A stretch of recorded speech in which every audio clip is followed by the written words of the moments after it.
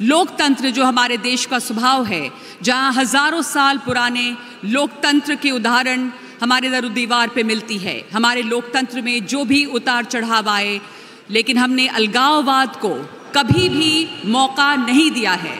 और ये मंच आज इसके लिए ही है कि हम लोकतंत्र को और मजबूत बनाएं। तो आइए अब सब मिलकर देखते हैं एक झलक भारत के लोकतंत्र के सफर पर। I request my technical team to kindly relay the film.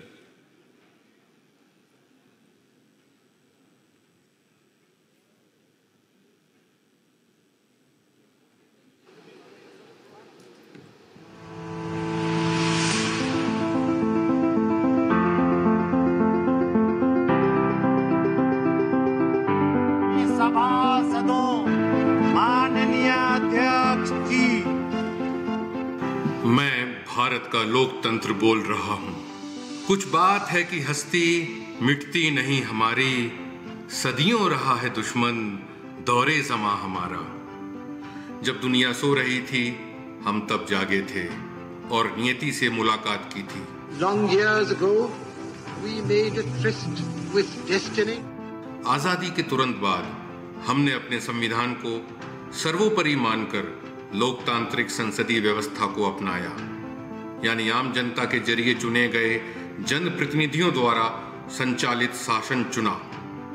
परिणाम स्वरूप आज भारत न केवल विश्व का सबसे बड़ा बल्कि सबसे प्रभावी लोकतंत्र है, क्योंकि लोकतंत्र भारत का स्वभाव रहा है। यह वह देश है जहां हजारों साल पुराने मंदिरों की दीवारों पर राइट टू रिकॉल जैसा आधुनिक राजनीतिक विचार अंकित है।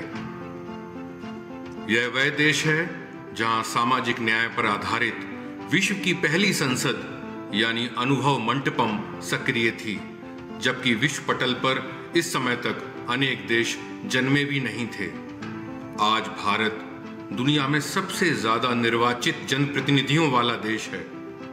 देश की संसद से लेकर पंचायतों तक कुल मिलाकर लगभग 35 लाख जनप्रतिनिधि भारत के लोकतंत्र को ताकत दे रहे हैं, जिन्हें देश के लगभग 100 करोड़ मतदाता चुनते हैं, जो अनेक देशों की कुल आबादी से भी कहीं ज्यादा है। ऊपर से भारत कैसा दिखता है आपको? सारे जहां से अच्छा। पिछले 8 दशकों में हमारे लोकतंत्र में अनेक उतार चढ़ाव आए। ऐसे में यह उचित ही है कि हम पीछे मुड़कर देखें और क्या खोया क्या पाया इस पर विचार करें। भारतीय समाज की विविधता भरी प्रकृति और इसके सामने आने वाली समस्याओं ने राष्ट्रीय, क्षेत्रीय और स्थानीय स्तर पर कई पार्टियों को जन्म दिया।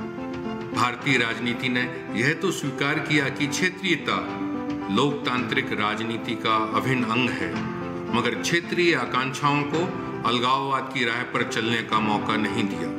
आजादी के बाद देश आज जहां पहुंचा है, उसमें इस देश के सभी प्रधानमंत्रियों का योगदान है। इस प्रकार वैचारिक मतभेद होने के बावजूद भी अधिकांश राजनीतिक दलों ने अंतर्राष्ट्रीय, राष्ट्रीय व लोकहित के विषयों पर मुखर रहते हुए भारतीय लोकतंत्र में अपनी सशक्त भागीदारी दर्ज की तथा भारतीय राजनीति को नए आयाम दिए। आज जब हमारी वर्तमान आबादी 142 करोड़ हो गई है, लोकतंत्र एक विडंबना के दौर से गुजर रहा है। भारत समेत विश्व का मध्यम और युवा वर्ग वर्तमान राजनीति और राजनेताओं को गंभीरता से नहीं लेता, जो चिंताजनक है। जबकि धरातल पर बदलाव लाने के लिए राजनीति सबसे सशक्त माध्यम है। यहाँ पर संविधान की अच्छाइयां गिनाने नहीं जाऊंगा, क्योंकि मुझे लगता है कि संविधान कितना भी अच्छा क्यों ना हो, वो अंततः बुरा साबित होगा अगर उसे इस्तेमाल में लाने वाले लोग बुरे होंगे, और संविधान कितना भी बुरा क्यों ना हो, वो अंततः अच्छा साबित होगा अगर उसे इस्तेमाल में लाने वाले लोग अच्छे हों। इस चुनौती को ध्यान में रखकर ही वर्ष 2005 में MIT स्कूल ऑफ गवर्नमेंट की स्थापना की गई, जो युवाओं को राजनीतिक प्रशिक्षण देने वाला भारत का पहला संस्थान बना। मगर MIT स्कूल ऑफ गवर्नमेंट के संस्थापक श्री राहुल कराट के लिए यह एक पड़ाव मात्र था, मंजिल नहीं। उनकी सोच का अगला चरण बना वर्ष 2011 में प्रारंभ भारतीय युवाओं का सबसे बड़ा समागम यानी भारतीय छात्र संसद, तत्पश्चात राष्ट्रीय महिला संसद और वर्ष 2018 में आयोजित राष्ट्रीय सरपंच संसद। इस चिंतन यात्रा का चरमोत्कर्ष बना राष्ट्रीय विधायक सम्मेलन भारत 2023, जो महाराष्ट्र राज्य के नेतृत्व के सहयोग से मुंबई में आयोजित हो रहा है, यानी देश के सभी राज्यों की निर्वाचित जनप्रतिनिधियों का सबसे बड़ा महाकुंभ, जिसे देश के भूतपूर्व लोकसभा अध्यक्षों और सभी राज्य विधानसभाओं का मार्गदर्शन मिला। राष्ट्रीय विधायक सम्मेलन योजना को यथार्थ से, नीति को निर्माण से और अशांति को विश्व शांति से जोड़ने वाली अहम कड़ी साबित होगा। सूचना, अनुभव, ज्ञान के आदान प्रदान के माध्यम से यह एक गैर राजनीतिक संस्था का रूप धारण करके सहयोग, पारदर्शिता और भागीदारी को बढ़ावा देते हुए देश के सभी विधान मंडलों और नागरिक समाज के बीच परस्पर जुड़ाव में सुधार करेगा। यह एक ऐसे सेफ्टी वॉल्व के रूप में काम करेगा जो देश के लोकतंत्र को संवादहीनता और नकारात्मक राजनीति से बचाएगा। सत्ता का खेल तो चलेगा, सरकारें आएंगी जाएंगी, पार्टियां बनेगी बिगड़ेंगी, मगर ये देश रहना चाहिए, इस देश का लोकतंत्र अमर रहना चाहिए। हमें यकीन है कि यह मंच भारतीय राजनीति में समन्वय की एक नई इबारत लिखेगा और सुशासन और भारतीय लोकतंत्र को और अधिक शक्तिशाली बनाने के अपने दीर्घकालिक लक्ष्य में सफल होगा। जय हिंद, जय भारत।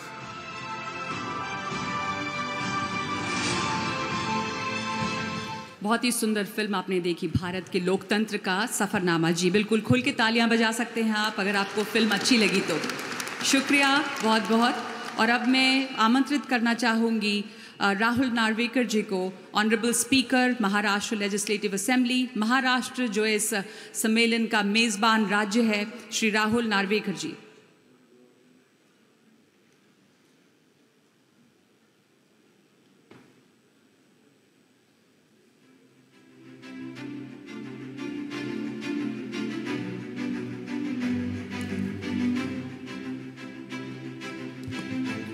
नमस्कार।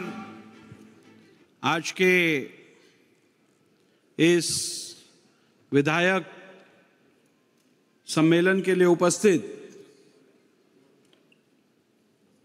भारत के लोकसभा के आदरणीय अध्यक्ष सम्मान्य ओम बिरला जी, महाराष्ट्र राज्य के उपमुख्यमंत्री आदरणीय देवेंद्र फडणवीस जी,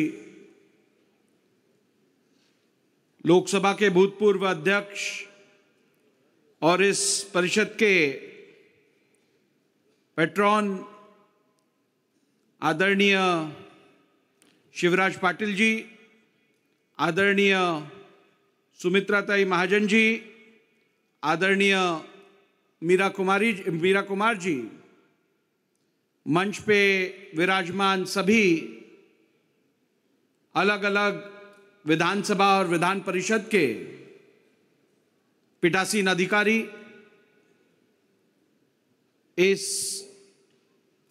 सभागृह में उपस्थित सभी विधायकगण, सभी मंत्रीगण और उपस्थित भाइयों बहनों माताओं, सर्वप्रथम मैं आप सभी का महाराष्ट्र मुंबई नगरी में स्वागत करता हूं और आप सभी को ये शुभकामनाएं देता हूं कि ये सम्मेलन, ये परिषद अत्यंत उपयोगी रहेगा और इस परिषद से, इस सम्मेलन से आप सभी पार्लियामेंट्री डेमोक्रेसी और बेस्ट पार्लियामेंट्री प्रैक्टिसेस के सबसे अच्छे गुण अपने अपने राज्य में ले जाएंगे, उन्हें इंप्लीमेंट करेंगे और अपने अपने राज्य का हित इससे आगे बढ़ाएंगे। At the outset, let me welcome one and all of you all to Mumbai and Maharashtra for the maiden conclave of the National Legislators Conference. I feel uniquely privileged to greet you to the land of Chhatrapati Shivaji Maharaj who successfully established Hindvi Swaraj by decimating the alien rule. The Peshwa dynasty extended Chhatrapati's dream in the north and east. Revolutionary Vasudev Balwant Phadke was the pioneer of those raising the banner of freedom movement in India.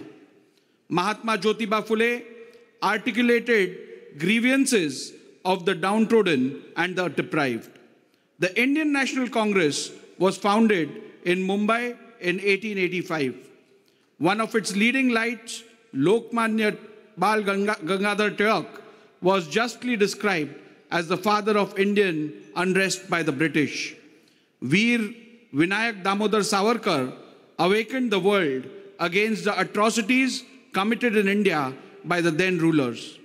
In later years, Maharashtra was called a beehive of social workers by Mahatma Gandhi, who regarded Right Honorable Gopal Krishna Gokhale as his guru.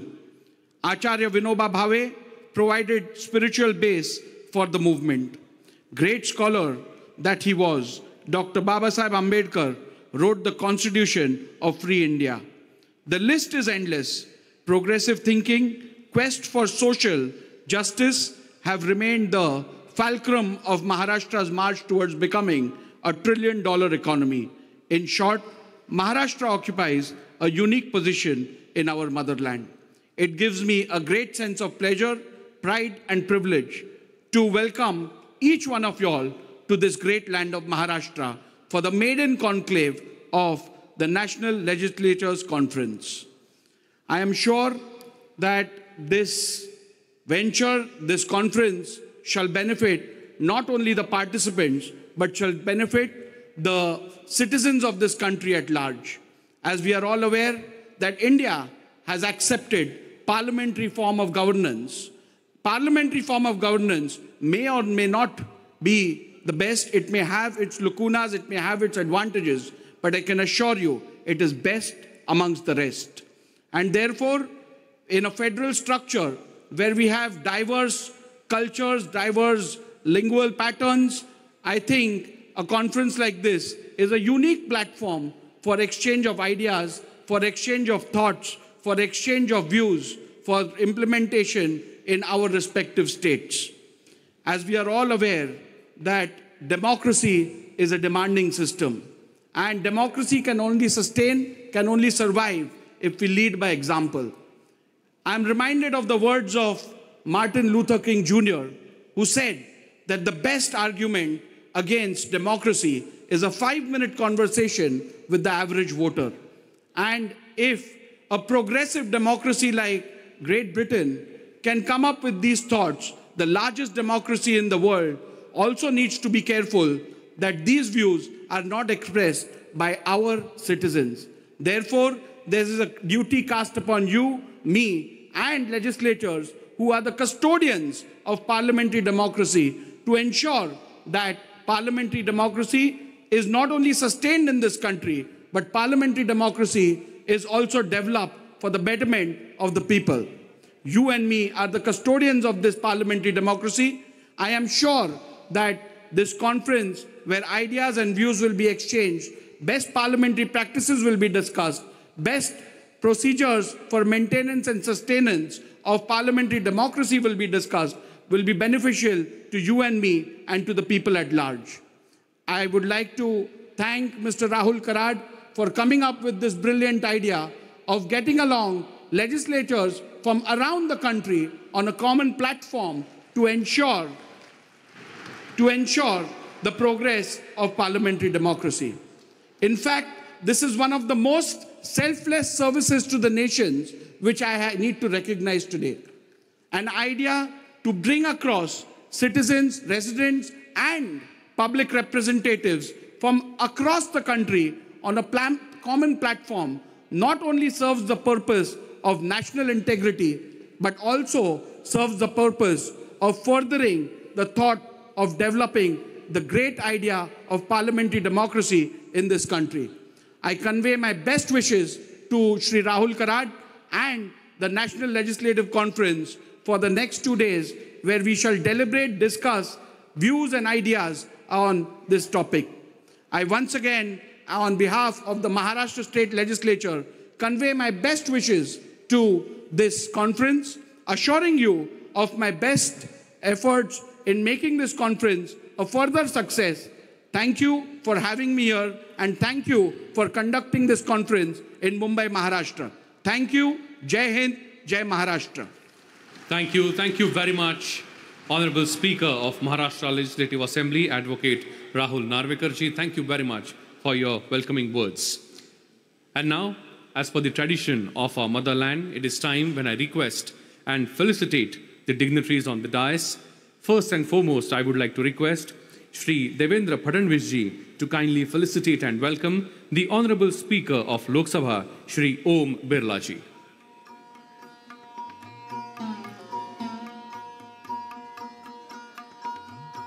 Let's give a big round of applause, my friends, as we welcome the Honorable Speaker of Lok Sabha, Shri Om Birla ji.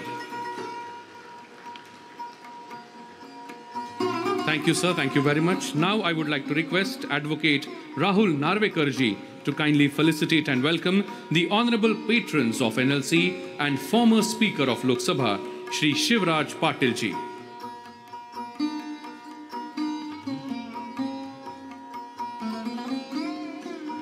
A big round of applause for Shri Shivraj Patil ji.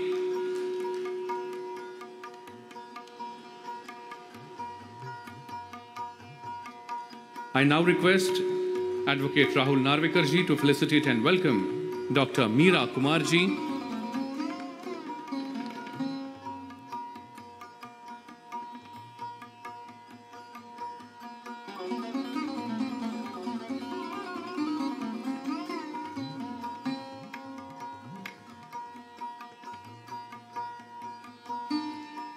A big round of applause for the Honorable Patron of NLC, Dr. Meera Kumarji.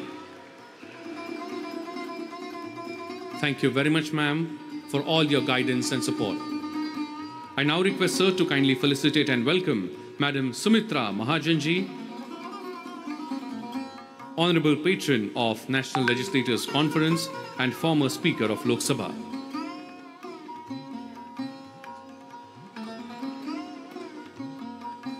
Thank you very much. I now request the convener of National Legislators Conference, Shri Rahul Karat sir, to kindly felicitate and welcome Honorable Deputy Chief Minister of the State of Maharashtra, Shri Devendra Fadnavis ji.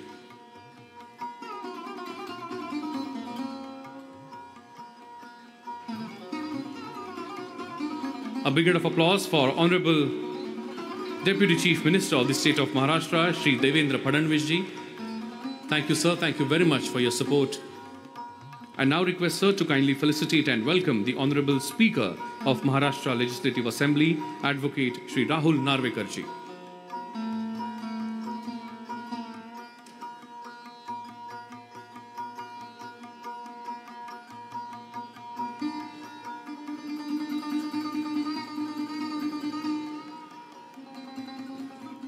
Thank you, sir. Thank you very much. I now request sir to kindly felicitate and welcome the Honorable Deputy Chairman of Maharashtra Legislative Council, Dr. Neelam Goreji.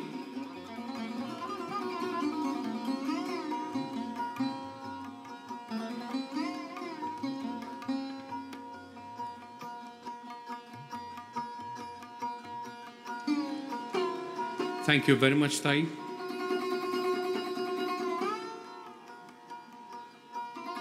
I would now like to request Madam Sumitra Mahajanji to kindly felicitate and welcome the founder of MIT World Peace University and the creator of the largest dome in the world, Professor Dr. Vishwashanti D. Karat sir.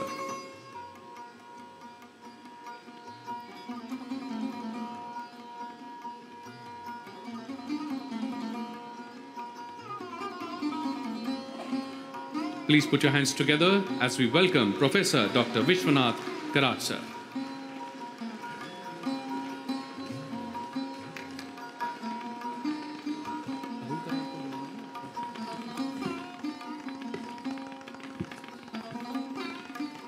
Thank you very much, all the dignitaries.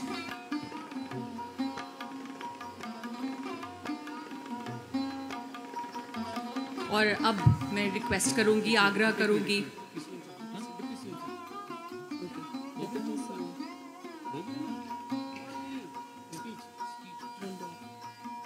Thank you very much, all the dignitaries.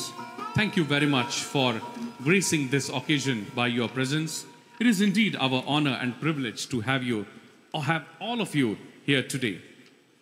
My friends, it is now moment when I invite the Honorable Deputy Chief Minister and the former Chief Minister of the state of Maharashtra, Shri Devendra Fadnavis ji, to kindly address the gathering, a stalwart leader of the state of Maharashtra and is currently serving as the Deputy Chief Minister of the state of Maharashtra.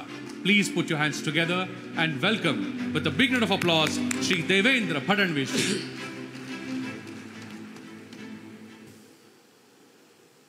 आज के इस बहुत ही सुंदर कार्यक्रम में हमें संबोधित करने के लिए पधारे हुए भारत की लोकसभा के अध्यक्ष आदरणीय श्री ओम बिरला जी, मंच पर उपस्थित एडवोकेट राहुल नार्वेकर जी, नीलम गोरे जी, डॉक्टर विश्वनाथ कराड़ जी, जिन्होंने इसे आयोजित किया, राहुल कराड़ जी, विशेष रूप से जिनके तत्वावधान में ये सारा कार्यक्रम यहाँ पर चल रहा है, ऐसे भारत की लोकसभा के पूर्व अध्यक्ष श्री शिवराज पाटिल जी, श्रीमती सुमित्रा महाजन जी, श्रीमती मीरा कुमार जी, मंच पर उपस्थित सभी राज्यों की विधानसभा के अध्यक्ष जी, विधान परिषद के सभापति जी, मंचासीन सभी महानुभाव, इस सभागार में उपस्थित सभी विधायक, सांसद और उपस्थित सभी बहनों और भाइयों, मैं सबसे पहले आप सभी का छत्रपति शिवाजी महाराज की भूमि महाराष्ट्र में बहुत बहुत स्वागत करता हूं, अभिनंदन करता हूं।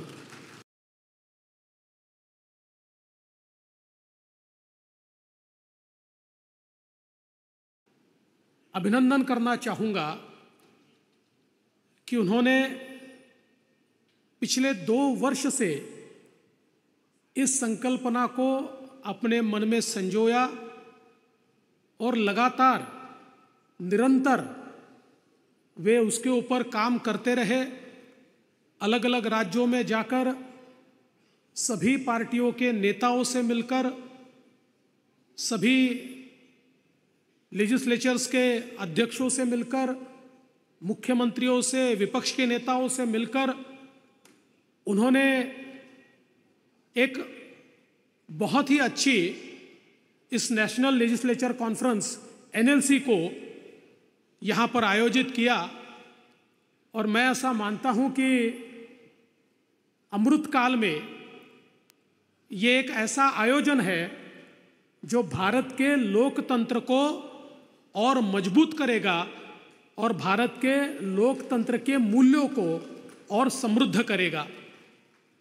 हम सभी लोग जानते हैं कि प्रधानमंत्री मोदी जी ने इन 25 वर्षों को अमृत काल कहा है और इस अमृत काल में भारत को एक विकसित राष्ट्र के रूप में अगर हमें तैयार करना है तो मैं ऐसा मानता हूं कि इस सभागार में बैठे हुए जो सारे लोग हैं, इनकी भूमिका बहुत अहम है। हमारे विचार अलग हो सकते हैं, हमारे मार्ग भी अलग हो सकते हैं, लेकिन हमारा उपकरण एक है और वो उपकरण है डेमोक्रेसी, और हमारी मंजिल भी एक है और वो मंजिल है भारत को परमोच्च बिंदु पर पहुंचाना। तो मुझे ऐसा लगता है कि जब उपकरण भी एक है और अंतिम मंजिल भी एक है, तो हम सब लोग मिलकर अपने अपने विचारों के साथ उस उपकरण का उपयोग करते हुए उस अंतिम मंजिल की ओर निश्चित रूप से बढ़ सकते हैं। इसीलिए मैं ऐसा मानता हूं कि जब इस प्रकार का फोरम होता है तो हम लोग निश्चित रूप से कुछ चीज़ों के ऊपर विचार मंथन कर सकते हैं। विशेष रूप से भारत का लोकतंत्र जो दुनिया का सबसे बड़ा और सबसे मजबूत लोकतंत्र है, इस लोकतंत्र को हम और समृद्ध कैसे बनाएं, इसके ऊपर हमें विचार मंथन करना होगा। आज बहुत अभिमान के साथ और स्वाभिमान के साथ हम कह सकते हैं कि दुनिया में इतना बड़ा लोकतंत्र, 140 करोड़ लोग, लेकिन भारत में आज हम फ्री एंड फेयर इलेक्शन ले सकते हैं और डेमोक्रेटिक तरीके से भारत में सरकारें चुनी जाती है। ये भारत की लोकतंत्र की विजय है। और इसका कारण ये है कि भारतीय संस्कृति को हम देखें तो हजारों हजारों सालों पहले हम लोगों ने गणतंत्र की भी स्थापना की थी, लोकतंत्र की भी स्थापना की थी, और ये लोकतंत्र भारत के जन जन के खून में है, ये हमारे भारत के मूल्यों में है। इसलिए मैं ऐसा मानता हूं कि हम लोग एक साथ आ सकते हैं और देश को आगे ले जाने के लिए हमारे जो छोटे छोटे डिफरेंसेस होते हैं उसको हम लोग निश्चित रूप से दूर कर सकते हैं। मैं कई बार कहता हूं, मैं भी अभी 25 सालों से विधानसभा में काम करता हूं, तो कई बार ये होता है कि हमारा जो एजेंडा होता है वो मीडिया डिसाइड करता है, और जो मीडिया डिसाइड करता है वही एजेंडा चलता है, क्योंकि हम लोग कई बार मीडिया में आने के लिए इतने लालयित होते हैं कि शायद मूल एजेंडा को बाजू रखकर जो एजेंडा वो सेट करते हैं उसके ऊपर हम लोग ज़्यादा काम करते हैं। लेकिन मैं ऐसा मानता हूँ कि लोगों ने हमको चुनकर दिया है कानून बनाने के लिए, हमको चुनकर दिया है भारत के विकास की यात्रा में एक भागीदार बनने के लिए। इसलिए ज़्यादा से ज़्यादा समय तक हम लोग किस प्रकार से, ज़्यादा से ज़्यादा समय तक हम लोग किस प्रकार से कार्य कर पाए, इसका भी हम लोगों को ध्यान देना पड़ेगा।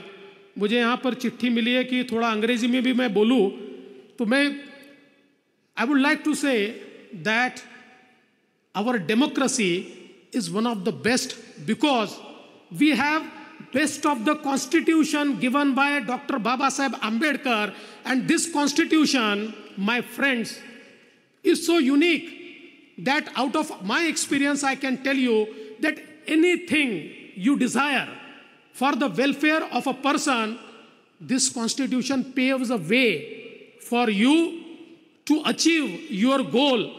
And I think the way this constitution is designed, we are legislature, but some of our people who represent legislature are also executives.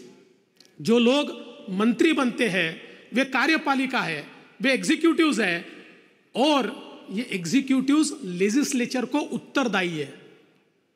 और ये इतनी सुंदर सिस्टम है, there are such beautiful checks and balances in this system given to us by Dr. Baba Saheb Ambedkar in our democracy, that there is also a clear-cut difference in the roles and responsibilities, but at the same time we are responsible to the people. और मैंने अक्सर ये देखा है कि हमारी विधानसभाओं में जब हम काम करते हैं तो जो आखिरी व्यक्ति होता है उस आखिरी व्यक्ति की आवाज भी हमारे विधानसभा के माध्यम से सरकार तक पहुंचती है। और ये कितनी सुंदर सिस्टम है कि सरकार अपना एक पैसा भी विधानमंडल के मंजूरी के सिवाय खर्च नहीं कर सकती। एक एक पैसे के लिए सरकार को, विधानमंडल के विधायकों को जवाब देना है। तो मैं ऐसा मानता हूं कि एक ऐसी सिस्टम, एक फुल प्रूफ सिस्टम तैयार हुई है जिसमें अगर हमारा पार्टिसिपेशन रहा तो मैं ऐसा मानता हूं कि हम लोग एक बहुत ही स्वस्थ इस प्रकार का लोकतंत्र, जिस लोकतंत्र में यह अपेक्षित है कि government of the people, by the people, for the people, इस प्रकार का जो लोकतंत्र है उस लोकतंत्र को हम यथार्थ में ला सकते हैं। इसलिए मैं ऐसा मानता हूं कि इस प्रकार के फोरम पर हम लोग ये विचार करें कि हमारी विधानसभाएं ज़्यादा दिनों तक कैसे काम कर पाए, हमारी विधानसभाएं ज़्यादा चर्चाएं कैसे कर पाए, हमारी विधानसभाओं में जो कानून आते हैं, the bills which are introduced in our legislature, we have to have a very healthy discussion on those bills. If the bills are passed without discussion, the views of the people will not be reflected.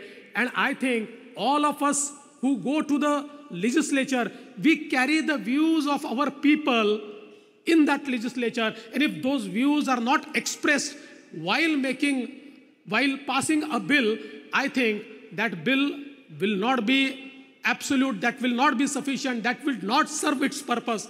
और इसलिए मुझे लगता है कि हम लोग जितनी ज़्यादा चर्चाएं करें, हम लोग जितना बिलों के ऊपर चर्चाएं करें, मैं कई बार देखता हूं कि विधानसभाओं में बड़े बड़े कानून आते हैं और बिना चर्चा के वो पास हो जाते हैं।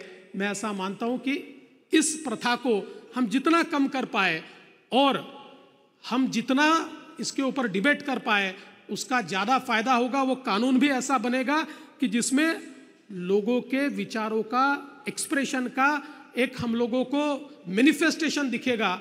तो मैं ऐसा मानता हूं कि आज के इस हमारे कार्यक्रम के माध्यम से हम लोग यहाँ पर मिलकर ये विचार करें कि सब लोग मिलकर कुछ चीज़ें ऐसी तय हो जो हमारे लोकतंत्र को भी मजबूत करे, जो एक लेजिस्लेटर के रूप में, एक विधायक के रूप में हमारे कार्य को भी समृद्ध करे। और हमारे संविधान ने जो लोगों से सबसे मुलाकात भी करूंगा, लेकिन कोई भी कमी हो तो ज़रूर हमें बताइए, हम उसको पूरा करने की कोशिश करेंगे। राहुल जी, आपका बहुत बहुत दिल से मैं अभिनंदन करता हूं और अपने शब्दों को विराम देता हूं। धन्यवाद। जय हिंद, जय महाराष्ट्र, जय भारत। धन्यवाद आपका, बहुत बहुत धन्यवाद देवेंद्र फडणवीस जी, और धन्यवाद कि समय का बहुत आपने सम्मान रखा कि कितनी देर तक आपको बोलना है। बहुत बहुत धन्यवाद। और अब मैं आमंत्रित करना चाहूँगी हमारी मार्गदर्शक जिन्होंने हमारा लगातार किया है, सुमित्रा ताई को, कि वो अपने शब्दों से आपको संबोधित करें। ये उनका ही मार्गदर्शन रहा है जिनकी वजह से ये सब कुछ संभव हुआ है आज। सुमित्रा ताई जी।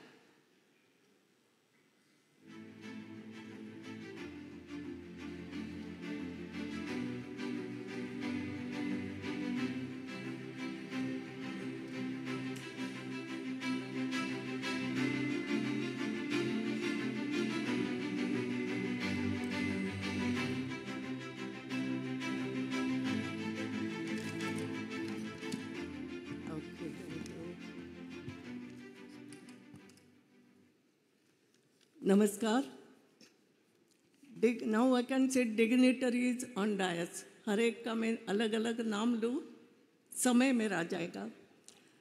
और कल मैंने आप सबको भी संबोधित किया था, ऑल स्पीकर्स और MIT एंड राहुल कराड़ और उनके साथी फॉर लास्ट 1 ईयर, और अभी भी they are working very hard. और इसलिए वो सभी MIT के लोगों का भी मैं पहले ही अभिनंदन कर देती हूँ। यहाँ हम जो एकत्रित है, why we are here, yesterday also I told you something, one thing I would like to, हम लोकसभा में जाते हैं तो first time I saw there are so many things written on the walls of the Lok Sabha. So many unwritten things are also that we have to understand. But one thing is there, ayam nijaha paraveti. This is mine, this is yours or somebody else. Ayam nijaha paraveti ganadam laghuchetasa. ऐसी छोटी बुद्धि नहीं रखना है. This is mine, this is yours. No, we don't think something like that. It is not good. So what we have to think, udara charita naam tu vasudhaiva kutumbakam. So that is our, we have to, that is Bharat, what our idea is. So now MLAs are here. Why we are here? We are lawmakers. But not only lawmakers. Yes, we have to make laws. There are state laws, there are central laws. Central laws you have to implement also. So implementation, how whether you will have to ensure how executives implement it, how people follow it, and whether whatever we are giving, whatever we are having, whether people are getting it or not. All these things we have to see. One more thing I would like to say to you. Select the subject. There are so many subjects, but once we are MLA, select your subject and get some mastery on it. Study that more. ये तो सब मैं मेरे experience से बोल रही हूँ कि we have to select, we have to study, we have to work for all. मगर उसमें से कुछ एक ऐसा होना चाहिए, दो subject for my constituency, what is necessary, you study it hard and then you work on it. Then there are so many subjects. आज के सब्जेक्ट क्या है, वो भी आज के जो सब्जेक्ट है, that also we have to study, we have to think about it, what new laws we can make it. इसके बाद में एक बात बोलती, ये every work, when we are working for the people, we must take help of the society. आप अकेले करते रहो, society doesn't know, people doesn't know, उनको साथ में नहीं लिया, it will be useless. So ये एक बात हमने ध्यान में, आपको लगेगा why I am saying all these things. तो I have done it. Now I can say, for 8 times I am MP. For 8 times I am MP with help of the society. No doubt our workers were doing something for me, but with help of the society. And that's why today I can tell you that whatever you do, go to the people. There are small social workers also, groups of them. We have to go to them. So these are the things today, and we have to know this. यहाँ हम जब एकत्रित हैं, मैं एक बात और बोलूँगी. What I expected, आजकल नेता शब्द, माफ करना, यहाँ भी बैठे हुए, सामने बैठे, नेता शब्द बड़ा खराब हो गया. Really, how we utter that word, बड़ा नेता आया. इस नेता शब्द को, because नेता is निर्णयति, who take the people on the right path. He is the leader who leads. ये शब्द अगर खराब होता है, तो it is our responsibility. Sometimes we say, oh, don't call me नेता. Why? No, I will change it. ये नेता शब्द को ठीक करना हमें दिखाना है. खराब हो गया है, I am sorry. So that is also why I am saying all these things, because you are, I think you are the new generation. Now you have to take India ahead. That is your responsibility. So I am taking, I will not speak more. एक बात और करना चाहूँगी कि sometimes it happens now, यहाँ कल मुझे कहा गया मैं महाराष्ट्र की बेटी हूँ. Yes, महाराष्ट्र की लड़की हूँ. Born and brought up, you can say, to some extent in Maharashtra, and Madhya Pradesh की बहू, daughter of the Maharashtra, daughter-in-law of Madhya Pradesh. और इसलिए whenever I think something, I have to think if something wrong happens in Maharashtra, really my mind get disturbed. It should not. My Maharashtra is not like that. What should I do in Madhya Pradesh? Good for Madhya Pradesh. That also I think. So एक बेटी का ये काम होता है. तो कई बार मुझे लगता है now what is happening, intercaste marriage भी होते हैं, इंटरनेशनल मैरिजेस भी होने लगे. तो कभी कभी लगता है महिला दोनों को संभालती है, मैका और ससुराल, और बहुत पॉलिसी बना के संभालना पड़ता है दोनों को. तो कभी कभी लगता है यस, महिला can be a good politician. दोनों को संभाले, घर भी संभाले, परिवार भी संभाले, पब्लिक को भी संभाले, can be. but then she should act like Ahilya Devi.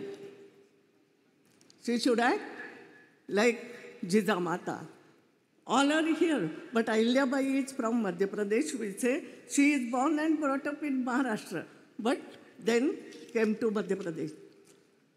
आज मैं एक बात और आपको कहना चाहूँगी, यहाँ जो होने वाला अभी इसके बाद है, एक बात है कि अभी यहाँ पर कुछ रिपोर्ट्स रखी जाएगी, पब्लिश की जाएगी। वो रिपोर्ट्स डिफरेंट स्टेट्स में जो startups has taken place, good startups for grassroot people, grassroots development. That report is there. You see whether your state has done something. That report will be published here. There is one more thing. Best practices by MLAs in their constituency. MIT people, they have collected that also.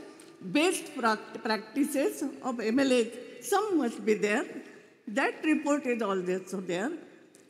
The third one is best governance initiatives. Good governance. Always we talk of good governance. And for good governance, we say Ahilya Bai is the best. Shivaji is the best. Ashtapradhan Mandal, unhone taya, and every state must be having somebody. So, that what is that good governance? What initiatives so many government have taken? That report is also there. Then there are best practices. Now, different countries' best practices of democracy. That report is also there. That is something important you are getting. And I think everybody will get that. And something important MIT has done. They have taken a lot of pain for that. One more thing is there. We are having with us Padma Bhushan Mashelkar ji. वो मैं उनको कहती हूँ हल्दी घाटी की लड़ाई, वो बोलते हैं मैंने हल्दी घाटी की लड़ाई लड़ी है, राइट? जो टैमरिन थी उसके लिए हमने पेटेंट के लिए लड़ाई लड़ी. That Mashelkar ji is here and 75 ऐसे उन्होंने एक निकाले हैं कि सोशल इंक्लूसिव इनिशिएटिव्स. यस, ऐसे क्या है उसकी information you will get it there, it is there. Then Padma Shri Anil Gupta ji, he had done grassroots innovation. ये जो कुछ अच्छे काम किए हैं उसका भी एक संग्रह किया है, वो एक्सपो में रखा गया है. You can see to it. मेरा इतना ही कहना है कि there are so many problems between states. Why we are here? There are problems between states also. Some river problems, some whatever it is, border problems, so many are there. But we have to sit together. आखिर state कोई हिंदुस्तान के बाहर के नहीं है. But if such initiatives, and one good thing is there, that some private university you can talk. MIT, आज विश्वनाथ कराड़ जी यहाँ है, उनके नेतृत्व में एक प्रकार से इसकी स्थापना हुई. And they are taking initiative. Rahul is taking, young boy is taking initiative. तो कोई third person from the public, he is doing all the things. Yes, we all of us, we have to come together, and together we can think for the good of our country, our state, and ourselves. That is the motto of this National Legislative Congress.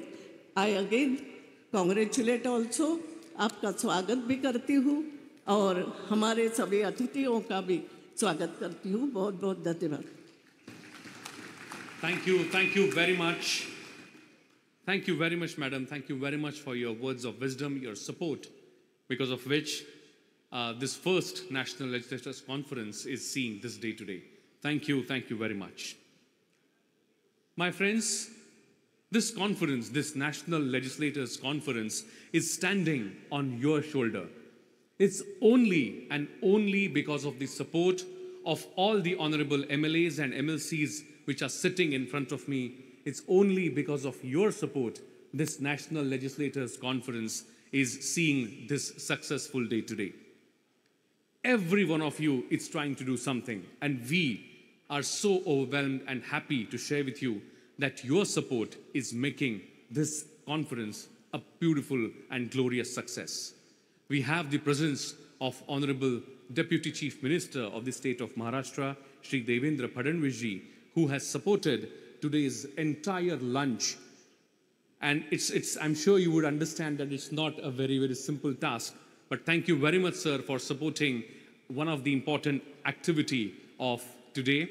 Yes, definitely, that calls for a big round of applause. I think let's not hesitate to appreciate.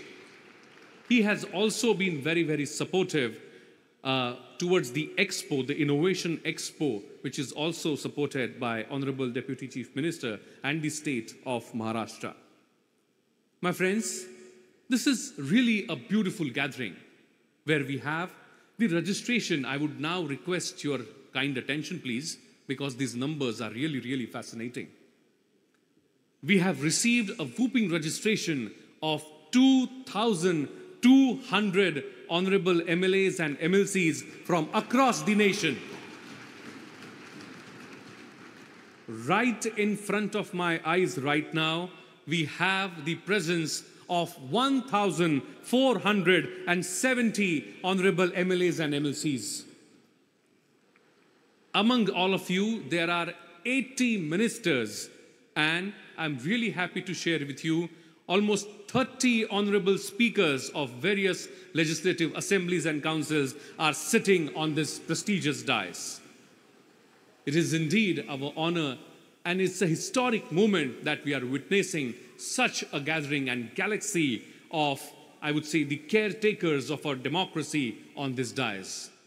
And it's time when we thank, felicitate, and pay our gratitude to all the honorable speakers of various legislative assemblies and councils, those who are present here today with us on the dais, because we really appreciate, because of their support, this gathering today is becoming successful. I would now like to request Shri Rahul Narvekar ji, Dr. Neelam Gore ji, Madam Sumitra Mahajan ji, Dr. Meera Kumar ji, and Shri Shivraj Patil ji, along with Shri Rahul Karat sir, to join hands as we felicitate and welcome all these dignitaries on the dais. I will start reading the names by the time you can start felicitating them. I would like to request every one of you to kindly felicitate and welcome the Honorable Speaker of Himachal Pradesh Legislative Assembly, Shri Kuldeep Singh Pithania ji, the Honorable Chairman of Uttar Pradesh Legislative Council, Shri Kuwar Manavendra Singh ji, Honorable Chairman of Andhra Pradesh Legislative Council, Shri Koe Mohsenu Raju ji, Honorable Speaker of Bihar Legislative Assembly, Shri Awadh Bihari Chaudhary ji, Honorable Speaker of Rajasthan Legislative Assembly, Dr. C.P. Joshi ji, Honorable Speaker of Odisha Legislative Assembly, Shri Rajnikant Singh ji, Honorable Speaker of Punjab Legislative Assembly, Shri Kultar Singh Sandhwan ji, Honorable Speaker of Assam Legislative Assembly, Shri Bishwajit Dai Meri ji, Honorable Speaker of Chhattisgarh Legislative Assembly, Dr. Charan Das Mahant ji, Honorable Speaker of Arunachal Pradesh Legislative Assembly, Shri Pasang Dorji Sona ji, Honorable Speaker of Goa Legislative Assembly,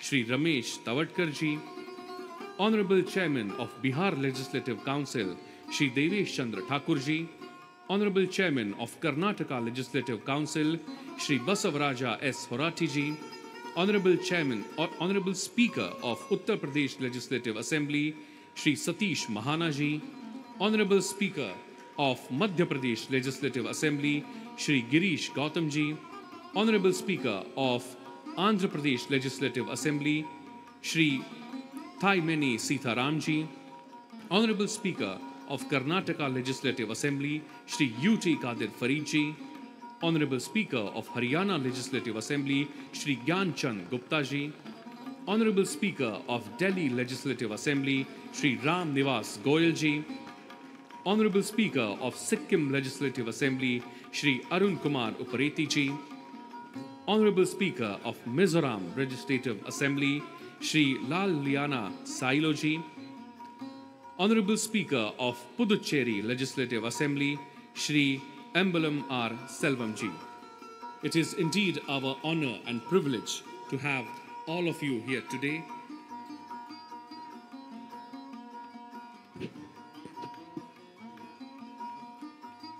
और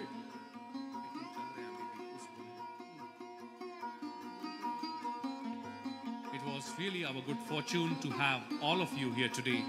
And as I said, and I would like to repeat, that it is only and only because of the support of all these legislative assemblies and councils and their honorable speakers, this session, First National Legislators Conference, is seeing this success. We have the presence of Shri Chandrakant Dada Patil Ji. I would like to request Shri Rahul V. Karat sir to kindly felicitate and welcome him on the dais.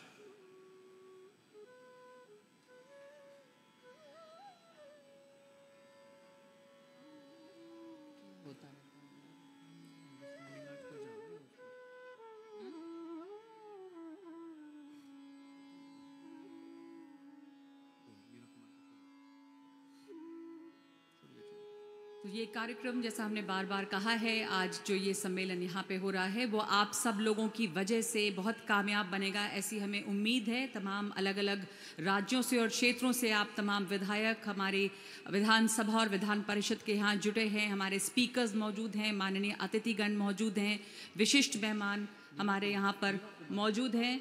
और अब ये जो पूरा आज का ये सम्मेलन है, राष्ट्रीय विधायक सम्मेलन, आप सब जानते हैं कि इसके जो संयोजक हैं वो श्री राहुल वी कराड हैं। ये उन्हीं की कल्पना, उन्हीं का सपना है जो आज साकार होता हुआ दिख रहा है। इतना बड़ा मंच जहां पर देश के अलग अलग कोने से, देश के अलग अलग राज्यों से सभी विधायक जो हैं वो इकट्ठा हुए हैं।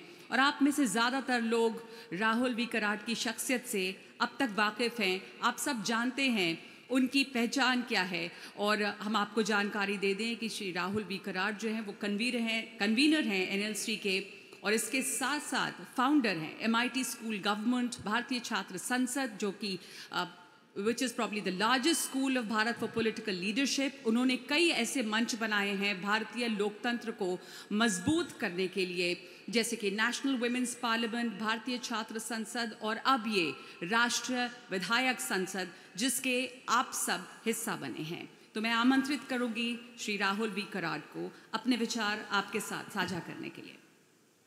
Thank you, madam. Thank you so much for that wonderful introduction. Janani Janmabhumisha Swargadapi Gariyasi. Behalf of the patrons of this very important historic conference, National Legislators Conference, Rashtriya Vidhayak Sammelan, Sumitra Tai Mahajan ji, respected Madam Meera Kumar ji, Shri Shivraj Patil ji, and Shri Manohar Joshi ji. Behalf of all these patrons, first of all, let me welcome from my bottom of heart the Honorable Speaker of our Temple of Democracy, the Lok Sabha, Shri Om Birla Sahab. What a wonderful gathering, my dear respected MLAs, MLCs of the country. And I was told that there are 85 ministers also in this very audience. They are also a part of this gathering. And in particularly the advisory board members of this National Legislators Conference, all the speakers who have taken a lot of efforts last almost 12 months. We have been working some 19 states, 20 states. I have physically visited the leader of oppositions, the speakers, and the various chief ministers of our country. And everywhere I communicated the message, my dear friends, that here is a group of patrons. Sumitra Tai Mahajan ji, Meera Kumar ji, Shivraj Patil ji, Manohar Joshi ji, चार अलग अलग पार्टियों के चार senior veteran leaders, इनके blessing से ये पूरा आयोजन और इसकी तरफ से काम हो रहा है और लोगों को आश्चर्य हुआ. People were surprised to see the letter कि भाई शिवराज पाटिल जी के बाजू में मीरा कुमार जी की सिग्नेचर, सुमित्रा ताई महाजन जी की सिग्नेचर और उसके बाद मनोहर जोशी जी की तबीयत थोड़ी ख़राब है लेकिन उन्होंने भी बहुत इसमें एफर्ट लेके इस विषय को सराहना दी कि ये बियॉन्ड पार्टी, पार्टियों के रास्ते अलग अलग हो सकते हैं. The paths for every party is different, but the destination is same, nation building. And that is the spirit which we have been working under the aegis of MIT School of Government, the country's first school to develop the future politicians, my dear friends, which has given birth to ideas like Bharatiya Chhatra Sansad, National Women's Parliament, National Teachers Congress, Rashtriya Sarpanch Sansad. And 3 years before, this very thought I shared with some of the leaders like Prithviraj Chavan ji and Shri Venkaiah Naidu ji and many others. And I said, sir, can we have one such gathering wherein, the 4,500 MLAs of our country, they have not, gathered as such, and Lok Sabha has already taken so many initiatives and beautiful culture has already developed in our country. But after 75 years, I think we need to go little long and keeping that very spirit. I was not absolutely sure, my dear friends, that we will get such a wonderful response. We thought like 300-400-500 लोग इसमें MLAs पूरे भारत से आएंगे और हम कार्यक्रम एक सभी पार्टियों का रिप्रेजेंटेशन होना चाहिए. बट मुझे बड़ी प्रसन्नता है बताते हुए कि सभी राज्यों के each and every state and each and every party MLA today, MLAs and MLCs and the respected ministers, honorable MLAs and MLCs, they all are present here. So I'm really getting last 12 months, my dear friends, lot of sleepless night. Continuously I have traveled. Our founder, my father, Dr. Vishwashanti, who is very much sitting in the front here, who is a creator of the world biggest dome, the World Peace Dome, because the peace building is also one very important aspect, which is a final destination for all of us, the leadership, governance, democracy, and peace building. And with his blessings and support and the fostering of various such ideas, what I have little been doing on his footsteps. So he is also here, so I am very delighted and little emotional also, what little Sumitra Taiji said about him. And we are curious to listen to our Honorable Shri Birla Sahab, but I have just few things yesterday. Some of my expressions you all have heard in the evening, which before the dinner, during the cultural program, but still I want to come to a point wherein this very engagement, because some 35% conference is over, my dear friend, but around 65% conference is yet to go today and tomorrow, very major 70% I must say, which is a very majority portion of this very conference is the parallel sessions, where every session is going to be chaired by one Vidhan Sabha speaker and the Honorable Parliamentary Affairs Ministers, and there are some lead speakers. So in that particular parallel sessions, we are expecting as an organizer, whatever little responsibility you all have bestowed. And from the day one, yesterday also said in my speech, and one of our private meetings also with the speakers, I said to them, very loudly I said to all of them, that sir, if this particular idea is not adopted by Vidhan Sabhas or our respected MLAs, then it has no meaning. But and that's how they are the custodians, all the Vidhan Sabha speakers and our apex temple of democracy, the Lok Sabha, Rajya Sabha, wherein Om Birla ji is heading this very important institution. I think unless and until these bodies, they recognize this effort. And yesterday I said, Honorable Birla sir, that sometimes there is a mind in, many a times we think there is a private and government. So I said that in the civil society, some such initiatives from I'm a very normal person. You all are the lawmakers of this country. But as whatever little background and the overall institution support, we could initiate the MIT School of Government, and last 19-20 years, this journey we have been working. This is not an event of 1 or 2 days, my dear friends, that it has just born recently in last 2, 3, 4 months. Last 19-20 years, me and my team members, all the trustees, we have worked very hard. And keeping that very spirit here, we all have gathered the nlcbharat.org. Om Birla Sahab is a website of 3,000 pages. I request each and every MLA to go through this website, which is a depository of knowledge which we are building up, so that in the days to come, a group of MLAs wish to do a leadership program in worldwide, any country, and even in Bharat also, they can do so. There are already some capacity building programs by Lok Sabha, but I think there is enough requirement I see in the minds and hearts of various MLAs. आपको सबको देख के और जो response यहाँ पे है वो भी एक दर्शाता है, माननीय स्पीकर महोदय, वो भी दर्शाता है कि वो there is a need for this, and I said to yesterday all the respected speakers that I humbly want to say कि please do not see this as a private initiative, otherwise this will be just a one day and one such seminar and conference first time happening and it will not go ahead. But I think what our Honorable Deputy Chief Minister Devendra Fadnavis ji, Shri Rahul Narvekar ji, our own Speaker of Maharashtra Assembly, Madam Neelam Tai Gore ji,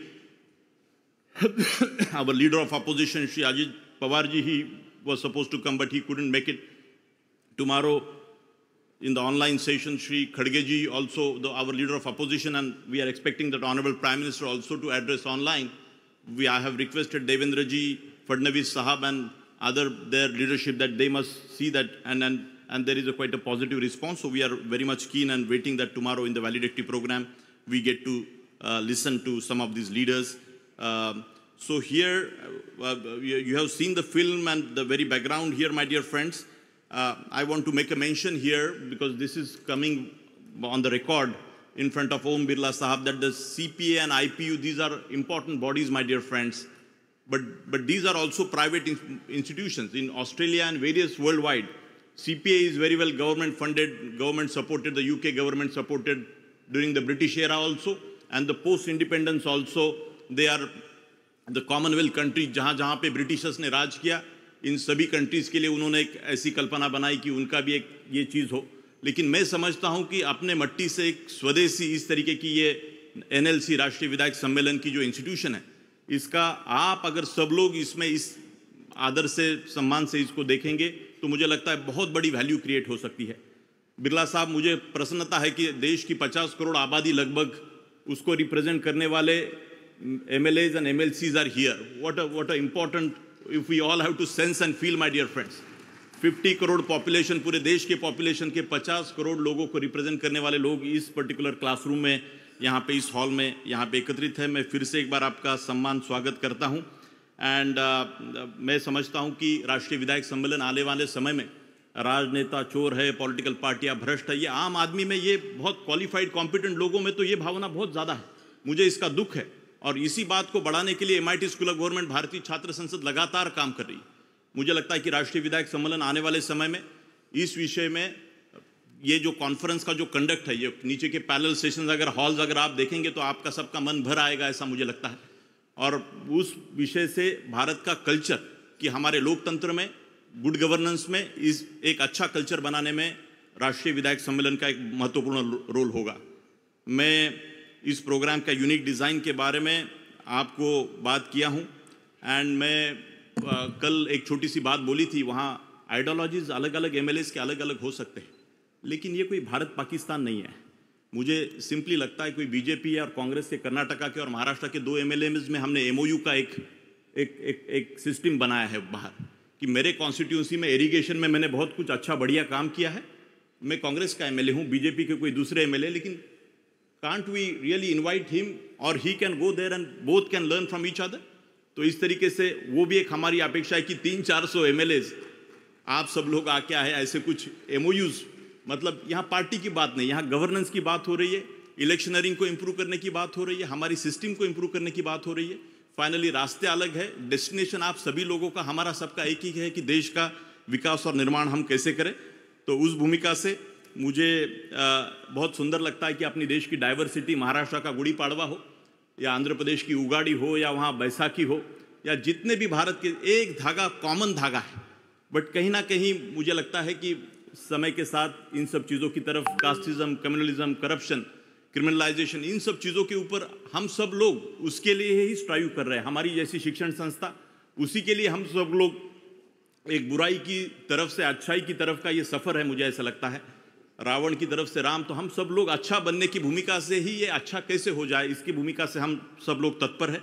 मैं बहुत, मेरा expression यहाँ पे जो मैंने बोला कि इस इंस्टीट्यूशन को आप अगर अडॉप्ट करेंगे सही मायने में मन से तन से, तो आने वाले समय में हम एक बहुत बड़ा इसको इससे काम खड़ा हो सकता है, एक संस्थात्मक रूप से काम हो सकता है। ये इवेंट बन के नहीं रहना चाहिए, ये भावना मैं विनती करूंगा। कल का इवनिंग का 6 बजे तक का डिनर होने तक, आज इवनिंग में रैंप ऑफ डेमोक्रेसी में उषा उत्तुप जी का बहुत सुंदर यहाँ पे शो है, जिसमें करीबन 200 MLAs वॉक करेंगे। जैसे फैशन शो में रैंप ऑफ डेमोक्रेसी इसको नाम दिया है कि अपने अपने राज्य की वेशभूषाओं में वो चलेंगे, वो भी एक कल्पना वहाँ पे है।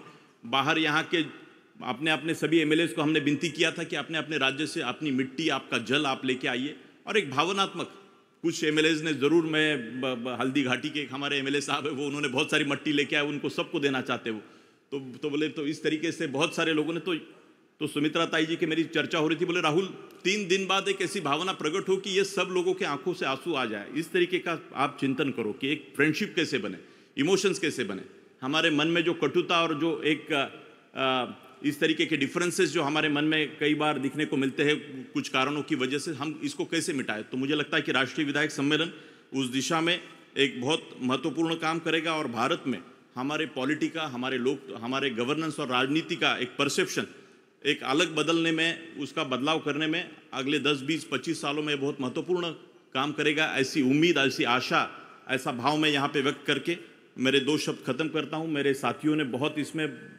कितने परिश्रम किए आप कल्पना नहीं कर सकते, कि मुझे नहीं पता था कि इमेजिन करिए कि 100-200 MLA आ गए, इतना बड़ा आयोजन किया, कितने लोग आएंगे इस तरीके से हमें नहीं पता था।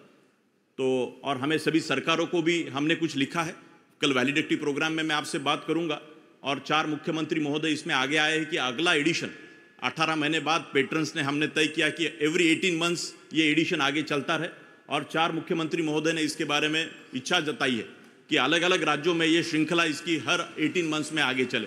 आप सबका आशीर्वाद, ब्लेसिंग्स इसमें हो, हम बहुत कुछ सुंदर कर सकते हैं। मैं थोड़ा लंबा बोल गया, लेकिन भावना प्रकट करना ताकि इसकी पूरी बैकग्राउंड, और कल जैसे मैंने बोला कि कृपा करके ये कांग्रेस, बीजेपी या शिवसेना का या किसी पार्टी का ये प्लेटफॉर्म की बात यहाँ पे नहीं है दोस्तों।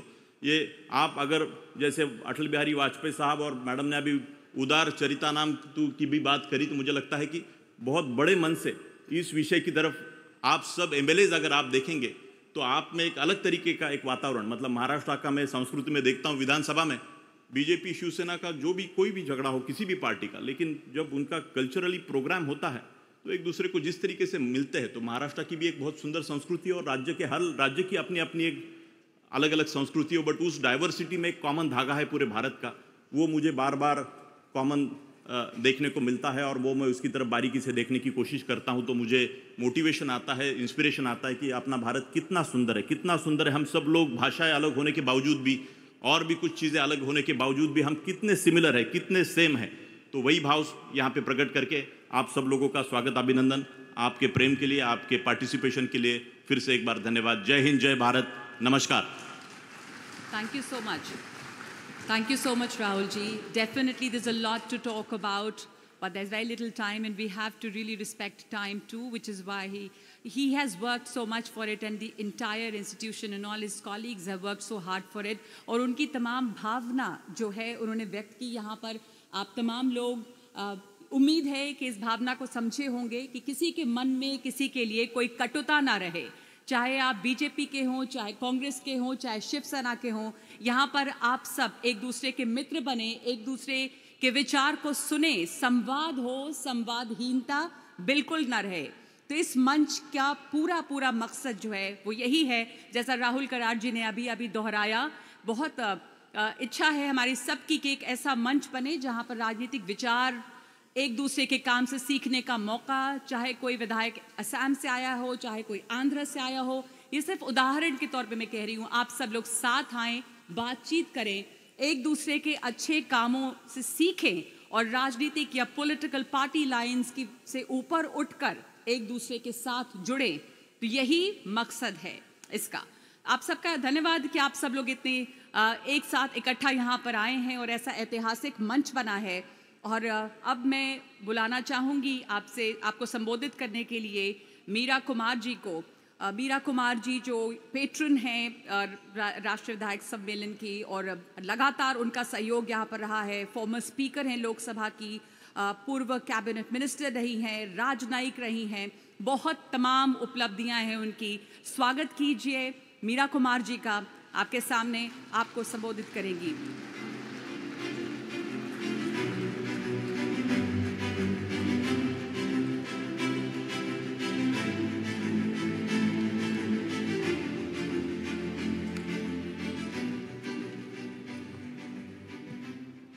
सम्माननीय श्री ओम बिरला जी, सम्माननीय श्री शिवराज पाटिल जी, सम्माननीय श्रीमती सुमित्रा महाजन जी, सम्माननीय श्री विश्वनाथ कराड़ जी, सम्माननीय श्री देवेंद्र फडणवीस जी, सम्माननीय श्री राहुल नार्वेकर जी, सम्माननीय श्रीमती नीलम गोहे जी, इस सब भव्य आयोजन के पीछे जो दिन रात मेहनत कर रहे हैं नौजवान श्री राहुल कराड़ जी,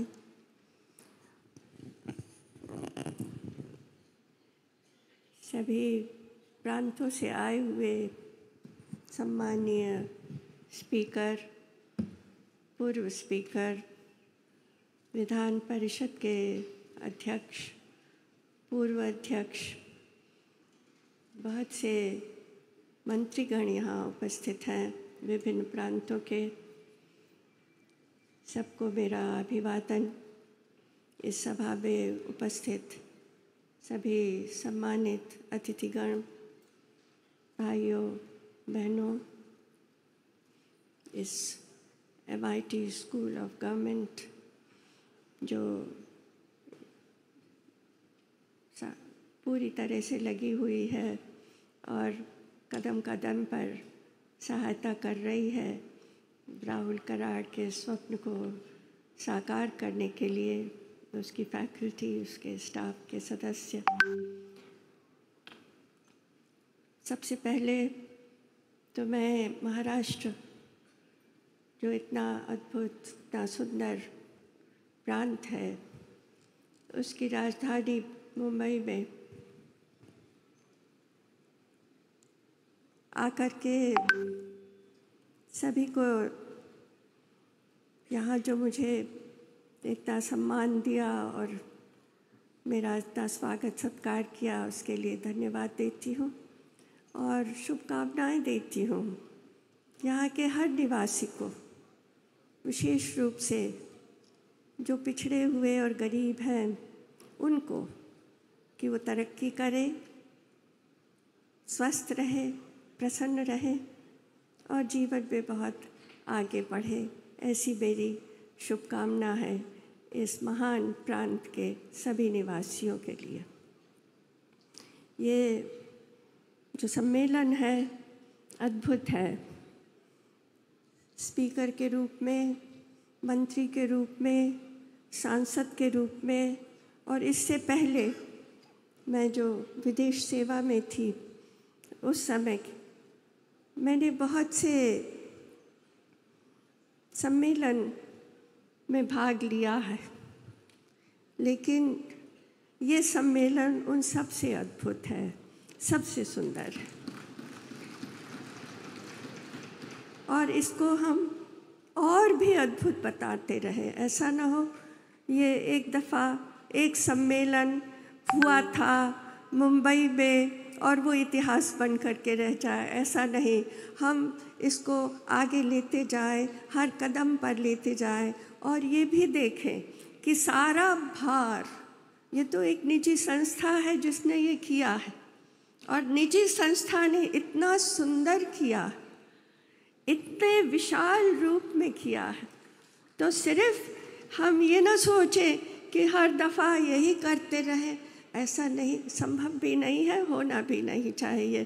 तो हर प्रांत के विधानसभा, विधान परिषद और यहाँ पर ओम बिरला जी बैठे हैं, मैं तो ये भी कहूँगी कि हमारी जो संसद है उसे भी ये जिम्मेदारी लेनी चाहिए किस प्रकार ये जो ये सम्मेलन हुआ है, इसको हम भविष्य में और भी आगे कितना ज़्यादा सार्थक बना करके करते रहें और निकट मतलब बहुत बहुत समय के अंतराल के बाद नहीं करें। यह ना करें कि 5 साल बाद करेंगे, नहीं, हम ज़्यादा से ज़्यादा अगर 1 साल में नहीं तो कम से कम 18 महीने में तो हमें ज़रूर करना चाहिए, अगला सम्मेलन ज़रूर करना चाहिए। और मैं समझती हूँ यहीं इसी सम्मेलन में हमें तय भी कर लेना चाहिए कि अगला सम्मेलन हम कहाँ करने जा रहे हैं। बहुत से इस समय सत्र हो, there are going to be many panel discussions. But before that, I want to say something very, very crucial. What is the thrust? ये कौन सी सोच है? सोच सबसे महत्वपूर्ण है। और यहाँ जितने लोग बैठे हैं वो सब सोचने वाले लोग बैठे, विचारशील व्यक्ति बैठे।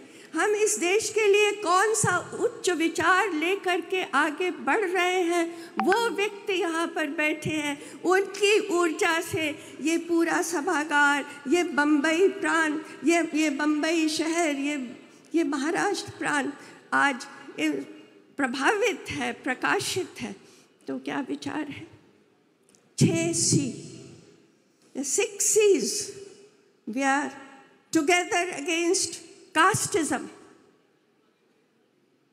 हमने सोचा था, ये विचार किया था कि हम सामाजिक परिवर्तन लाएंगे अपने देश में। We will make our society an egalitarian society and we are all committed to doing that. मेरे पिता ने, बाबू जगजीवन राम ने मुझे कहा था अपनी जिंदगी खपा देना और इस देश में सामाजिक परिवर्तन लाने के लिए अंतिम सांस तक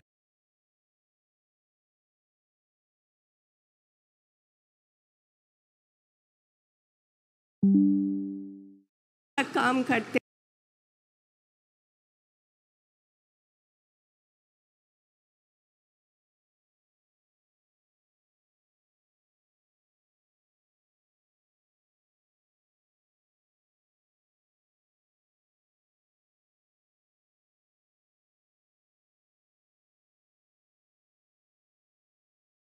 रहना, तो आज हम इकट्ठे हुए हैं, तो दिस हमारा संविधान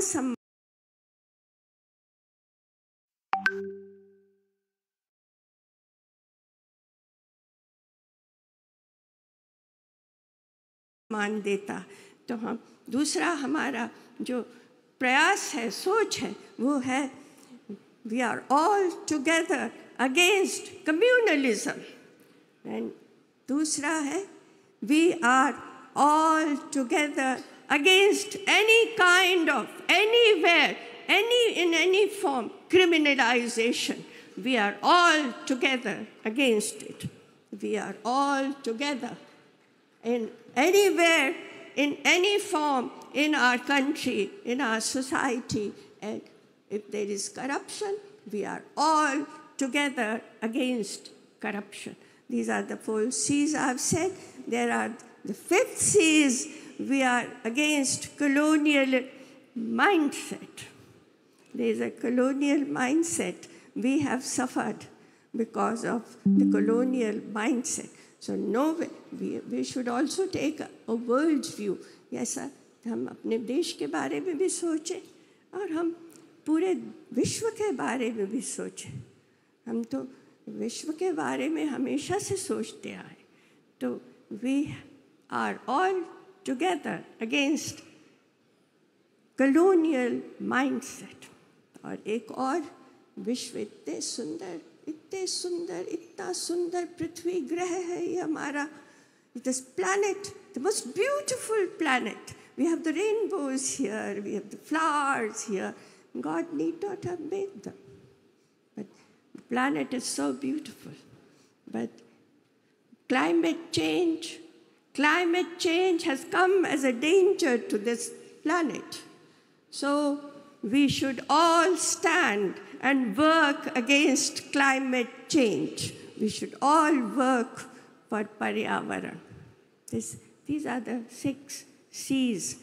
Please, I'm sure all of you will think about these. Today, there are going to be 40 sessions, 40 parallel sessions on different subjects. Yeah, Rahul Kararji ne, this young man, I'm amazed at his thinking, how many different ways he thinks, and he also translates it into action. तो इन्होंने कहा कि इन्होंने हमें ये मौका दिया है, इकट्ठा कर दिया है, और अब हमारा काम है, भूमिका अब हमारी है कि ये जो 40 विभिन्न सत्र होंगे, these 40 different sessions that we are going to have today and 40 different sessions that we are going to have tomorrow, what are we going to discuss? He has brought us all together. He has provided all the facilities. He has looked after us with great honor and respect. But then what will come out of it? What will come out of it? Something has to come out of it. And that is where lies our responsibility and our role. And that is what are we going to discuss in these 40 sessions? We have to be very, very thoughtful about it and how it is going to steer our country towards progress. So after that, there is one thing I want to also suggest, and that is that there has to be some kind of political training. We all come, we all we study different subjects. Yes, we study political science, but apart from that, we don't really study about practical side of politics, and we enter politics. So I think every assembly should have a facility to train young men and women who have done their graduation, post-graduation into practical political training. Give them training. After that 1 year or 2 years of training, the MLAs, honorable MPs can select one of those who have been trained and keep them as your interns. This is the practice which is followed in USA and UK. So we can also follow it. We don't have to always follow UK and USA. I'm not saying that. But yes, best practices must be adopted. So we can keep them as interns, and this is how this will become a nursery for future leaders of our country. So this has a lot of potential. Today that we have gathered, I'm really amazed. I have never seen this kind of a gathering. I'm telling you, I have seen so in my long life and experience that I've had. I've never seen this kind of gathering. And I'm so thankful to all of you. All of you have taken the trouble to come. I'm one of the patrons. Shivraj Patil ji is a patron. Sumitra Mahajan ji is a patron. Manohar Joshi ji is a patron. As patrons, we had written invitation letters to you. You have honored that invitation. You have respected that invitation. And you have come here. But from here, the journey really begins. So I wish you all the best. Thank you so much. I pray to God for your good health, for your very long life, more than 100 years, and all the happiness in the world, and all the happiness that you will bring to the last man and women of this country, to the most suppressed and to the most depressed, the happiness that you will bring. Thank you so much. Thank you so much, Dr. Meera Kumarji. Thank you very much for your words of wisdom. And I would like to bring everyone's attention to a very, very important point that she mentioned in her speech. that it is now the need of the hour where the legislative assemblies should come forward and take up the political training, the responsibility of political training.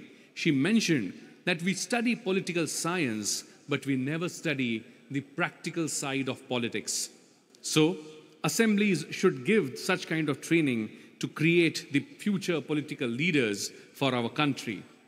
Thank you very much, Madam, for bringing this thought ahead on this particular stage. And it is my honor and privilege to share with you, everyone in the audience, that 6 legislative assemblies and councils together have come forward and have already agreed to establish such training institute at their own assembly and council. Please give them a big round of applause. Yes, indeed, it's a point of honor. And I would like to request all these speakers of these 6 to come forward one by one, where they display their intent to create such kind of institution on this stage. I would like to request first Honorable Speaker of the Uttar Pradesh Legislative Assembly, Shri Satish Mahana ji, to kindly come forward, who has formally agreed to create such kind of institution at the Legislative Assembly of the state of Uttar Pradesh.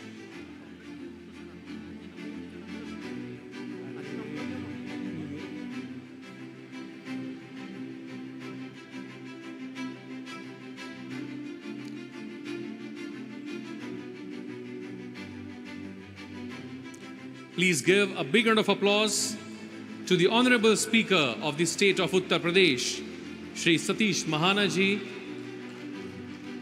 Shri Om Birla ji, and him are showing the letter of intent. Next, Honorable Speaker of Karnataka Legislative Assembly, Shri U.T. Qadir Farid ji, has also agreed to creation of similar institution at Karnataka Legislative Assembly. I request Shri U.T. Qadir Farid ji to kindly come forward. A big round of applause, my friends. It's a very, very important agreement on this stage. Next, I would like to request the Honorable Speaker of Sikkim Legislative Assembly, Shri Arun Kumar Upareti ji, who has agreed to create such kind of institution at Sikkim Legislative Assembly.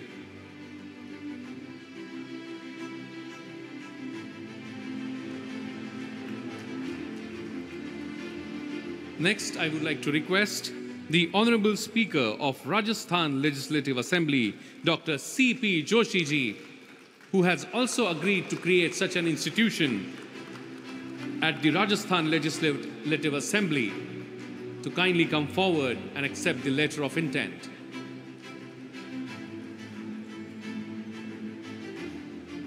And one of the most senior speakers present on the stage, I would next like to invite the Honorable Speaker of Himachal Pradesh Legislative Assembly, Shri Kuldeep Singh Pitania ji, to kindly come forward, as he has also shown the interest and intent .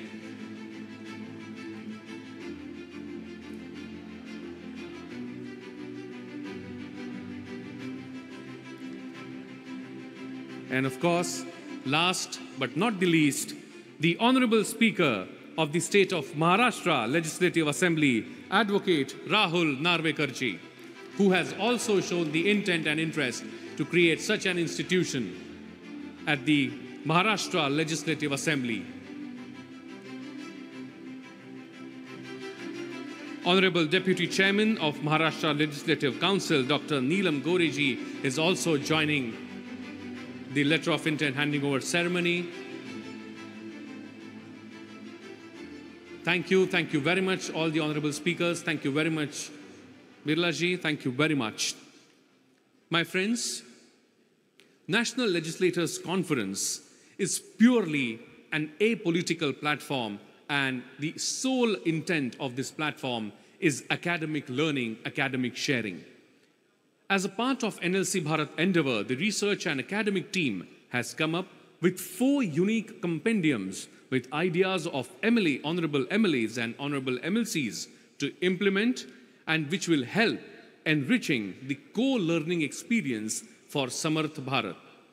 These 4 compendiums are to be released now. I request all the dignitaries to join hands as we unveil these 4 academic compendiums at the hands of the chief guest of this session, Om Birla ji, and all the dignitaries present on the dais.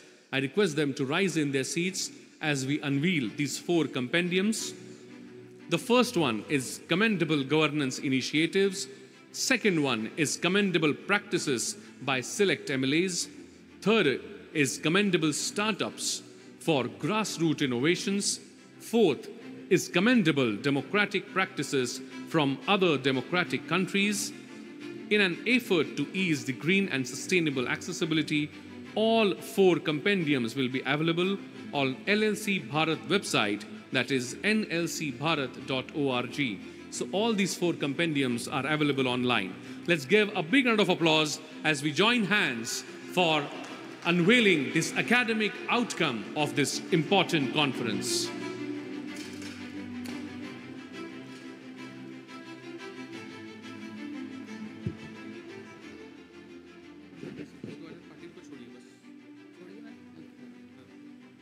I would now like to request our patron, Shri Shivraj Patil ji, to address you.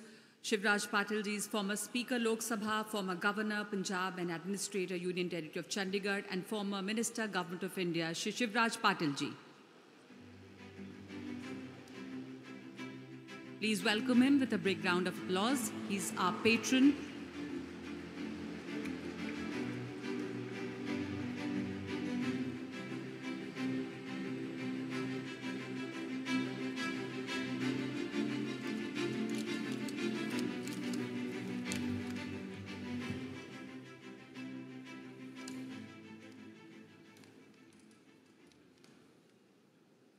माननीय श्री ओम बिरला जी, जो हमारे लोकसभा के अध्यक्ष रहे हैं, श्री राहुल नार्वेकर जी, श्री देवेंद्र फडणवीस जी आए हुए थे। उनके कोई काम होने से वो बाहर गए हैं। उनका भी भाषण यहाँ पर अच्छे ढंग से हुआ है।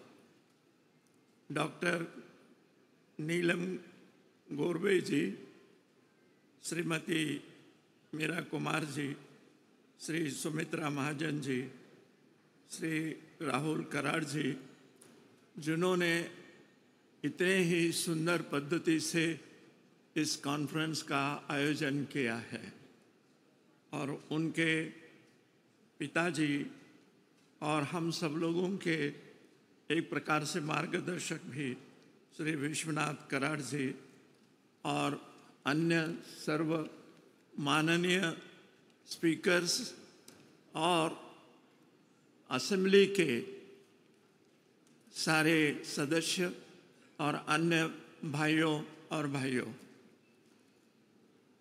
मुझे बताया गया है लिखित रूप से कि मुझे 5 मिनट के अंदर भाषण करना है।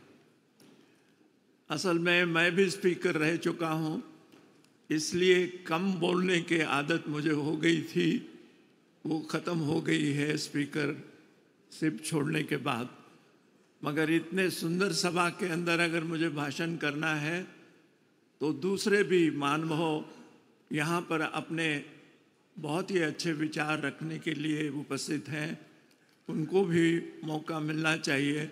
इसलिए मैं बहुत ही थोड़े देर में बोलने का प्रयत्न करूँगा, और मैं जो कुछ भी कहूँगा वो हमारे जीवन में और हम जो लेजिस्लेचर में बैठकर काम करते हैं उसमें एक प्रैक्टिकल चीज़ होगी। मुझे ऐसा लगता है कि अगर अच्छा लेजिस्लेटर बनना है तो हमको हमारे यहाँ का जो कॉन्स्टिट्यूशन है उसको अच्छी तरह से समझना बहुत ही आवश्यक है। अगर ये न समझते हुए अगर हम कुछ विचार करें और कुछ बोले तो मैं समझता हूँ कि वो काम भी अच्छा होगा, मगर कभी कभी उससे गलतियाँ भी होगी। मुझे ऐसा लगता है कि कॉन्स्टिट्यूशन को अगर बदलना है तो हमको कुछ चीज़ें ऐसी हैं कि पार्लियामेंट में बैठ के बदलना पड़ेगा, और दूसरी चीज़ें ऐसे हैं पार्लियामेंट में बदलने के बाद हमको विधानसभाओं में भी उसके बारे में विचार करना पड़ेगा। दूसरी बात यह है कि कॉन्स्टिट्यूशन के मुताबिक आज जो है 542 के इतने लोकसभा के मेंबर हैं और राज्यसभा के करीब करीब 800 के करीब मेंबर हैं, 280 के करीब मेंबर हैं, और असेंबली के भी मेंबर हैं। और 226 के बाद ये संख्या भी बढ़ रही है, और उसके लिए एक नया ग्रह भी बनाया गया है लोकसभा और राज्यसभा के लिए।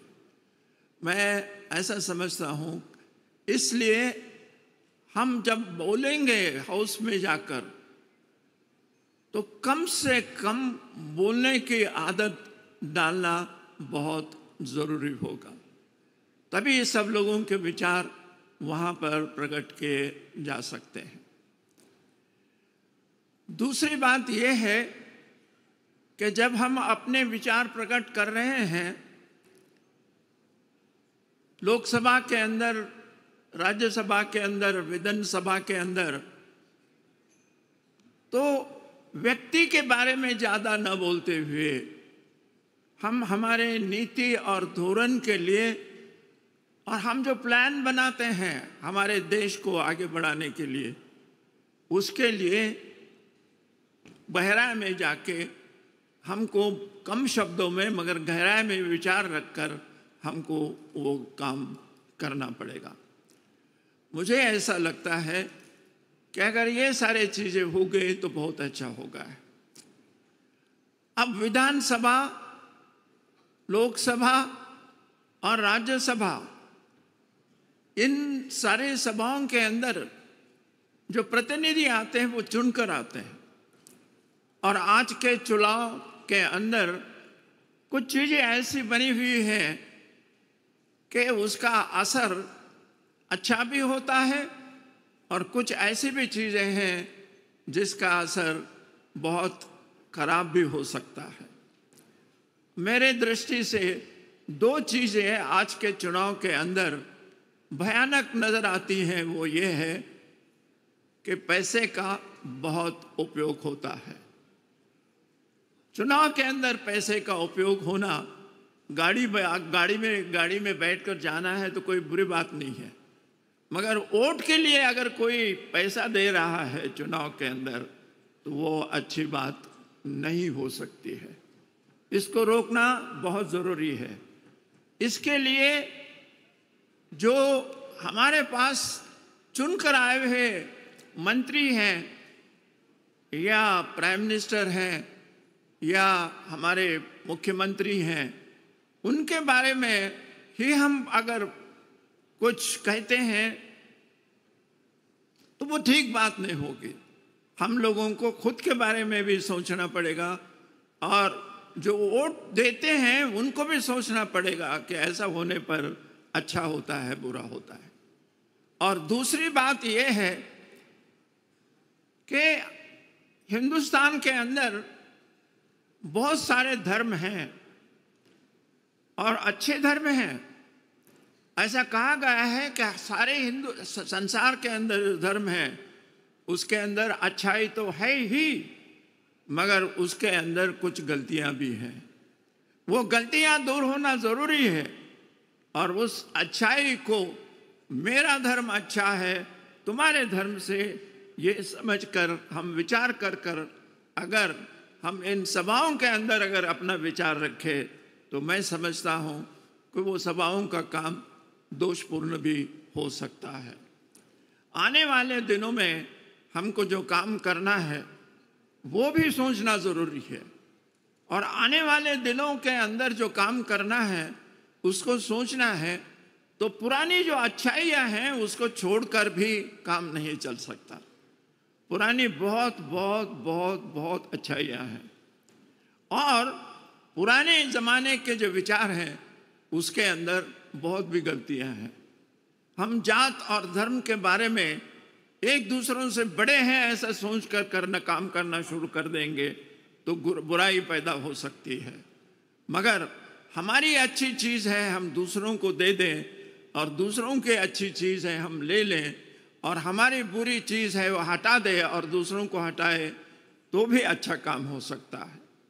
आज के दिन में संसार के अंदर बहुत जो प्रगति हो रही है, मुझे तो ऐसा लगता है कि कुछ सालों के बाद हो सकता है 200 साल 300 साल के बाद ये दुनिया भी एक बनती जाएगी। और हमारा जो प्रवास है, कहा जाता है कि अगर बॉम्बे से न्यूयॉर्क जाना है बोट में बैठकर तो 2 महीने लगते थे। अब अगर बॉम्बे से अगर न्यूयॉर्क जाना है तो हमको 17-18 घंटे लगते हैं। और कुछ समय ऐसा आ जाएगा कि ये समय 2 घंटे से भी कम लगेगा। ग्रेविटेशनल फोर्स के लिमिट के बाहर जाकर हमारा अगर हवाई जहाज चल रहा है तो उसको किसी भी पावर की ज़रूरत नहीं रहेगी। उस पावर के सिवा भी जो ग्रेविटेशन के बाहर कोई दूसरी शक्ति रोकने वाली नहीं है, इसलिए किसी भी पाउडर के किसी भी गैस के बजाय, किसी भी प्रकार के ऑयल के बजाय, पेट्रोल के बजाय डीजल के बजाय भी जा सकता है। तो ये भी ध्यान में हमको रखना जरूरी है। मैं ये चीज़ इसलिए बोल रहा हूँ कि खेती के अंदर भी अगर हमको उपज बढ़ानी है तो उस ऊपर बढ़ाने के लिए हमको नए बीज का इस्तेमाल करना पड़ा। और सबसे पहले हिंदुस्तान के अंदर खेती को अच्छा बढ़ाने का काम बड़े बड़े तालाब बनाकर, मध्यम प्रकार के तालाब बनाकर और पर्कुलेशन टैंक्स बनाकर भी किए गए हैं। मगर आने वाले दिनों के अंदर मुझे ऐसा लगता है कि हमने हिंदुस्तान में स्वतंत्र होने के बाद जो राजेशाही थी उसको ख़त्म किया और उसके साथ साथ ज़मींदारी भी जो थी उसको ख़त्म किया। मगर ज़मींदारी के ख़त्म करने के बाद हमने कहा महाराष्ट्र के अंदर तो 50 एकड़ से ज़्यादा ज़मीन कोई नहीं रख सकता है। इंडस्ट्री की चाहिए तो मिल सकती है मगर खेती के लिए 50 एकड़ से भी ज़्यादा नहीं रख सकता है। और वो ज़मीन का बंटवारा अगर हो जाए 2 भाइयों के अंदर तो वो 25-25 एकड़ के होते हैं और 2-2 भाइयों के फिर 2-2 अगर बच्चे भी हो गए तो 6-6 एकड़ के होते हैं। और हमने दूसरा कायदा भी पार्लियामेंट के अंदर भी बनाया है कि 2.5 एकड़ से कम ज़मीन का बंटवारा नहीं होगा। और 2.5 एकड़ से कम ज़मीन का अगर बंटवारा नहीं होगा तो खेती कैसे की जाए। बैल भी खरीदी करने का है तो 1 लाख रुपए लग रहा है। और हमको अगर इंडस्ट्री के अंदर, हमको अगर खेत के अंदर काम करना है और उसके लिए हम मशीन और नई टेक्नोलॉजी इस्तेमाल कर सकते हैं तो वो भी करना ज़रूरी है। और ऐसा होने पर हो सकता है। मैं समझता हूँ कि हम पार्लियामेंट के अंदर बैठकर, असेंबली में बैठकर ये तय कर सकते हैं कि हर जिले के अंदर खेती के काम को आने वाले जो चीज़ें हैं अगर वो पहले जिले के पास दे दें, कुछ दिनों के बाद हो सकता है 10 साल के बाद, 20 साल के बाद तालुका को दे दे और विलेज को दे दिए तो हर गरीब आदमी जो 2 एकड़ के मालिक से कम नहीं हो सकता है उसको वो खेती करना बहुत आसान हो जाएगा। हमारे यहाँ पर हम स्वतंत्र हो गए तो केवल 40 करोड़ लोग थे और आज जो है हम 140 करोड़ लोगों तक पहुँचे हुए हैं।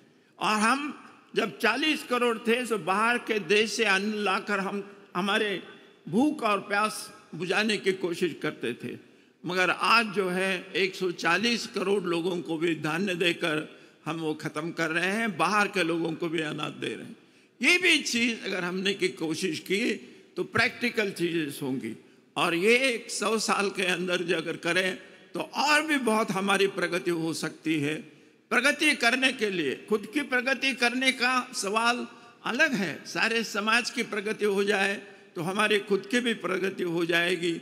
इसको ध्यान में रखकर अगर हम काम करें तो मैं समझता हूँ कि पार्लियामेंट में होने वाला काम, विधानसभाओं में होने वाला काम भी बहुत अच्छा होगा। इससे ज़्यादा बोलने की आवश्यकता नहीं है। दूसरे महानुभाव हैं, उनके भी मूल्यवान विचार होंगे, वो हम सुनना चाहेंगे। इसलिए I would not like to talk more than this and I will conclude my speech on this point only. Thank you very much. धन्यवाद आपका शिवराज पाटिल जी, बहुत बहुत धन्यवाद आपके मार्गदर्शन के लिए, शुक्रिया आपकी रहनुमाई के लिए। हमारे बीच मौजूद हैं यूनेस्को चेयर होल्डर सम्मानीय professor doctor Vishwanath ji Karad. I would like to request him now to address this gathering. Dr. Vishwanath D. Karad, founder, MIT World Peace University and creator, World Peace Dome.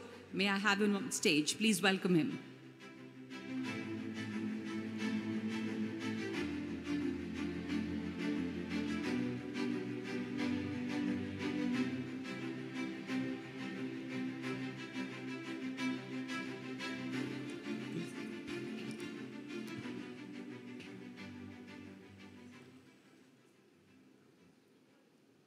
Honorable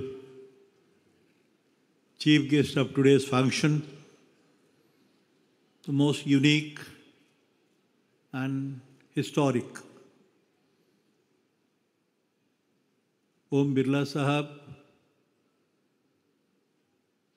our esteemed former presidents of the Lok Sabha, Sumitra Mahajan ji, Shivraj Patil साहब, हमारी बहन Meera Kumar ji, and all the speakers sitting on the dais.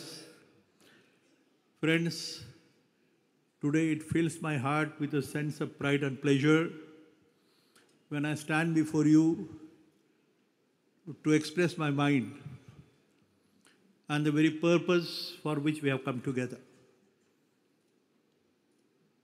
Certainly, it has a great message to give. It's not a gathering. It's not a crowd which have come together for. Basically, I have been reminded, and myself I'm trying to recollect, one of the most historic events in the world, when the great noble son of India, Swami Vivekananda, on 11 September 1893, आप सबको ये मालूम है, लेकिन फिर से भी मैं दोहरा रहा हूँ वही बात. When he had said the time, friends, remember, in the first world parliament of religions, वो धर्म परिषद थी सारी दुनिया की, at Chicago. And when he had said one very unique sentence, he told the whole world and made a prophecy, gave a message, a truth in the whole process of human development. He had said that time, all the learned scholars, thinkers, philosophers, scientists in the audience gathered from the whole world, he tells them to remember that union of science and religion oblique spirituality. There is a confusion about that very word, religion. So union of science, religion and spirituality will alone bring and help to bring the peace and harmony in the whole world. The second sentence I remember, it was in the year 1897, when the same great noble son had said that time, we were all under the British rule. Our country was really in a very horrifying situation at that time. But he tells again a second sentence.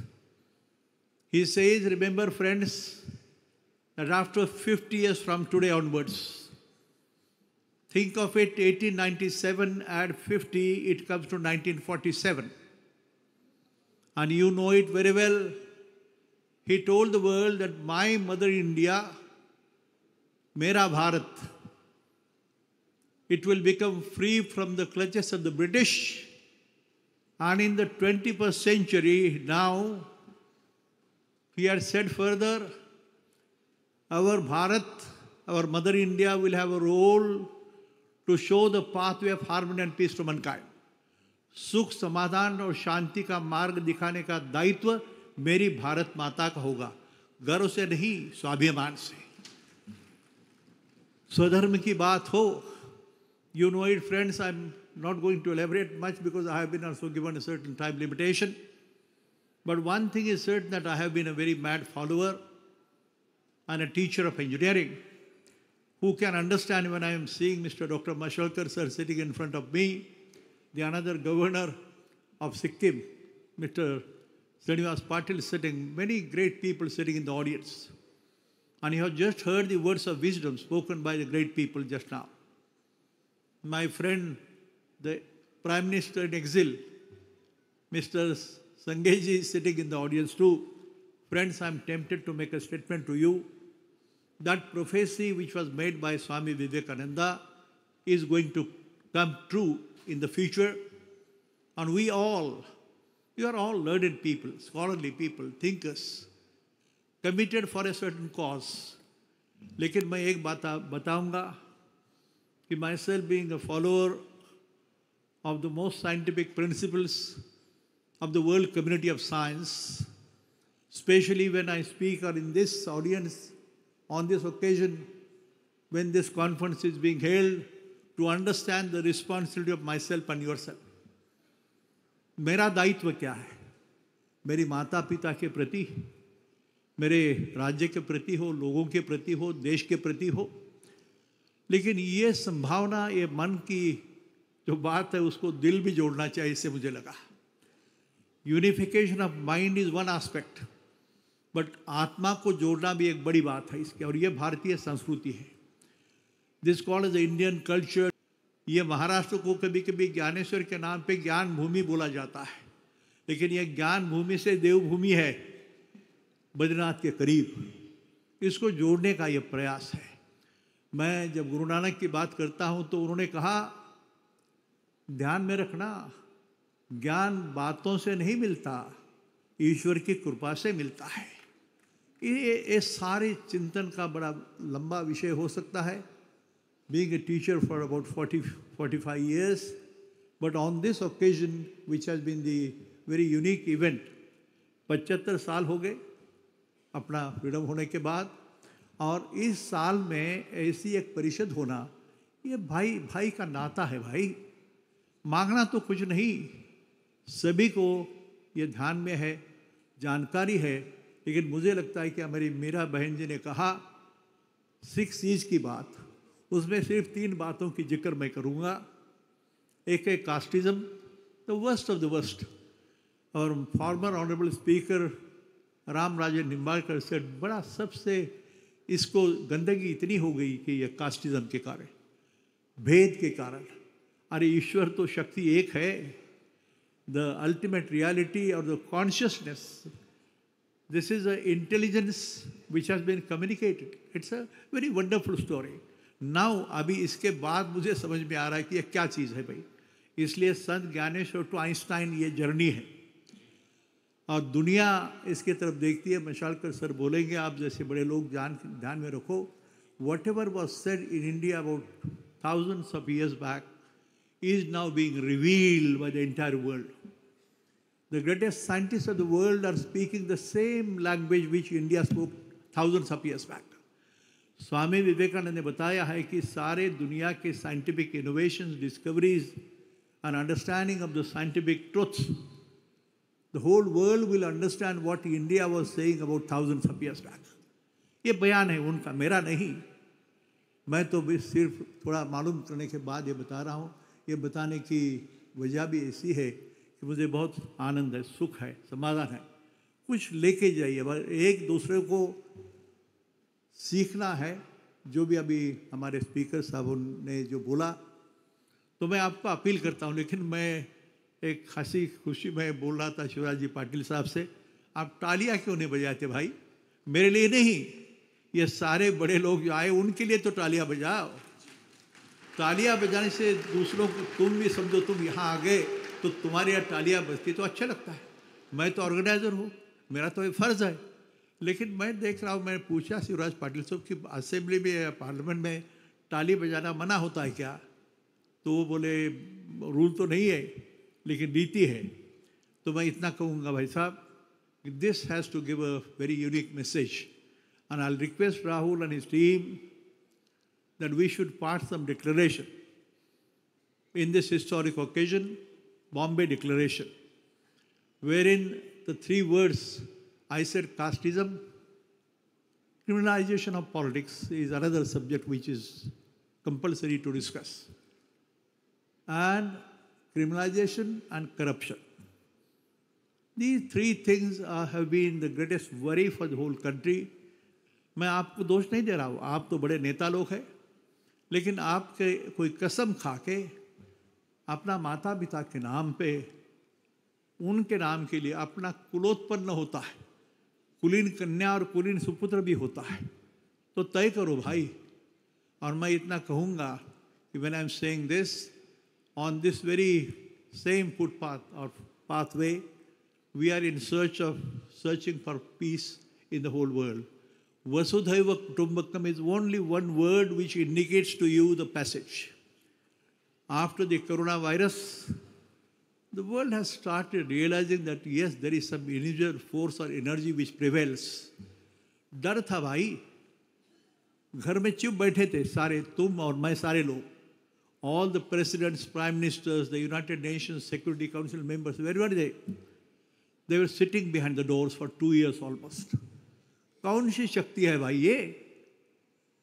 इसे ये शक्ति कोई ईश्वर कहा जाता है, ये व्यक्ति नहीं होती. ऐसी बड़ी बड़ी बातें अभी दुनिया को समझ में आई, and the whole world has been awakened, and they realize what religion stands for.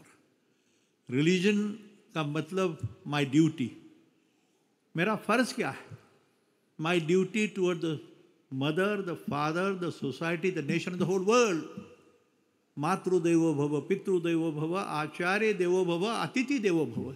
यही संस्कृति है तुम्हारी और मेरी. और दुनिया, the whole world is waiting. Remember, friends, India has a role to play again, I repeat. And you are the people who can show the pathway to the society. Make them better, make them well-being, and the great human beings who can serve the global society. A peace-loving global society is the mission for all of us. Thank you, sir. Thank you so much. Thank you very much, revered Professor Dr. Vishwanath Karat, sir, because of whose blessing we are witnessing this first National Legislators Conference. The person, the creator of largest dome in the world, which is dedicated to peace. Please put your hands together once again for revered Professor Dr. Vishwanath Karat, sir. And now I would request the dignitaries on stage for a group photograph, and may I request all of you to hold the NLC theme folder in your hands. Please, may I request everyone? Okay. Okay. Okay, we will probably have this photograph just after a brief while, but first I would like to invite the special guest of honor, Shri Om Birla ji, here on stage for his words. मैं आमंत्रित करना चाहूँगी Honorable Speaker लोक सभा श्री ओम बिरला जी को मंच पे आएं और आप तमाम लोगों को संबोधित करें. Absolutely. Please put your hands together and welcome with a big round of applause, my friends, the chief guest of this session, Shri Om Birla ji.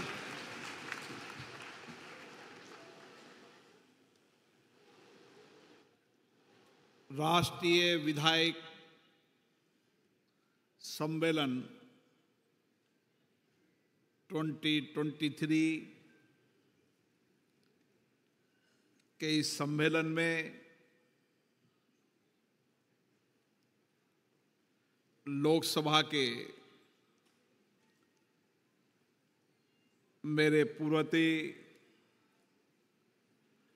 माननीय अध्यक्ष श्री शिवराज पाटिल जी,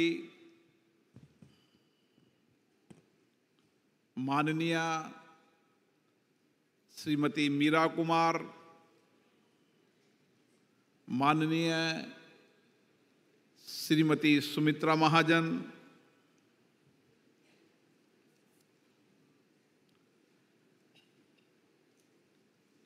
महाराष्ट्र विधानसभा के अध्यक्ष श्री राहुल नार्वेकर जी, देश की सभी राज्य विधानसभाओं के माननीय अध्यक्षगण, विधान परिषद के माननीय सभापतिगण, माननीय मंत्रीगण, सांसदगण, सभी राज्यों के माननीय विधायकगण, इस कार्यक्रम के रचना बनाने में और उसको साकार करने में माननीय श्री विश्वनाथ किराड़ जी, राहुल किराड़ जी, सम्मानित अतिथियों, भाइयों और बहनों, आज की इस देश की आर्थिक, व्यापारिक, वाणिज्यिक धरती बंबई के अंदर ये विधायक राष्ट्रीय अधिवेशन हो रहा है। जिस धरती पर आज ये अधिवेशन हो रहा है, ये धरती शौर्य, पराक्रम, स्वाभिमान, संस्कृति और ज्ञान की धरती है। ये धरती छत्रपति शिवाजी महाराज की धरती है, बाल गंगाधर तिलक की धरती है, संत तुकाराम जी की धरती है, संत ज्ञानेश्वर जी की धरती है, संत नामदेव जी की धरती है, सावित्रीबाई फुले की धरती है,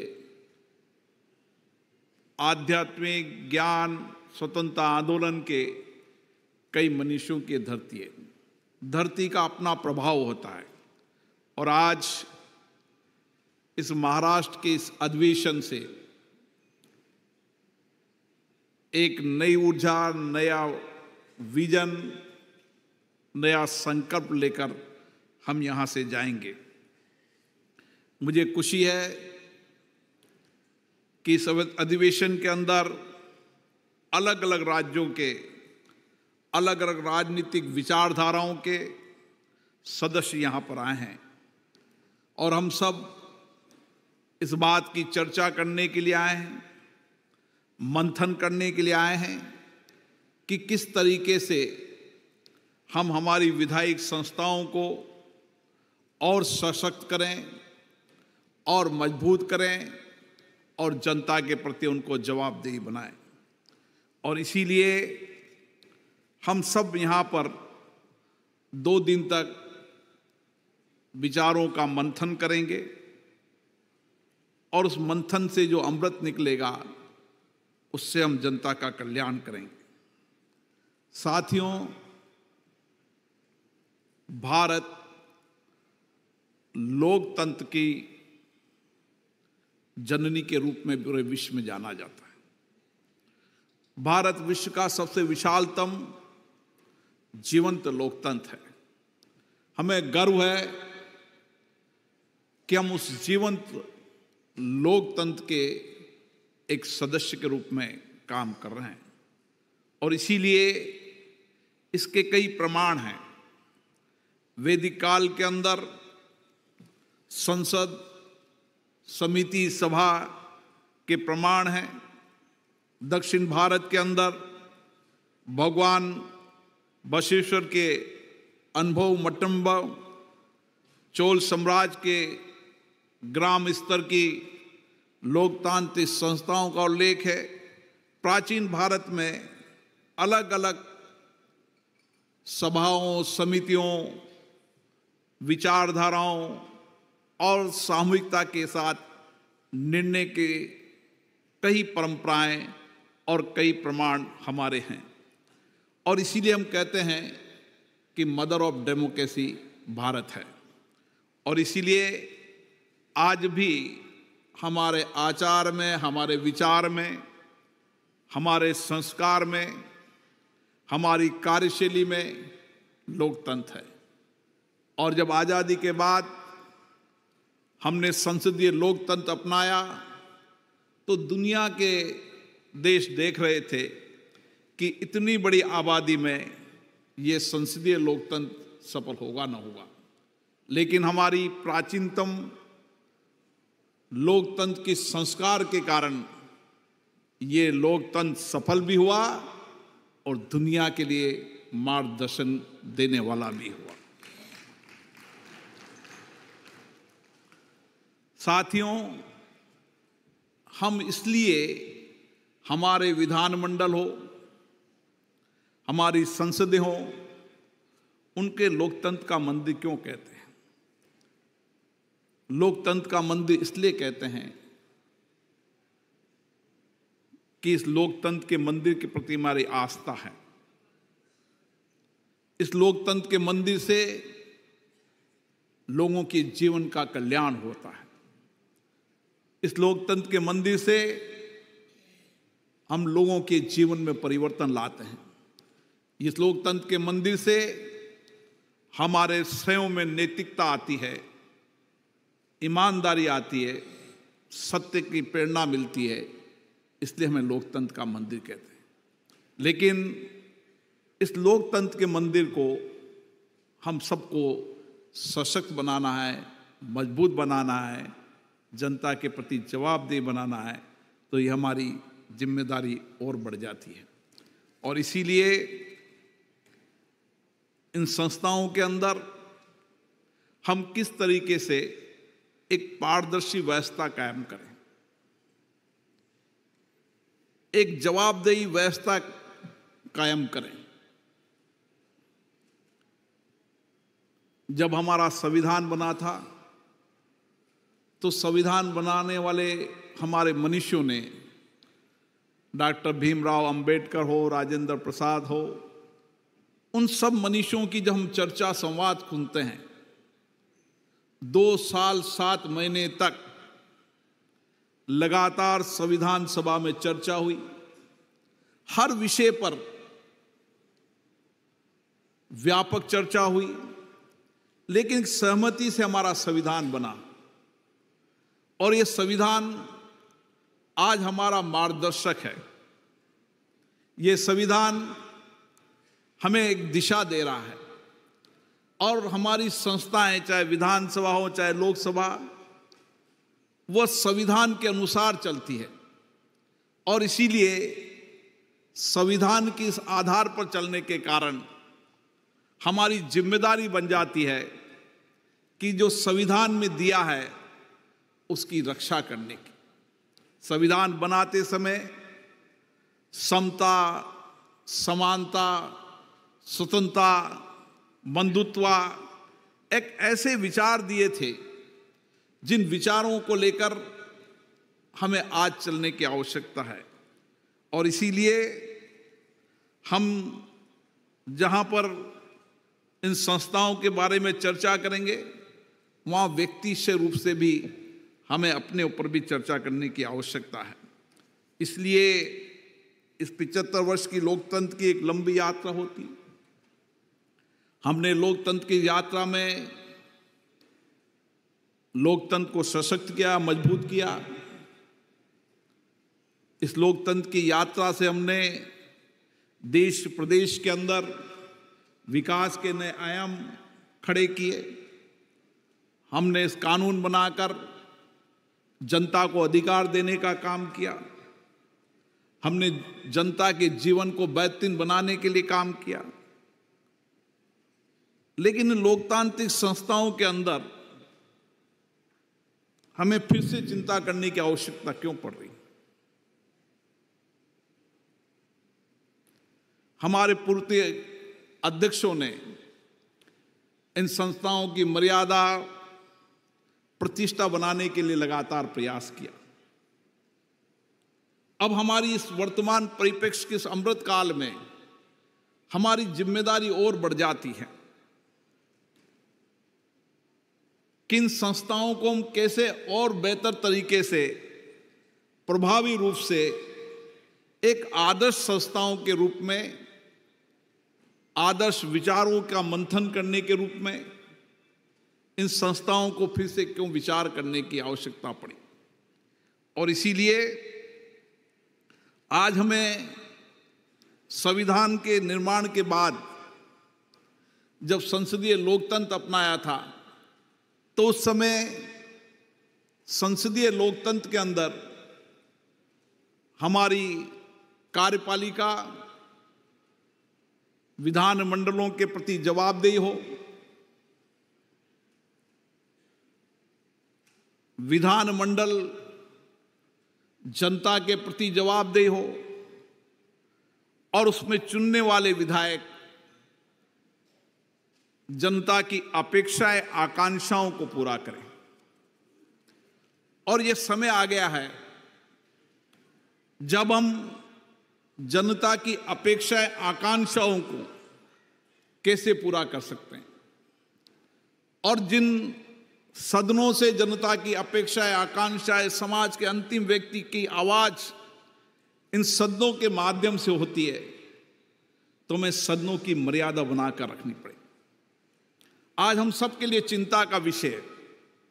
कई हमारे पूर्ववक्ताओं ने भी कहा कि संसद का एजेंडा देश और प्रदेश की जनता तय करे। संसद विधानसभा के एजेंडे समाज के अंतिम व्यक्ति में बैठा व्यक्ति तय करे।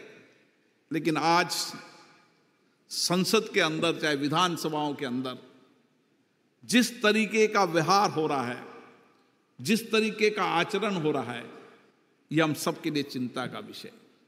सदनों में नियोजित तरीके से सदन को वैधान करना, सदनों को स्थगित करना, बेल में आके नारेबाजी करना, सदन कागज पढ़ने के लिए होते हैं, उन सदनों के अंदर कागज फाड़ने की प्रवृत्ति हो रही है। यह हम सबको कहीं ना कहीं चिंता नहीं लगती। हमारा विचार का विषय नहीं है कि आखिर जिन संस्थाओं को हमने मंदिर माना है,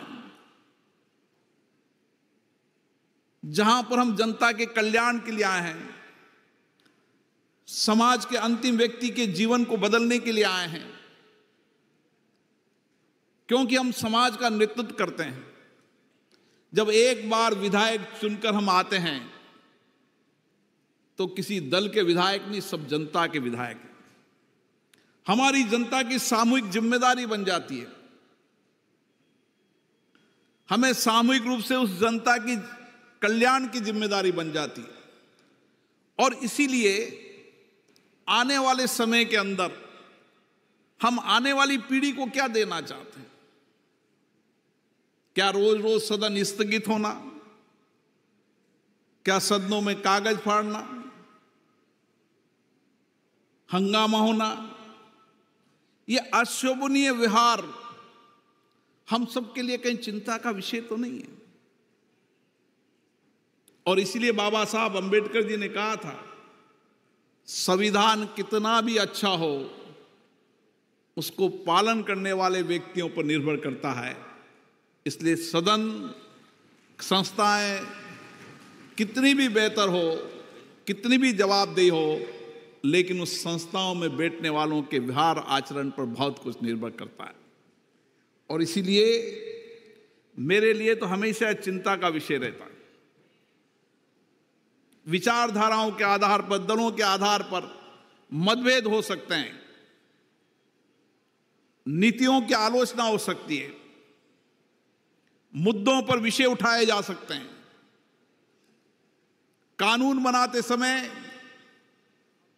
कानून के पक्ष विपक्ष में तर्क दिए जा सकते हैं, लेकिन कानून पर चर्चा न होना, नीतियों कार्यक्रमों पर चर्चा नहीं होना, मुद्दों पर चर्चा न होना, यह हमारे लोकतंत्र की एक अच्छी संस्कृति के लिए अच्छे संकेत नहीं है। हम लोकतंत्र की जननी के रूप में विश्व में माने जाते हैं। हमारी पारदर्शी लोकतांत्रिक व्यवस्था के अंदर पारदर्शी चुनाव, सत्ता का हस्तांतरण, दुनिया के अंदर निर्देश दिशा देते हैं। दुनिया के कई देशों में सैनिकों के आधार पर सत्ता पलट का काम होता है, लेकिन हमारे यहां पर सत्ता का हस्तांतरण जनता के द्वारा होता है, जनता के दिए मतों के आधार पर होता है। और इसीलिए मेरा आपसे विचार है कि इस मंथन पर हम यहां बैठे हैं, 2 दिन तक विचार पर बैठे हैं। मुझे अच्छा लगा जब राहुल जी ने, अलग अलग विधायकों ने जो अपने अपने विधानसभा क्षेत्र के अंदर जो नई प्रैक्टिस अपनाई, नए सामाजिक कार्यक्रम चलाए, लोगों की जीवन की बेहतरीन करने के लिए, उनके जीवन को बदलने के लिए, सरकार की योजनाओं के बाद अपनी योजनाओं को लागू कर काम किया, उनका परिदृश्य, उनकी प्रदर्शनी मैंने देखी है। कई संस्थाओं के उच्च मापदंड मर्यादाओं के विचारों को भी मैंने देखा है। और आज भी कई राज्य की विधानसभा ऐसी है जब न सदन स्थगित होता है, न सदन में शोरगुल होता है, मुद्दों पर चर्चा होती है, वाद विवाद होता है, लेकिन कभी सदन स्थगित नहीं होता। हम सबकी जिम्मेदारी बनती है कि हमारा सदन भी ऐसा होना चाहिए। हम जब पीठासीन अधिकारी सम्मेलन में जब चर्चा करते हैं तो हमारे सब पीठासीन अधिकारियों की एक ही चिंता रहती है, बढ़ती बैठकों की संख्या, बढ़ते अनुशासनहीनता, सदन की मर्यादा कम होना, यह हम सबके लिए चिंता का विषय। और इसीलिए सदन का पीठासीन अधिकारी कोई भी हो, पूर्व में किसी भी विचारधारा का हो, लेकिन जब पीठासीन अधिकारी के रूप में वो बैठता है तो उसकी कोशिश होती है कि वो निष्पक्ष भी रहे और न्यायपूर्ण भी रहे। और इसीलिए आज हमारी बहुत बड़ी जिम्मेदारी आ गई है कि हम अपने अनुभवों को, अपने विचारों को, अपने बेस्ट प्रैक्टिसेस को यहां पर साझा करेंगे। छोटे छोटे ग्रुप के अंदर जिन विधानसभाओं ने अच्छा काम किया उनका प्रेजेंटेशन होगा, जिन विधायकों ने व्यक्ति से रूप से अपनी अपनी विधानसभा के अंदर जो अच्छा काम किया था उसकी जानकारी मिलेगी। तो लोकतंत्र यही है कि चर्चा, संवाद, अनुभवों, विचारों को साझा करना, लोगों से सीखना और उनको अपने जीवन में उतारना हमारी बहुत बड़ी जिम्मेदारी है। जब जनता हमें चुनकर भेजती है तो जनता हमारे कार्यों का अनुसरण भी करती है। जनता हमारे हर कार्य पर निगरानी रखती है। हम किस तरीके से नैतिक रूप से ईमानदार, कड़ी मेहनत, पारदर्शिता, समर्पण और सेवा हमारे जीवन में दिखेगा तो जनता भी उसी आचरण की ओर चलेगी। और इसीलिए जनता जब चुनकर भेजती है तो इसलिए भेजती है कि मैं दूर दराज के गांव में बैठा हूं, मेरी बात भी मेरे विधायक, माननीय सांसद सदन में रखेंगे, तथ्यों के आधार पर रखेंगे और मेरी आवाज, मेरी बात, मेरी समस्याएं, कठिनाइयों का समाधान होगा। और इसलिए मेरा आप लोगों से ये आह्वान है कि हम इस अमृत काल में गुजर रहे हैं।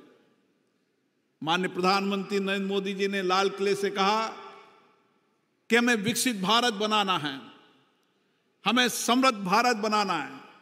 और आज हमारे पास समर्थ नौजवानों की ताकत है, अपार जनशक्ति है, अपार प्राकृतिक संसाधन है, हमारा सशक्त लोकतंत्र है। हमारे विचारों, हमारे संस्कारों के अंदर देश और राष्ट्र के प्रति समर्पण का भाव है। क्यों नहीं हम इस सम्मेलन से जाएं एक अच्छे विचारों को लेकर जाएं, अच्छी प्रेरणाओं को लेकर जाएं और अपने अपने विधानसभा के अंदर किस तरीके से एक बदलाव, एक नया परिवर्तन करें, समाज के अंतिम व्यक्ति में बैठे व्यक्ति के जीवन को बदलने का हमारा लक्ष्य हो। और आने वाले समय में इस 25 वर्ष के अमृत काल में मैं मेरी विधानसभा के अंदर जो अभाव में वंचित हैं, गरीब लोग हैं, उनको जीवन को बदलने की जिम्मेदारी मुझे दी है। मैं सरकार से भी मुद्दे उठाऊंगा, हर विषय पर लड़ूंगा, संघर्ष करूंगा, सामाजिक आंदोलन करूंगा, लेकिन मेरे क्षेत्र की जनता के जीवन में बदलाव प्रथम पंक्ति पर मैं लाऊंगा। ये लक्ष्य लेकर हम जाएंगे तो निश्चित रूप से एक बदलाव होगा। इस मौके पर यहाँ पर आप सभी पधारे और मुझे अच्छा लगा कि सब सामूहिकता के साथ मिलकर अपने अपने विचारों का आदान प्रदान कर रहे हैं। मुझे आशा है कि 2 दिन तक हम चर्चा, संवाद, चिंतन, मनन के माध्यम से एक नई दिशा लेकर जाएंगे, नई ऊर्जा लेकर जाएंगे, नई प्रेरणा लेकर जाएंगे और बदलते भारत में हमारा योगदान होगा और हम ही बदलते भारत की तस्वीर को पलटेंगे। आप सभी को इस राष्ट्रीय अधिवेशन के लिए बहुत बहुत धन्यवाद, बहुत बहुत साधुवाद। बहुत बहुत धन्यवाद आपका माननीय स्पीकर लोकसभा श्री ओम बिरला जी, बहुत धन्यवाद। और आप तमाम अतिथिगण को बता दें कि आज शाम एक बहुत ही अच्छा कार्यक्रम आप तमाम लोगों के लिए आयोजित है, जिसमें आप ज़रूर शामिल होंगे। शाम के 6 बजे का समय है, लोकतंत्र का लोकपथ। तो आप सब लोगों से अनुरोध है कि ज़रूर आएँ। ये एक बहुत ही अनोखा कार्यक्रम है, रैंप ऑफ डेमोक्रेसी। आपके अलग अलग क्षेत्रों और राज्यों से जो चुने हुए विधायक हैं वो यहाँ पे रैंप पे होंगे। And yes, indeed, thank you very much for reminding us of that. I request everyone to settle down. There are just few more minutes and we are going to have a very, very beautiful photograph now for which you all are required. So I request you to please settle down for just 2 more minutes. My friends, I would like to share, I request all the dignitaries to kindly come in the front. And meanwhile, I would like to request all the honorable MLAs and MLCs to please gather, rise from your seats and gather in the middle of those flags, Indian national flags. You'll have to come together. You have to come closer because the camera is going to grab you from the main stage. So I request everyone to come closer, please. Please come within the boundaries of the Indian national flag, which our student volunteers are holding.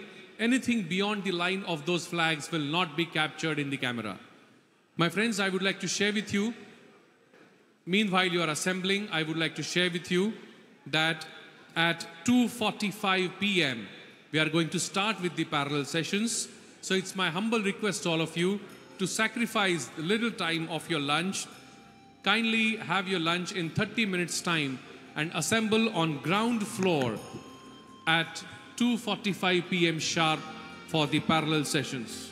आप सबसे अनुरोध है कि जहाँ पे आप तिरंगा देख रहे हैं उसके बीच में आ जाएं और थोड़ा पीछे जाएं। यहाँ पर स्टेज के नीचे जो अतिथि हैं, I request all the honorable MLAs and MLCs to please stand behind. एकदम इतना से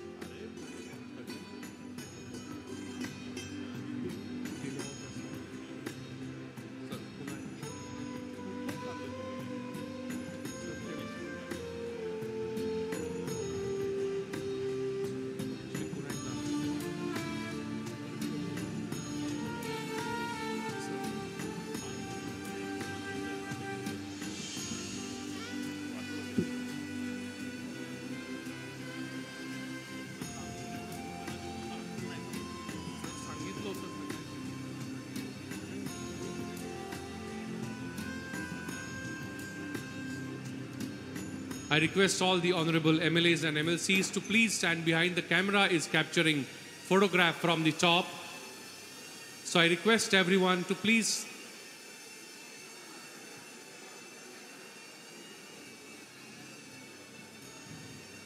the camera is capturing the photograph from the top. Everyone is captured in the camera. So I request please stand behind. Please do not stand in the front area. Please stand in the chairs. The flags are there for your reference. Please stand behind.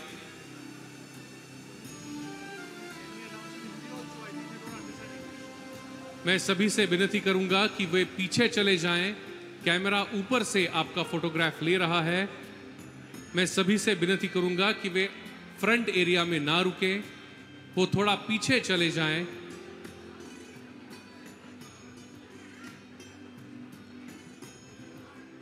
I request all the honorable MLAs and MLCs to stand behind.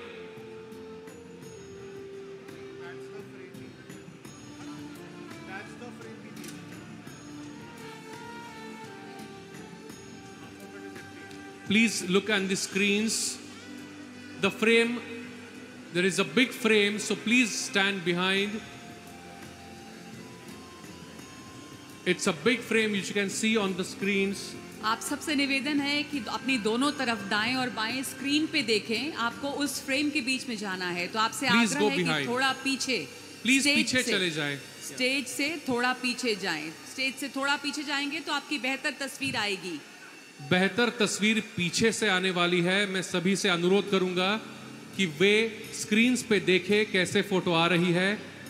Please go behind, please don't stand in the clear area in the front. Please stand behind. थोड़ा पीछे जाएंगे तो तस्वीर अच्छी आएगी। और वो जो ड्रोन भी आप ऊपर देख रहे हैं वो आप तमाम लोगों को कैप्चर कर रहा है। ऊपर कैमरा लगा है, दोनों तरफ अपने स्क्रीन पे देखिए, वो तस्वीर आ रही है। तो थोड़ा पीछे जाएंगे, यहाँ सामने स्टेज के पास चले जाएं। जी बिल्कुल। Thank you very much, madam. I request everyone to please go behind. थोड़ा पीछे चले जाएं। स्क्रीन्स पे देखिए कैसी फोटो आपकी आ रही है। मैं सभी से विनती करूंगा कि वे पीछे चले जाएं। स्क्रीन्स पे देखें कैसे फोटो आ रही है आपकी। जी बिल्कुल। और आपके अपनी अपनी जो बेंचेस हैं, जो सीट्स हैं, उसके पीछे आप खड़े होंगे तो बहुत ही सुंदर तस्वीर आएगी। मैं सभी से विनती करूंगा कि अगर आप आगे खड़े हैं, स्टेज पे खड़े हैं, तो आपकी फोटो नहीं आ रही है। अगर आप आगे खड़े हैं तो आपकी फोटो नहीं आने वाली। मैं विनती करूंगा कि वे पीछे चले जाएं।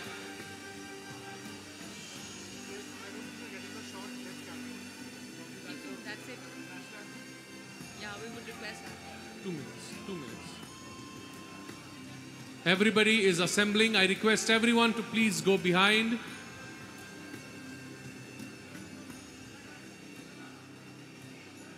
Go behind and please come in the center. You see the national flags? You have to come in between those national flags and not go beyond it. आप तिरंगा देख रहे हैं, आप तिरंगा, दो तरफ तिरंगा है, उसके बीच में आ जाएं, थोड़ा पीछे चले जाएं तो सारी आपके तमाम लोग जो यहाँ इकट्ठा हुए हैं एक साथ आपकी तस्वीर आएगी। And all are requested to assemble at 2:45 p.m. for the parallel sessions on the ground floor, Pavilion 3. We are now going to have national anthem. I request everyone to stand, not in the front, but in the area designated, which you see on the screen. I request you to please stand in the area which you see on the screen.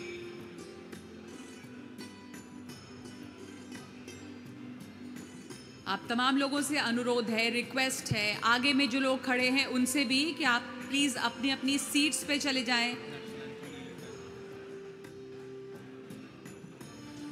आप तमाम लोग please पीछे चले जाएं। समय है कि हम नेशनल एंथम के लिए खड़े हों। अपनी अपनी जगह पर जाके खड़े होंगे प्लीज।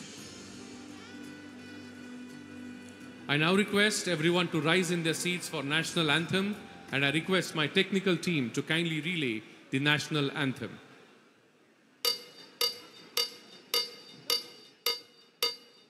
जनगण मन अधिनायक जय हे भारत भाग्य विधाता, पंजाब सिंध गुजरात मराठा द्राविड़ उत्कल गंगा, विंध्य हिमाचल यमुना गंगा, उच्चल जलधि तरंगा, तव शुभ नामे जागे, तव शुभ आशीष मागे, गाहे तव जय गाथा। जनगण मंगलदायक जय हे भारत भाग्य विधाता, जय हे जय हे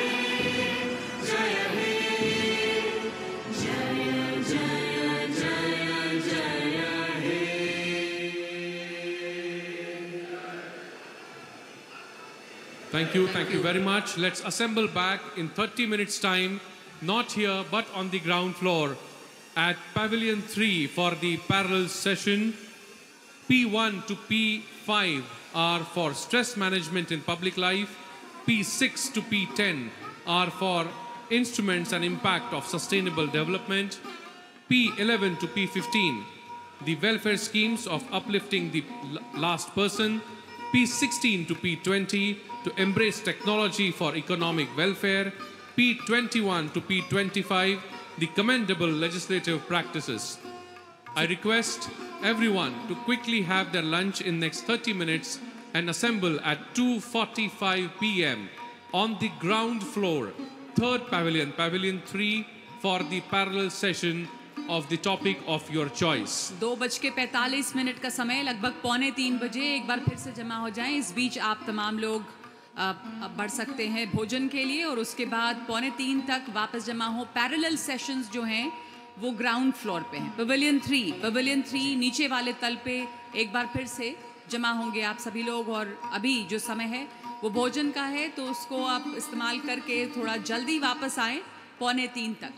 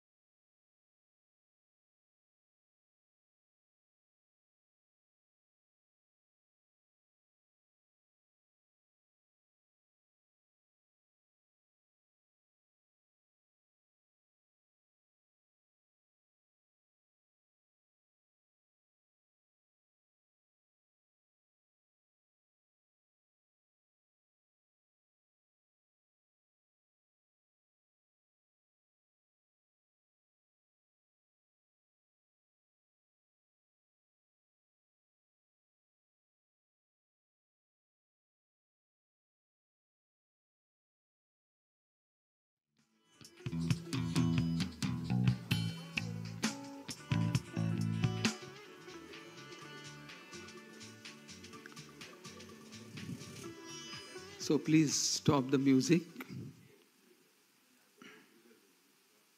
I just want to bring the kind attention of all the dignitaries that within few seconds, Honorable Governor of Kerala, Arif Mohammad Khan sir, as well as revered founder president of MIT, Dr. Vishwanath Karad sir, they are shortly arriving. As soon as they arrive, we will give them a round of applause, and then all the dignitaries, spiritual leaders, they will also be requested to join the dais. Yes, please.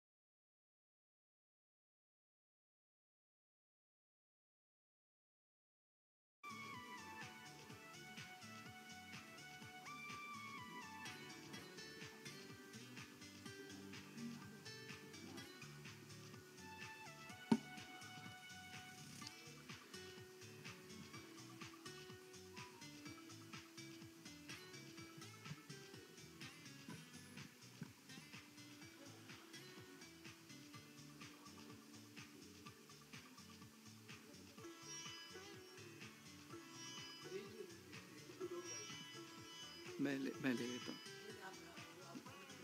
नहीं मैं भेजता हूँ because I can't live now this day, please मैं पक्का भेजूंगा आपको please trust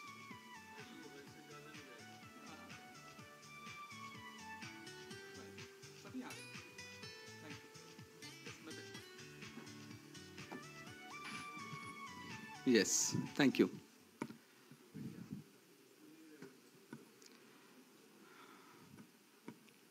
Please give them space so that they can put their trophies, mementos very fast. Please allow them the space. And please do your job very quickly, swiftly. The guests are arriving any moment.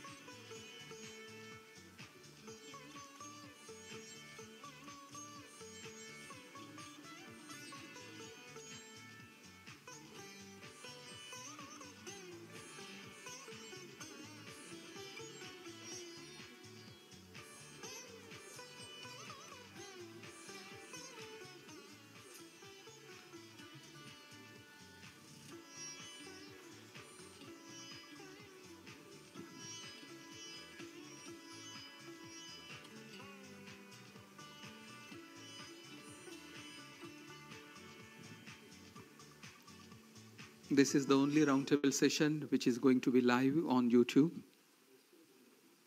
Okay, right. So that moment is now very near.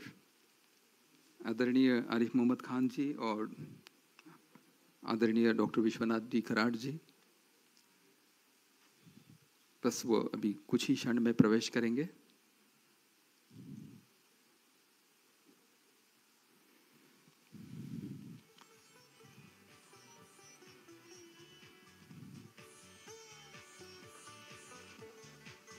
So please welcome Mahamahim, Adaraniya Arif Mohammad Khan ji and Professor Dr.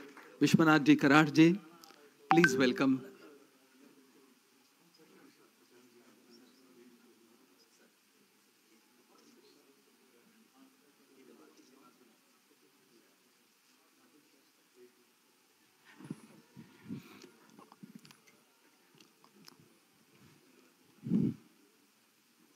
I also, yeah.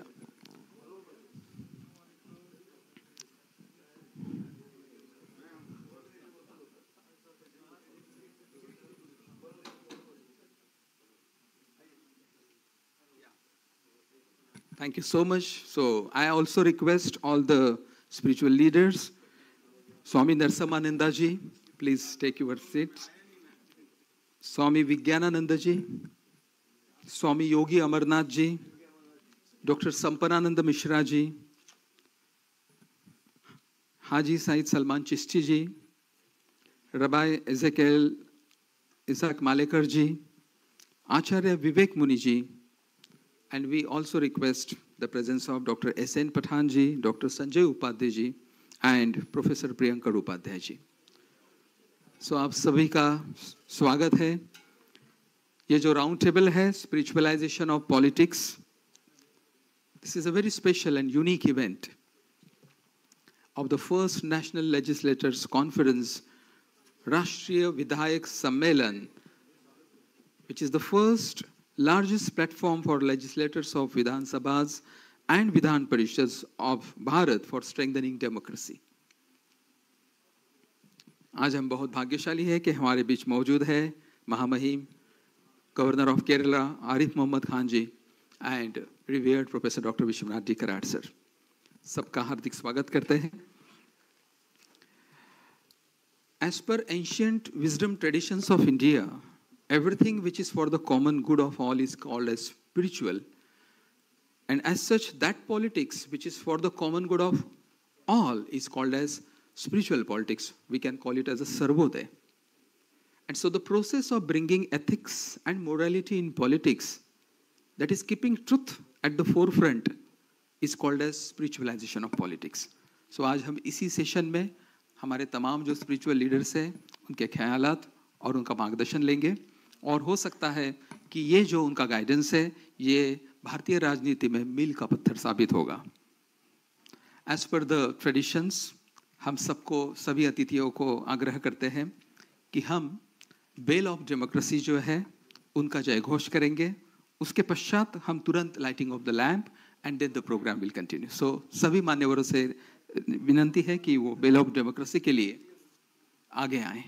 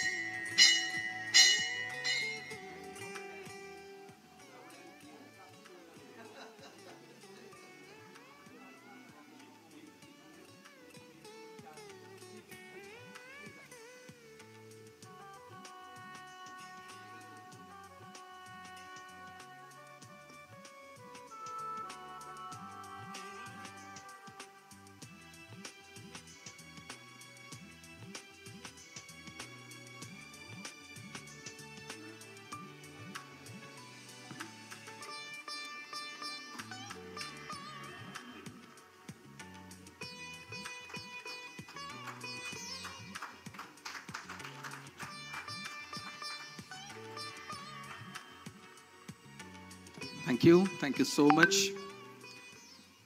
I request the Tantra team to get the lamp to the other side. Thank you.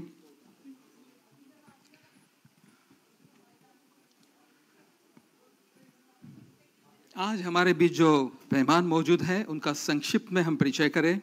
हमारे बीच है महामहिम आदरणीय श्री आरिफ मोहम्मद खान जी, Honorable Governor of Kerala and former Cabinet Minister, Energy and Civil Aviation Minister, Government of India.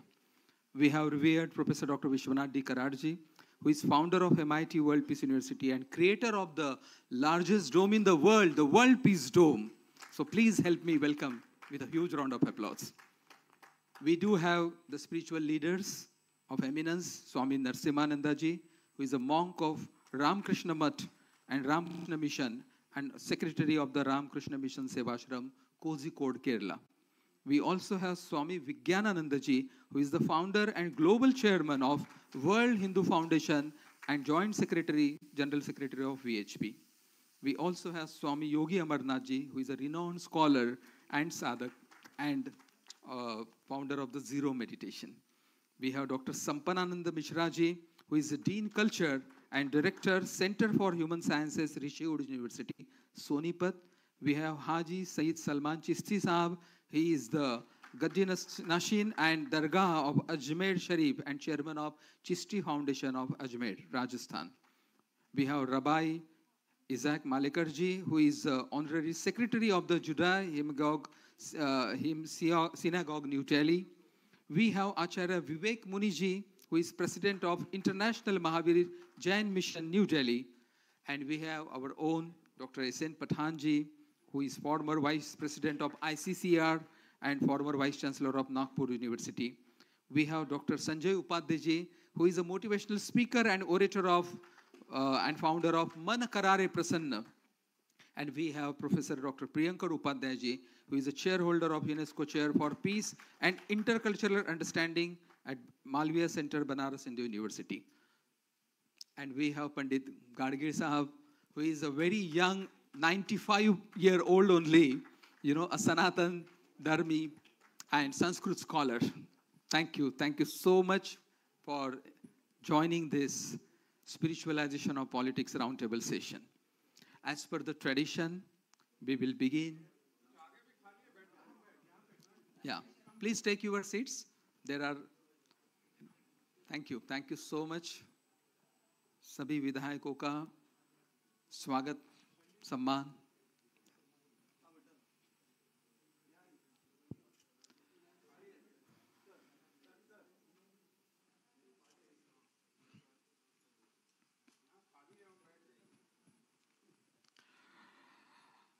Mites MIT group of institutions में विगत 4 दशकों से किसी भी कार्यक्रम की शुरुआत हो वो विश्व शांति प्रार्थना से होती है.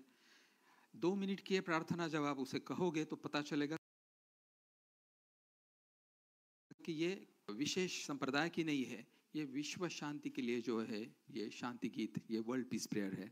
तो आप सबसे निवेदन है कि 2 मिनट के लिए अपनी जगह पर, स्थान पर कृपया खड़े हो जाइएगा, अपने हाथ जोड़िएगा और ये जो विश्व शांति प्रार्थना है उसमें तहे दिल से आप शामिल हो जाइएगा. Audio of the world peace prayer please.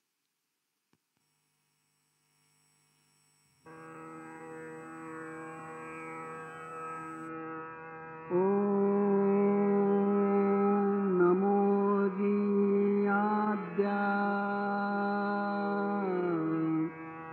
वेद प्रतिपाद्या जय जय स्वसंवेद्या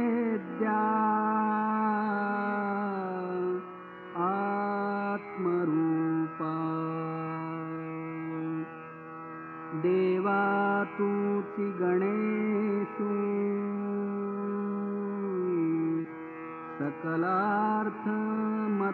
सकलार्थमतिप्रकाशु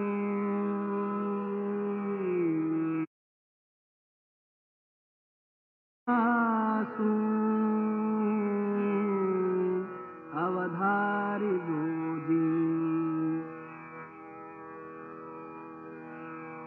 गुरुर्ब्रह्मा गुरुर्विष्णु गुरुर्देवो महेश्वरः गुरुः साक्षात् परब्रह्मा तस्मै श्री गुरवे नमः.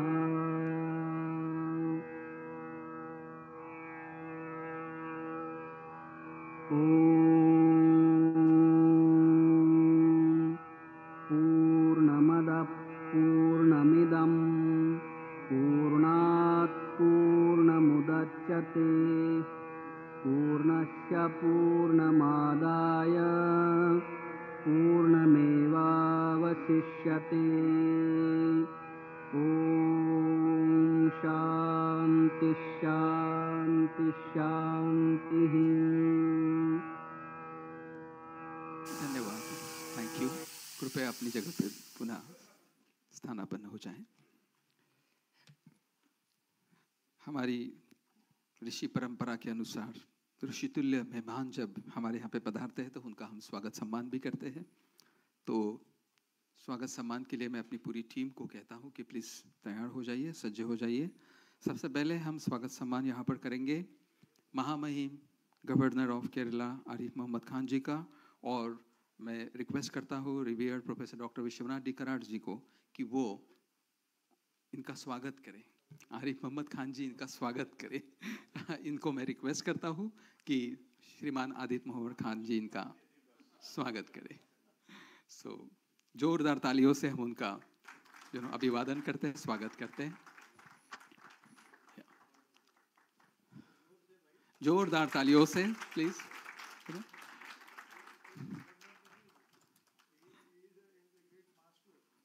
Yes, thank you so much, thank you so much. जोरदार तालियों से हम स्वागत करते हैं। Thank you so much. Yes yes, बहुत। अब हम स्वागत करना चाहेंगे कराड़ साहब, आप खड़े रहिएगा। आपका स्वागत है विज्ञानानंद जी।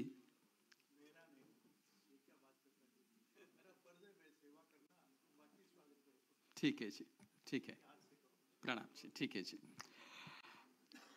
हम स्वागत सम्मान करेंगे स्वामी विज्ञानानंद जी का संजय उपाध्याय साहब के। जैसा सर ने कहा है, संजय उपाध्याय साहब स्वामी विज्ञानानंद जी का स्वागत करते हैं। हर बार जब भी स्वागत सम्मान हो, एक उत्स्फूर्त तालियों का बौछार हो, ऐसी अपेक्षा है। Thank you. Doctor Priyankar Upadhyay ji, तब तक आप तैयार हो जाइए। आप स्वागत सम्मान करेंगे। स्वामी विज्ञानानंद जी का स्वागत हो रहा है सबसे पहले। Yes, thank you. Swami Yogi Amarnath ji का स्वागत करेंगे doctor Priyankar Upadhyay ji. So please welcome doctor Priyankar Upadhyay for felicitating.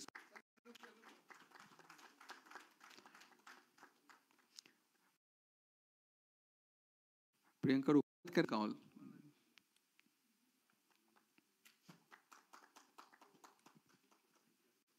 Thank you. Upadhyay साहब, आचार्य विवेक मुनि जी को मैं रिक्वेस्ट करता हूं कि आप उनका स्वागत करिएगा प्लीज।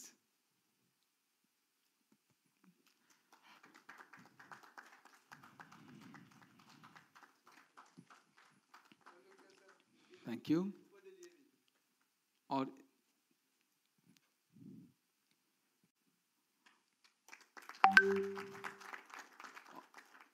उपाध्याय जी, आपको पुनः रिक्वेस्ट करता हूं कि आप स्वागत करें स्वामी नरसिम्हानंद जी का।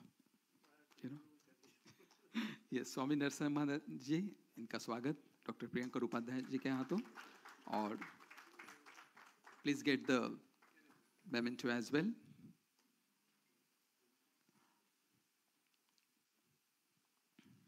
Thank you. यस, अब डॉक्टर एसएन पठान जी को मैं रिक्वेस्ट करता हूं कि वह स्वागत करें माणेकर जी का, रबाय इसकेल माणेकर जी। पठान साहब।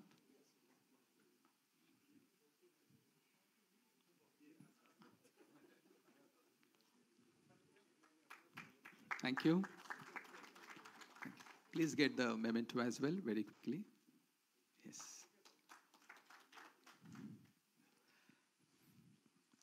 पठान साहब, आप ही से नम्र निवेदन है कि आप सम्मान करें हाजी सईद सलमान चिश्ती जी का।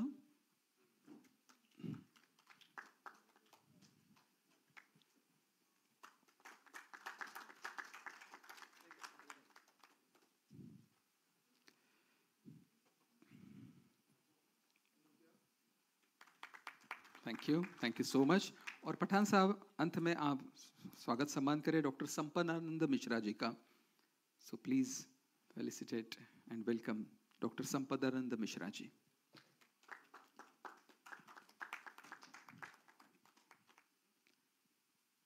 Please get the memento as well. Thank you. Thank you so much. हमें खास एक विनती मिली है हाजी सईद सलमान चिश्ती साहब से, उन्होंने अजमेर की दरगाह से खास कराड़ साहब के लिए एक तोहफा और एक स्वागत सम्मान चाहते, वो उनका तो हाँ यस। सो मैं विनती करता हूँ आयोजकों को, प्लीज इसको आप खोल लीजिएगा, because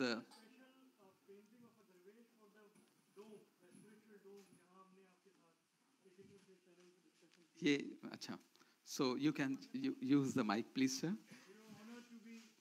Please get the mic on there, please. Yeah, thank you. Yes, it's on. We were honored to be in Pune at the MIT University at the भारतीय छात्र संसद। तो जब वहाँ पहली मर्तबा डोम में, उस वक्त हमने नियत करी थी ये खूबसूरत तोहफा आपको अजमेर शरीफ की तरफ से पेश करेंगे। जोरदार तालियों से आप स्वागत करिएगा।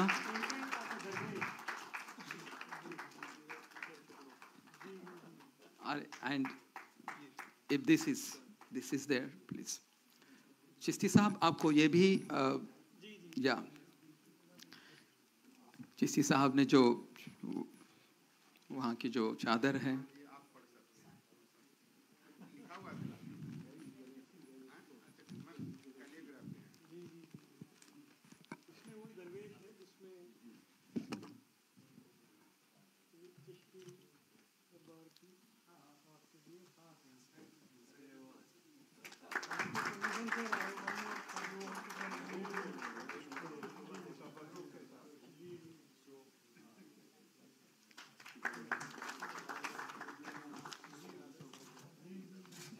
Thank you very much. Thank you so much, sir. Thank you very much. Thank you very much.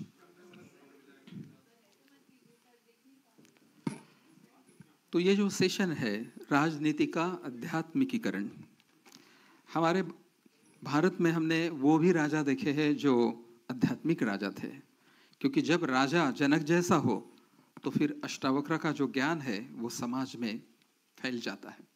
तो इसी प्रकार से क्यों ना राजनीति में भी आध्यात्मिकरण हो, राजनीति में भी जो मूल्य है उसको सब सर्वोपरि रखा जाए। किस तरह से हम सब लोग वसुधैव कुटुंबकम, एक ही साथ रहते हैं, हम एक ही जननी के हैं, एक ही हमारा ईश्वर है। क्यों ना ये बात oneness of the whole reality सबके साथ में ये पता चल जाए, सब इसको समझने लगे। इसी कारण इस सेशन को रखा गया है। इस सेशन का जो एक कर्टन रेजर वीडियो है कि what is the motive behind this session, इसके लिए मैं हमारी तंत्रा की टीम से निवेदन करता हूं कि please show a very small 2-minute curtain raiser video of spiritualisation of politics round table session.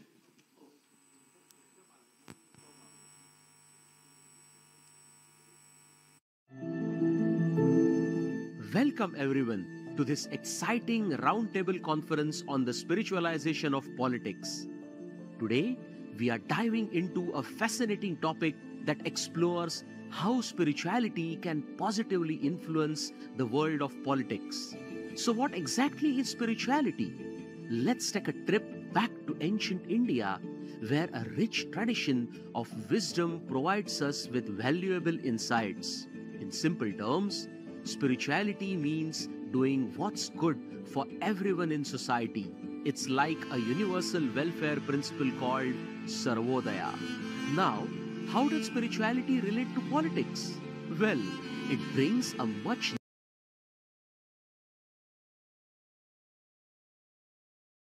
needed in principle come from the pursuit of truth. In fact, truth is the very essence of spiritualizing politics.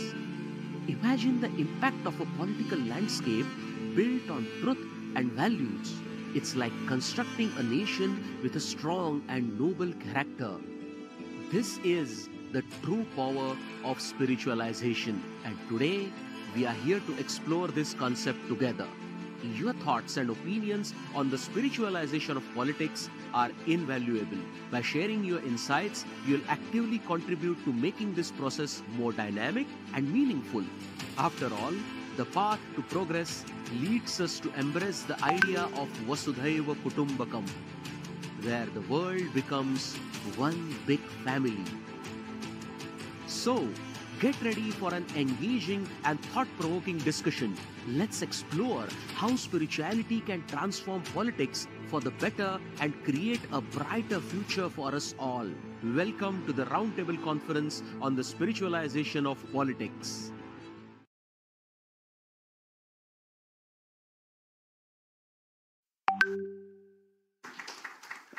Breaking the Ice video. So what actually is the session about? Mahamahim, Governor of Kerala, वो तो आखिरी में because of the chief guest he will be speaking in depth about this topic. लेकिन फिर भी हम सम्मान से request करते हैं कि to open the session for 2 minutes. अच्छा, please sir.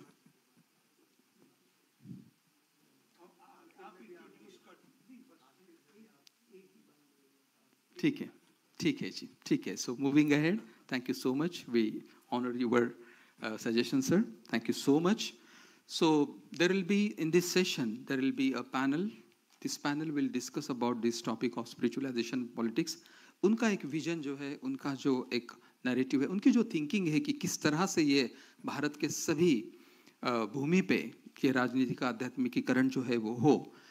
और लेकिन उसके पूर्व आज जो व्यक्ति ने इस वसुधैव कुटुंबकम और हमारी जो एक वैल्यू बेस्ड यूनिवर्सल एजुकेशन, इसको शिक्षा के माध्यम से हर फैमिली में हर जगह पर किस तरह से जाए, इसका जो काम किया है revered professor doctor Vishwanath Karad साहब ने.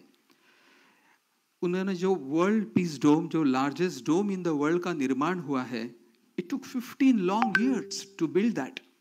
And it is the largest dome for world peace, for propagation of humanity, and dedicated to the world in 2018 by the Honorable Mahamahim उस समय जो हमारे उपराष्ट्रपति थे वेंकैया नायडू जी द्वारा. कराड़ साहब जो है वो MIT वर्ल्ड पीस यूनिवर्सिटी के फाउंडर प्रेसिडेंट है. He is also UNESCO chair for human rights, democracy and peace. और जीवन भर का उनका जो परसूट है वो है value based universal education for establishing a holistic peace loving society. और स्वामी विवेकानंद जी का जो विजन है कि union of science and religion oblique spirituality alone will bring harmony and peace to mankind, उसी का जयघोष और उसी के साथ वो कर्मयोगी कर्मठ तरीके से 40 साल से लगे हुए हैं. तो 2 मिनट में हम वर्ल्ड पीस डोम, जिसका आपने स्टॉल का भी हमारे जो लोकसभा के अध्यक्ष हैं ओम बिरला साहब ने आज उसका भी उद्घाटन किया, तो हम चाहते हैं कि हम सभी लोग 2 मिनट का ये जो वर्ल्ड पीस डोम का जो आस्वाद है उसे देख के समझे कि how that dome has come up for the humanity for peace. So I request Tantra team to play the video.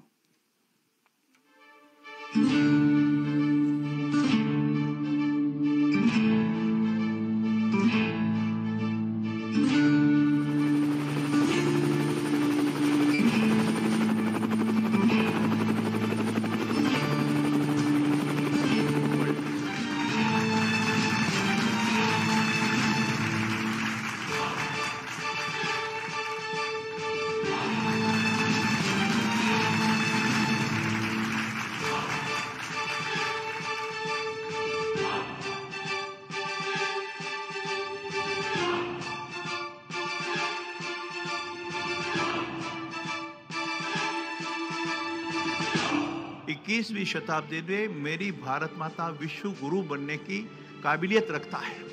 It will become a विश्व गुरु इन द 21st सेंचुरी. उसका छोटा सा उदाहरण, छोटा सा सिंबल यहाँ बन गया है, ऐसा मेरा मानना है. I must say that in the entire history after the independence since 1947, this is one of the unique steps towards the contribution of universal humanity. And my government of India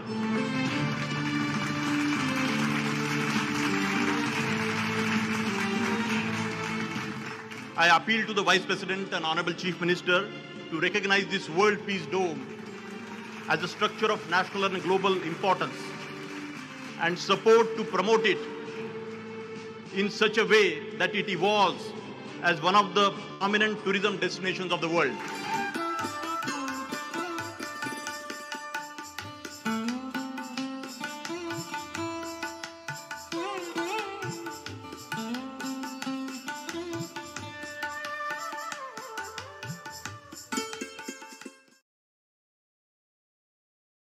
एक जोरदार तालियों से हम स्वागत करते हैं the visionary creator, architect, the UNESCO chair for piece, democracy.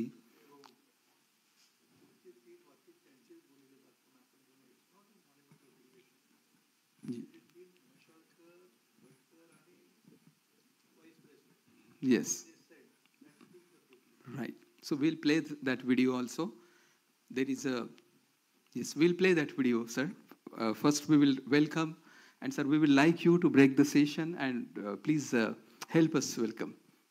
So मैं विनती करता हूँ कि revered professor doctor Vishwanath D Karad sir इस सेशन को आप गाइड करिए and please please welcome with a round of applause doctor Vishwanath Karad sir. हाँ जी.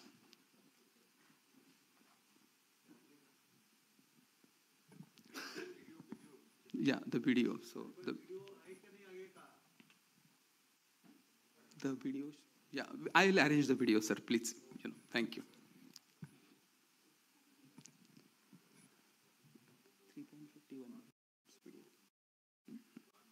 Yes, आप कमान तब तक हम सब चाहेंगे.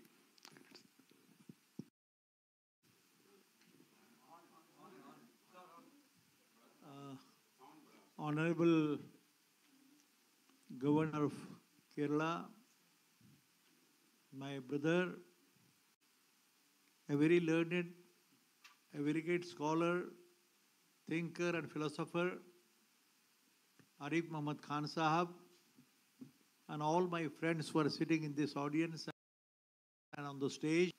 I can see them, unique, great people sitting here on the in the stage.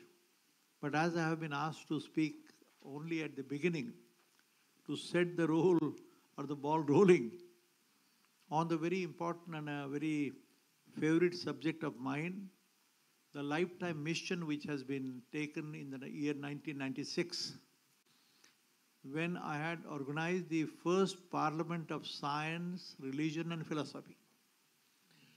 It was a time of the 700th anniversary of Sanjeevan Samadhi of Dhaneshwara. 700 साल के बाद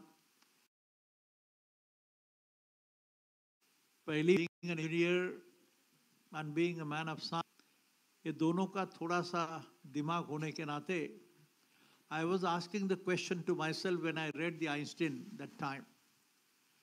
And when I read that equation E equal to mc square, and then when I read some literature of the Sant Dhaneshwara and Sant Tukaram both, it was revealed to me for the first time. I still remember Nagarechi Rasavi Jalashaye Nirmavi Mahavane Lavavi Nanavida ऐसा मराठी में उसका एक श्लोक है. मुझे आश्चर्य लगा, एक अभी वो आदमी नहीं है, बहुत बड़ा 1200 पेजेस का किताब लिखा एक आदमी ने. He was a pressman.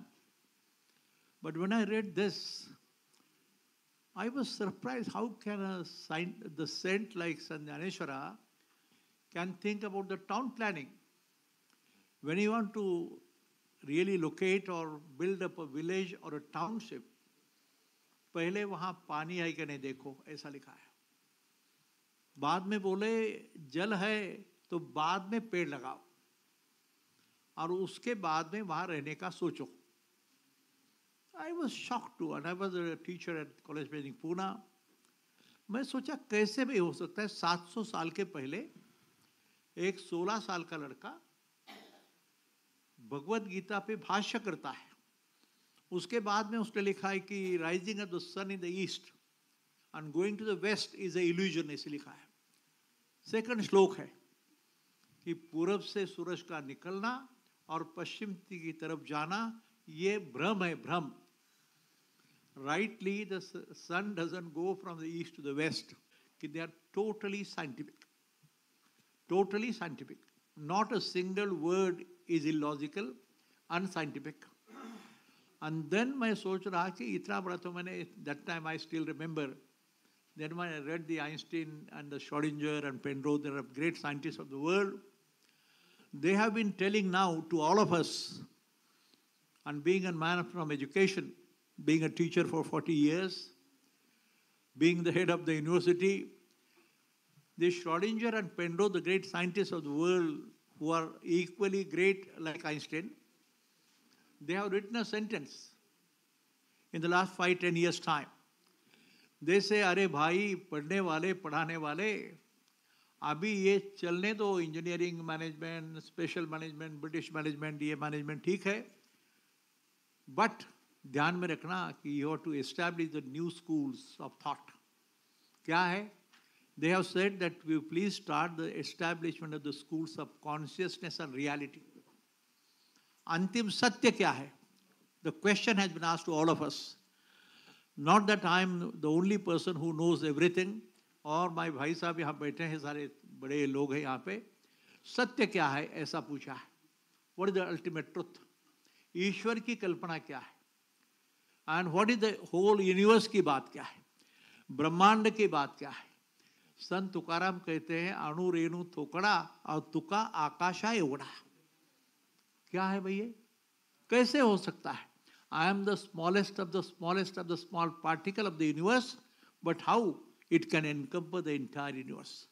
सारे विश्व को वो अपने कब्जे में ले सकता है. इतना सुंदर है, मैं इतना बोलूँगा आपको कि, लेकिन अभी पठान बैठा है यहाँ, मेरा दोस्त शाहबुद्दीन पठान. पूछो उसको भाई अल्लाह कौन है, प्रॉफिट मोहम्मद साहब का संदेशा क्या है, उसको पूछो कुरान क्या बोलता है, भगवत गीता क्या बोलती है. ये सारे धर्म ग्रंथ है, ये जीवन ग्रंथ है भाई. कैसे जीना और कैसे नहीं जीना सिखाता है, कैसे चलना है, कैसे जीवन में, how to live, how not to live. ये दोनों का चिंतन है. धर्म की बात है, ड्यूटी की बात है. एंड देन कुरान में जब लिखा है कि माँ के पाँव के तले जन्नत होती है और बाप जन्नत का दरवाजा, जन्नत यानी स्वर्गाची आपल्याकडची कल्पना है, वो लिखा है भाई, पढ़ो तो सही. अभी बाप जन्नत का दरवाजा है, माँ अपनी मातृदेवो भव पितृदेवो भव, वही भाषा है. भेद कैसा है? भेद समझ में है, अपने दिमाग में, और वहाँ से गलती होती है. And you know, friends, remember, world over, if you find the history of thousands of years, the highest bloodshed and massacre has taken place in the name of religion. Bondage of nations is one aspect. Personal gains, स्वार्थ होता है. लेकिन सबसे ज़्यादा झगड़े दुनिया में, इतिहास निकालो पूरा, भाई साहब बोलेंगे शायद इसमें, कि सारे झगड़े और लड़ाई जितनी bloodshed जो हुआ, and presently the world is passing through the chaos, confusion, bloodshed and massacre. The entire world, in spite of the mind-boggling developments of science and technology. शास्त्र की बात हो, IT की बात हो, गूगल की बात हो, अभी जो भी शब्द आपको यूज करना है सो यूज करिएगा. आर्टिफिशियल इंटेलिजेंस की बात हो, ये सारे शब्द क्या इंडिकेट करते, सोचो तो सही. They indicate nothing but the ultimate reality, the truth. जो यूनिवर्स की बात करता है. जब मैं आऊँगा थोड़ी देर में, इतना ही कि अभी पता नहीं MIT के दिमाग में मेरे भाई विजय भटकर हो, हमारे डॉक्टर मशवलकर हो. मैं I am not something of a great scientist, but I have a habit of making a query, understanding. मुझे पता नहीं लगता ना, तो भाई को पूछो, भाई कैसे लगता है, गलत है या सही है. तो you will not believe, friends, that Vijay Bhatkar, I'm taking the name again, who is the Param supercomputer scientist. When Rajiv Gandhi that time went to America, he was quite a person who was very keen to develop India. Color supercomputer nahi tha, color TV nahi tha. So he had asked the question to American president that time.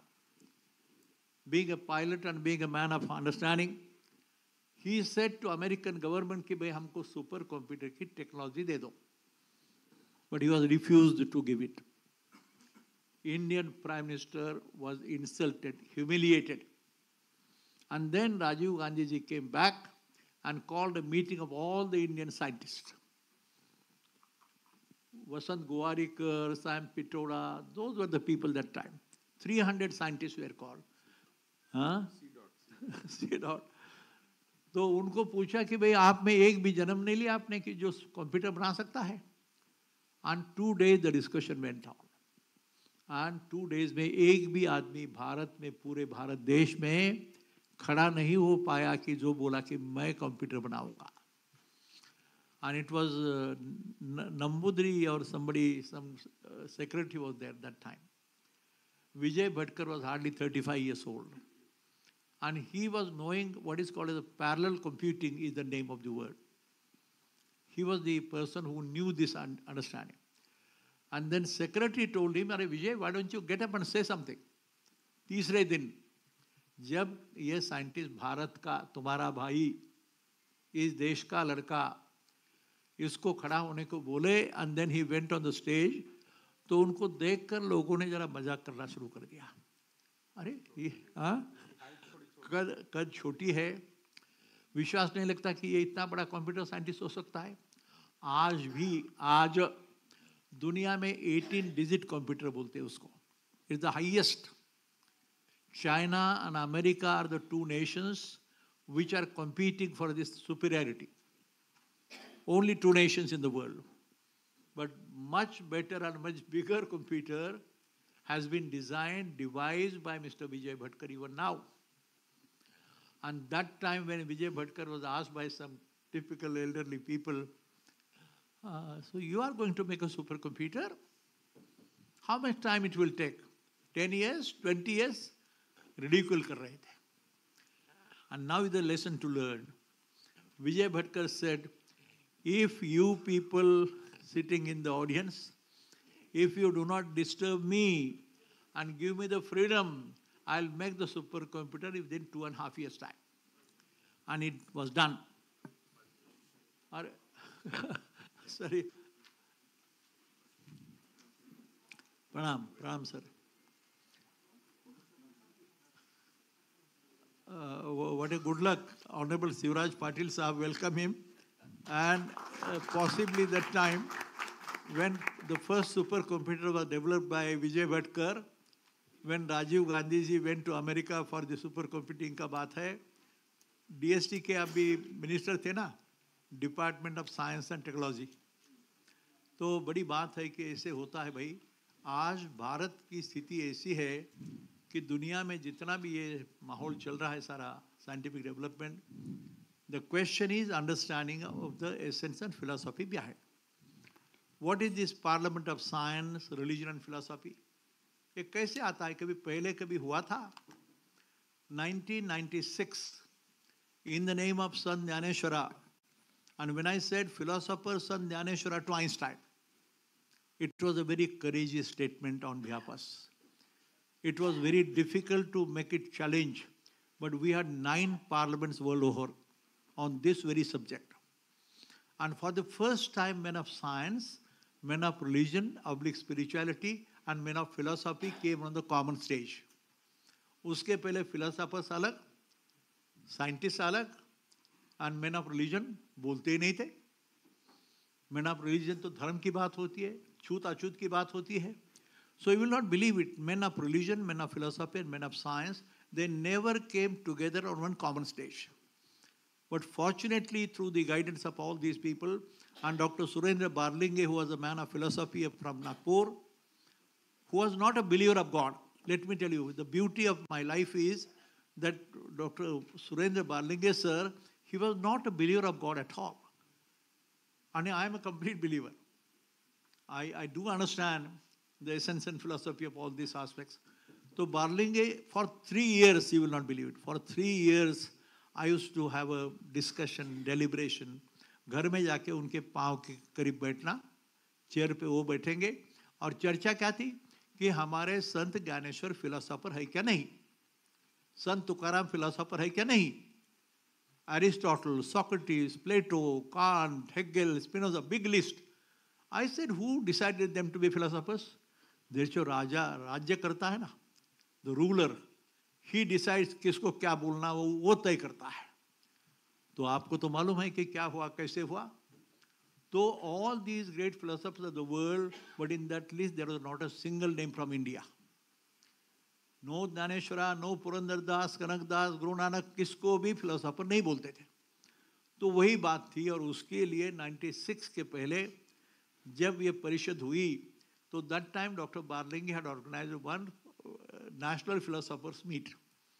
तो वो सब लोगों को मैं लेके 3 बस 4 बस किए और आनंदी लेके गया, और आनंदी के संत ज्ञानेश्वर के समाधि पे सबको बैठने के बाद मैंने पूछा, do you believe that Sant Dnyaneshwar is a philosopher और नॉट? तो बार्लिंग ये बोलते रहे वो धर्म का बात करता है, और जो धार्मिक है उसको दुनिया में साइंटिफिक नहीं बोलते. मैं बोला कौन तय करता है? तो वही राजा करता है. And then you will not believe, I requested बार्लिंग, doctor Madharav Suryavanshi was the chairman of MPSC, Maharashtra State. A very great scientist again, but a believer of all these religious books. And then बात ऐसी हुई कि we said, sir, can we organize a world parliament? He said, world philosophers meet. तो बाहर लेंगे, बोले तो पागल हो गया क्या? पैसा कहाँ से आएगा? मैं बोला आएगा भाई कहाँ से? MIT की शुरुआत थी. Just we had started. Myself 600 रुपये मेरा पगार था और बाकी तो क्या था क्या नहीं छोड़ो. लेकिन we declared that we will have a world philosophers meet. But उसको मैंने जोड़ दिया World Parliament of Science, Religion and Philosophy. And then 700 delegates from the world over, from China to Russia to America to all the nations in the Middle East, the India, Pakistan, everybody from Pakistan. We are the people, 700 delegates came. ECG Sudarshan was one of the great scientists from America. Then Christ Nobel, the grand nephew of Alfred Nobel. And everybody came and the conference went on for 7 long days. 7 दिन परिषद चली, deliberation, discussion, every aspect was discussed. Whether there is a God, whether this religion is true, that religion is true. And finally it was, वो भी खान थे, आपको ध्यान में होगा, दिल्ली में. Maulana Wahiduddin Khan, a very great Islamic scholar from Delhi. That time also he was more than 85. And he was the person finally in the last concluding session. Ye Khan Sahab, he had a very wonderful voice culture. Wonderful voice culture. Akashvani, P.N. Haksar was one person and Wahiduddin Khan another person. And when he declared, in the only 5 minutes he spoke. And he said, I declare, and I want you to know, every one of you sitting here from the world over, that Sant Jnaneshwara was one of the greatest philosophers of the earth. और रोने लगे खान साहब. बहुत बड़ी मजा, 3,000 लोग थे. Almost half the people were in tears. And then he said, there is no one in the whole world, from the men of science or religion and philosophy, no one can think so deeply about the scientific aspect of the religious concepts and the spirituality. अध्यात्म शास्त्र की वैज्ञानिक प्रयोगशाला बनी है. ये मिलिंद बोला बड़ा है, मैंने क्या कहा, किसने किया भाई? I'm a mechanical engineer, but there is no architect, no planner, no designer, no crane was used, no builder was employed, very village workers were employed. And I used to give just a circle and give the dimensions, and हो गया भाई, 11 साल लगे. पैसा कहाँ से आया? मेरा तो नहीं था, समाज का ही पैसा था, हमारे स्टूडेंट्स हो या पेरेंट्स हो, बट ये बन गया. और बाद में पता लगा कि Saint Peter's is the biggest dome in the whole world. The Britishers were very keen that no one should be build such bigger than this.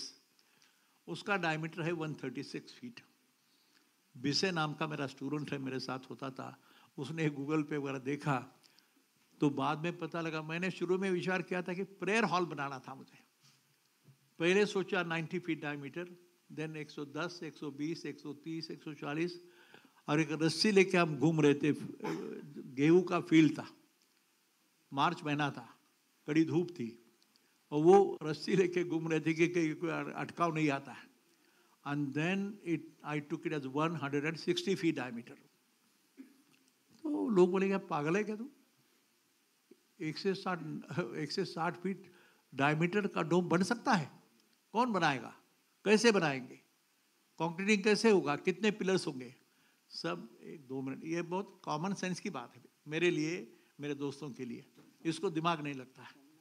It requires a very simple common sense. और 10-11 साल के बाद पता लगा कि this is bigger than Saint Peter's dome. And today 54 statues of all the saints and sages. संत अंदर है, साइंटिस्ट और फिलोसोफर्स बाहर है. 24 साइंटिस्ट जो है ना वो बाहर है, लेकिन अंदर डोम में गोलमेज परिषद हो रही भाई. जीसस क्राइस्ट के बगल में बाबा बुल्ले शाह है, संत ज्ञानेश्वर है, बाकी रामकृष्ण मिशन के ये लोग है, गाड़गे बाबा है, बसवेश्वर है सारे, हाँ शंकराचार्य है। तो क्या बात करते भाई, पूछा कि आपका धर्म क्या कहता है, बताओ हमको कैसे जीना और कैसे नहीं जीना सिखाता है। तो कुरान की बात हो, पुराण की बात हो, तो विश्व हिंदू परिषद के संस्थापक बड़ी प्यार थी। उस दिन मोदी साहब के साथ मीटिंग था उनका, दोपहर 1:30 बजे, तो भी हरिद्वार से निकलकर सुबह 8 बजे पहुंचे कैंपस पर। और उस दिन वो बोले आज कुरान और पुराण एक हो गया। वाह, वेद क्या है, कुरान का चिंतन तो करो। मैं दर्शे कुरान होता ना वैसा पठान, ये पठान बोलेगा आपको कि आपने ज्ञानेश्वरी होती है, गाथा होती है, रामायण लगाते हैं, सारे धर्म ग्रंथ का प्रवचन होता है 7 दिन।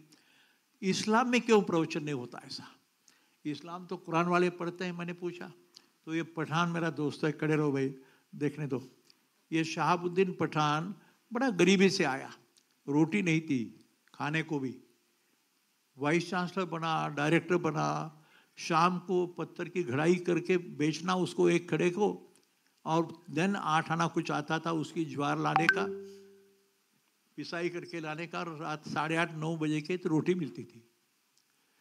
ये आईसीसीआर का वाइस प्रेसिडेंट बन गया, गवर्नमेंट ऑफ इंडिया का, लेकिन बड़ा नेक और सीधा, great scientist, but at the same time the very unique analysis which we are discussing here. और जिसमें मैं इतना भी कहूँगा इतना ही कि बड़ी लंबी छोटी छोटी बातें हैं, ये बन जाता है भाई, ये इवॉल्व हुआ है, ये बनाया नहीं। आप जाके देखो तो सही, American people came, salt lake city में मेरा भाषण हुआ था, I don't know what number it was, but Chicago में जो पार्लियामेंट हुआ विवेकानंद का, उसके बाद में उस सीरीज का पार्लियामेंट था, and I was one of the keynote speakers. आप विश्वास नहीं करेंगे, हाँ अभी 1000-2000 लोग होंगे। The total audience was 10,000 people, pin drop silence, and some or the other I was given only 10 minutes।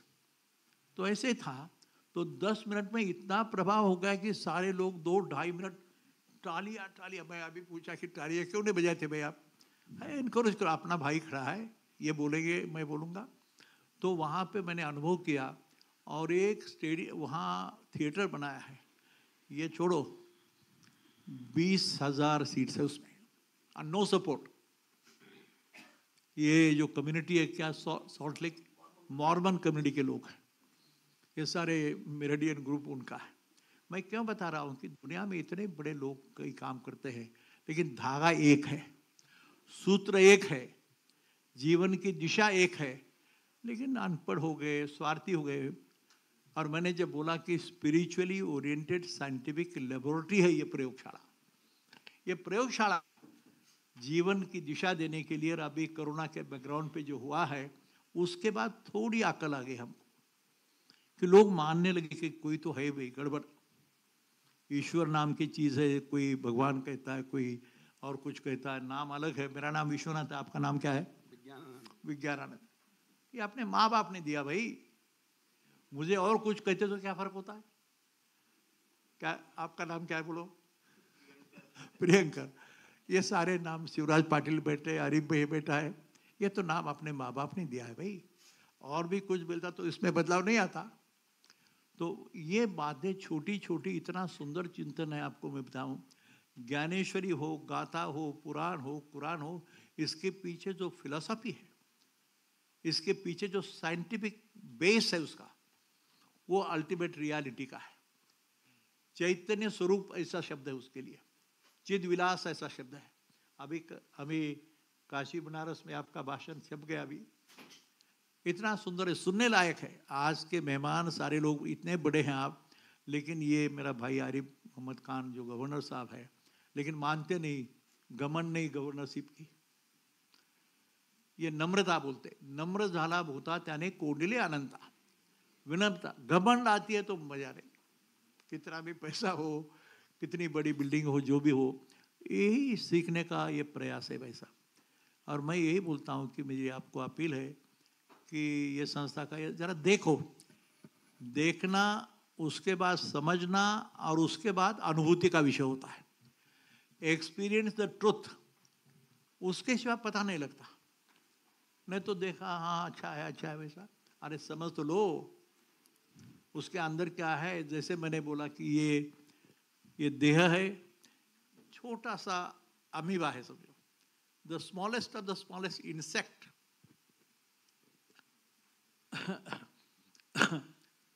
The insect, उसको भी बॉडी तो है, देह है, ब्रेन भी है, बुद्धि है, लेकिन दूसरी तरफ आत्मा और मन है।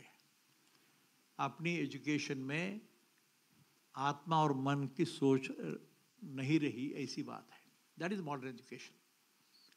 वहाँ गलती हुई और आत्मा का स्वरूप, मन की केमिस्ट्री समझने का यह प्रयास है जो अपने यह अध्यात्म शास्त्र से माध्यम से जाता है। अध्यात्म शास्त्र की वैज्ञानिक प्रयोगशाला ये डोम है। धन्यवाद। Thank you so much. जोरदार तालियों से हम करार साहब को अभिवादन करते हैं। Thank you so much.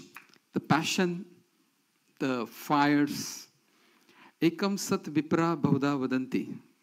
The truth is one, but all the learned people call it by very different names. और यही वहाँ पर जो डोम में जो सर ने बनाया है, no architect, no crane, no machines, and just single-handedly with the very small village people in 11-12 years continuous. So thank you so much, sir, for this. हमारे महामहिम जो है गवर्नर ऑफ केरला, उनकी 6 बजे फ्लाइट है, ऐसा मुझे उनके ऑफिस से पता चला है। इसके कारण we are going to have the constraint of the time.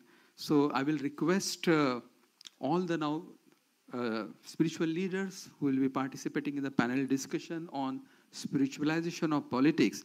So हम उनसे विनती करेंगे कि we will speak very briefly for 3 to 4 minutes about their vision, about their idea, how this concept of politics can be spiritualized for the greater good of the society.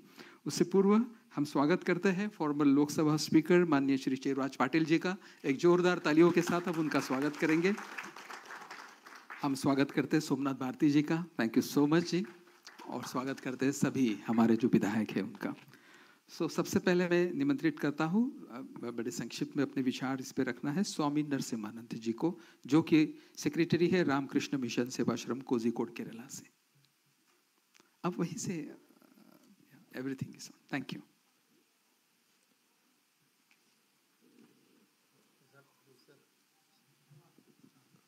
Yeah, it's on.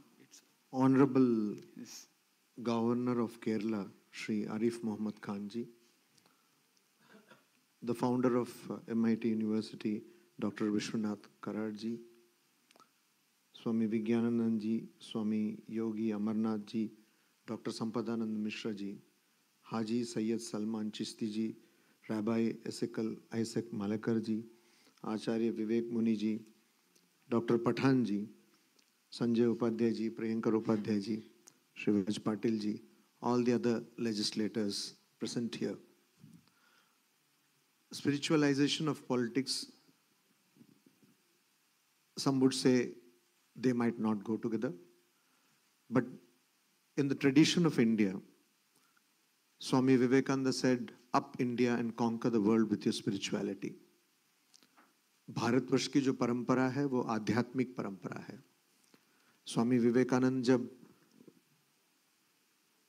विदेश यात्रा के बाद, विदेश में 4 साल काम करने के बाद जब भारत लौटे 1897 में, जिसकी हम अभी 125वीं वर्षगांठ मना रहे हैं 1 साल से, तो भारत में जब लौटे तो स्वामी जी ने एक व्याख्यान परंपरा की।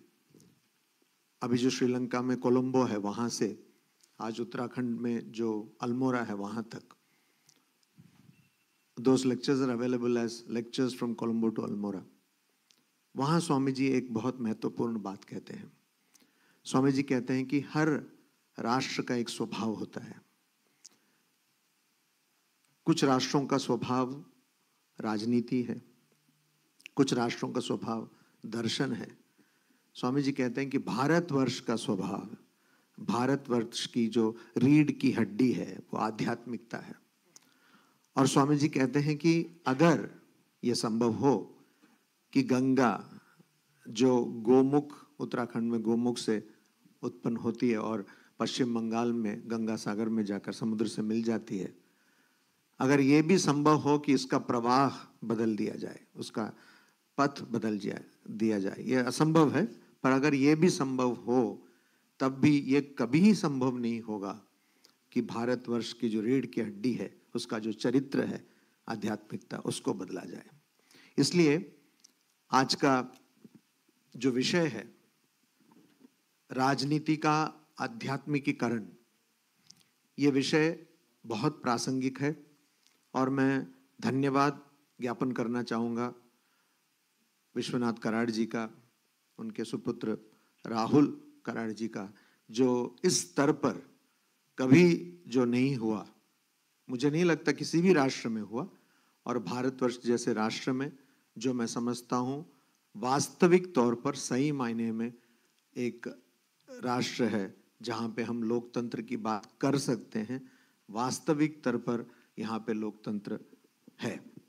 तो यहाँ पे जब बात आई है आध्यात्मिकरण राजनीति की, तो यहाँ पे मैं दो बातें रखूंगा। जैसे मिलिंद जी ने कहा समय का थोड़ी कमी है समय की। In 1899, there was a plague in the city of Kolkata. Then it was called Calcutta. And Swami Vivekananda appealed to the general public to support the cause of relief of plague. And he wrote a manifesto for that, an appeal for that. And he starts this appeal in this manner. He says, when you are suffering, we suffer. When you are happy, we are happy. Sanskrit में एक शब्द है सहानुभूति, भले ही उसका कभी अंग्रेजी में अनुवाद करते हैं empathy, but it is not close at all. सहानुभूति, सह अनुभूति, आपके साथ मैं अनुभव करूंगा। अगर आप दुखी हैं तो मैं भी दुखी हूं, अगर आप सुखी हैं मैं भी सुखी हूं। I believe democracy should be rooted in this principle. Public governance should be rooted in this principle. Not thinking about what the governing people think, but thinking through the eyes, through the lens of the governed. And then it becomes true democracy. And also, Swami Vivekananda famously said that India, the two ideals of this nation are renunciation and service. They are kind of two, the obverse and reverse of the same coin. एक ही सिक्के के दो पहलू हैं. And channelize this nation into those channels, and everything else will be taken care of. These two principles, I think, should be cardinal principles in public administration. Swami Ranganathananda ji, who spread, and I learned only last month in a function at our center in Kochi, where Honorable Governor of Kerala, Shri Arif Muhammad Khan, he said that he used to listen to the lectures of Swami Ranganathan ji, who is my guru. I've been blessed by his initiation. So he was the 13th president of Ramakrishna Math and Ramakrishna Mission. He coined a word, and that word is, he was for a long time the secretary of our center in Ramakrishna Mission, Delhi. He said, public administrators or legislators like most of you here should have what he called imaginative sympathy. And he used to, for many years, give classes on ethics at the staff training college at Mussoorie. And in those lectures also, he made it a point to, what is this? What does he mean by this phrase, imaginative empathy, imaginative sympathy? In Shastri Bhavan, Central Secretariat in Delhi, somebody is sitting, and that person gets an application of family pension. And for that person, it means just some, वो तो केवल कागज है उसके लिए, some papers. And that person looks at that, and thinks whether to approve it or not. Swami Ranganathanji, echoing the ethos of Swami Vivekananda, said that he should apply the mind and imagine that this is not just a paper, but it is the means of livelihood of some person who is sitting in some remote village in some corner of the country, and have sympathy, have empathy, and put in that person's place and think that my one signature will bring a big change in that person's life. So I would like the esteemed panelists here and also you to deliberate upon these three things. First is that spirituality. It has been highly debated whether India is a religious country or not, whether religion will be here to stay or not, etc. But we're talking about spirituality, which might not be the same as organized religion. One. Second thing is the twin ideals of the country, that is renunciation and service. And the third, whether we have the quality of sahanubhuti, whether as administrators, people do think of the person who is the last user or the last beneficiary of all your schemes. So I request all the people here and once again thank the MIT family for having organized this wonderful, unprecedented event. And I expect that it is replicated only in grander ways in the future. Thank you. Thank you. Thank you so much. Thank you so much. Good round of applause for Swami Narasimhanandaji. Fantastic. Thank you so much. May I now next request Swami Vijnananandji to express his mind. सभी panelist और सभी को नमस्ते। देखो, politics English word के रूप में आप जाएंगे, ग्रीक एंड फ्रेंच में तो थोड़ा प्रॉब्लम होगा। यदि आप भारत में जाएंगे, संस्कृत में इसको राजधर्म कहा गया है, तब वो अपने आप में ये स्पिरिचुअलाइज्ड हो जाता है। महाभारत के अंदर बहुत अच्छा उपदेश देते हैं भीष्म पितामह युधिष्ठिर को, कहते हैं सर्वस्य लोकस्य जीवनस्य राजधर्म परायण। सभी लोगों का जीवन जो है राजधर्म के ऊपर डिपेंडेंट है ना। और यह कहता है त्रिवर्ग समासत्व, सभी चीज इसके अंदर प्राप्त भी होता है। यहां तक कि उसी के अंदर एक जगह कहते हैं सर्वे विद्या राजधर्म से युक्ता, सभी विद्या राजधर्म से युक्त है, इसके बिना सभी विद्या अधूरी हैं।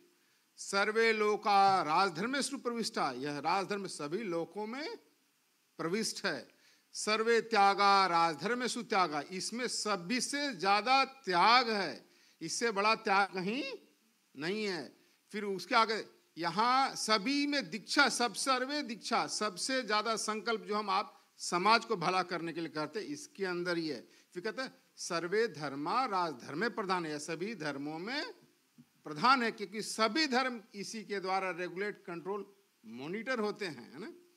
इसलिए कहता है सर्वे पदा हस्ति पदे निबंगना, यह जैसे हाथी के पैर में सबके पैर आ जाते हैं, इसके अंदर सभी आ जाते हैं। अनफॉर्चुनेटली क्या है कि भारत के अंदर जो हमारी राजधर्म की जो परंपरा थी, जो राजनीति की परंपरा थी, नीति मीन्स क्या है, उसको ले जाने वाले राजधर्म जिससे प्राप्त होगा वो नीति है हमारे यहाँ। नियति अनायति नीति वाली, मैं टेक्निकल शब्द में नहीं जाना चाहता। तो ये समस्या क्या कि हम इन सब चीज़ों को भूल गए हैं। मैं आपको बता रहा हूँ, डेमोक्रेसी स्वामी जी बात कर, हमारी परंपरा कितनी उत्तम है। कण्व ऋषि की पत्नी शकुंतला को लेकर के दुष्यंत के किले में जो महल है, महल में सुबह सुबह अर्ली मॉर्निंग 4 पर जो भी 4, 5, 3 जो भी पहुंचती है, तो गार्ड पूछता है किस लिए आए हो? तो बोलती है मैं हमें राजा से मिलना है। तो वहाँ गार्ड, देखो गार्ड भी हमारा गार्ड है, मैं सॉरी टू से आई एम यूजिंग गार्ड, अब अंग्रेजी में वही हमारे पास शब्द और तो कुछ नहीं, उसको पुराने समझ क्या चौकीदार नहीं है? हाँ दरबान है, हाँ संतरी कह सकते हैं। हाँ गेट के ऊपर नहीं, सेवादार गेट के ऊपर गार्ड जैसे दरबान कहता है। हाँ द्वारपाल, सही कहा, द्वारपाल आपने कहा, सही शब्द है, द्वारपाल शब्द है। हाँ द्वारपाल कहता है। यहाँ घंटा है, जैसे घंटा बोल रहे हैं ना, वहां बोला है घंटा है, इसको बजाओ। आविश्रों में लोकतंत्र अधिकार है, तुम्हारा अधिकार है, परमानेंट अधिकार है, राजा दौड़ के आएगा। ये हमारी परंपरा है। तो समस्या क्या है कि हम अपनी सारी परंपराओं, विद्या, प्रैक्टिसेस को भूल गए और unnecessary bogus critical theory, Marxist theory, post modernism, और ग्रामर्स की हेजोमनी, इन सारे मकड़ जाल में ऐसे फंस गए हैं। उससे जब तक बाहर नहीं निकलेंगे तब तक हमारा दिमाग क्लियर नहीं होगा और हमारा स्पिरिचुअलाइजेशन नहीं होगा। इसलिए आपको हमारे यहाँ भरा पड़ा है। मैं तो घंटों इस पर आप पढ़ेंगे सुकृति सार, कौटिल्य अर्थशास्त्र। कौटिल्य अर्थशास्त्र ने तो सीधे कहता है सुख से मूलम धर्म, धर्म से मूलम अर्थ, अर्थ से मूलम राज्यम, राज्य से मूलम इंद्रिय, इंद्रिय से विजय, इंद्रिय जय, इंद्रिय से विनय, विनय से वृद्धोप सेवा। सब आपको वहाँ मोक्ष तक ले जाता है ना। तो सब कुछ है। मैं इतना ही शॉर्ट में बताता हूँ कि हमें अपनी परंपरा के अंदर जो ज्ञान है उसको थोड़ा रीइग्नाइट करना है, थोड़ा पढ़ना है, उसको प्रैक्टिस में लाना है। नमस्ते। वाह, थैंक यू सो मच। पंडित वसंतराव जी कह रहे हैं कि ये जो लोगो है उस पे लिखा है हमने कि विधानम राष्ट्र धर्म। तो आपने जो बात कही वही हमने कहा है कि राष्ट्र धर्म सर्वोपरि है। धन्यवाद पंडित जी, थैंक यू सो मच। अगले मैं विनती करता हूँ आचार्य विवेक मुनि जी को कि वो अपने विचार संक्षिप्त में रखें।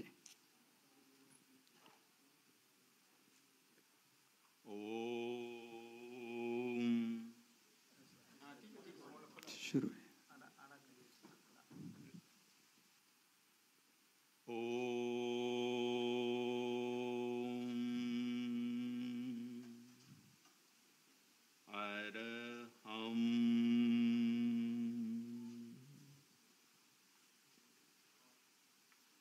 आदरणीय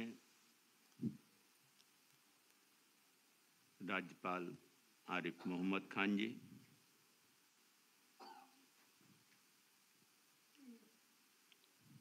सभी धर्मों के धर्माचार्यगण,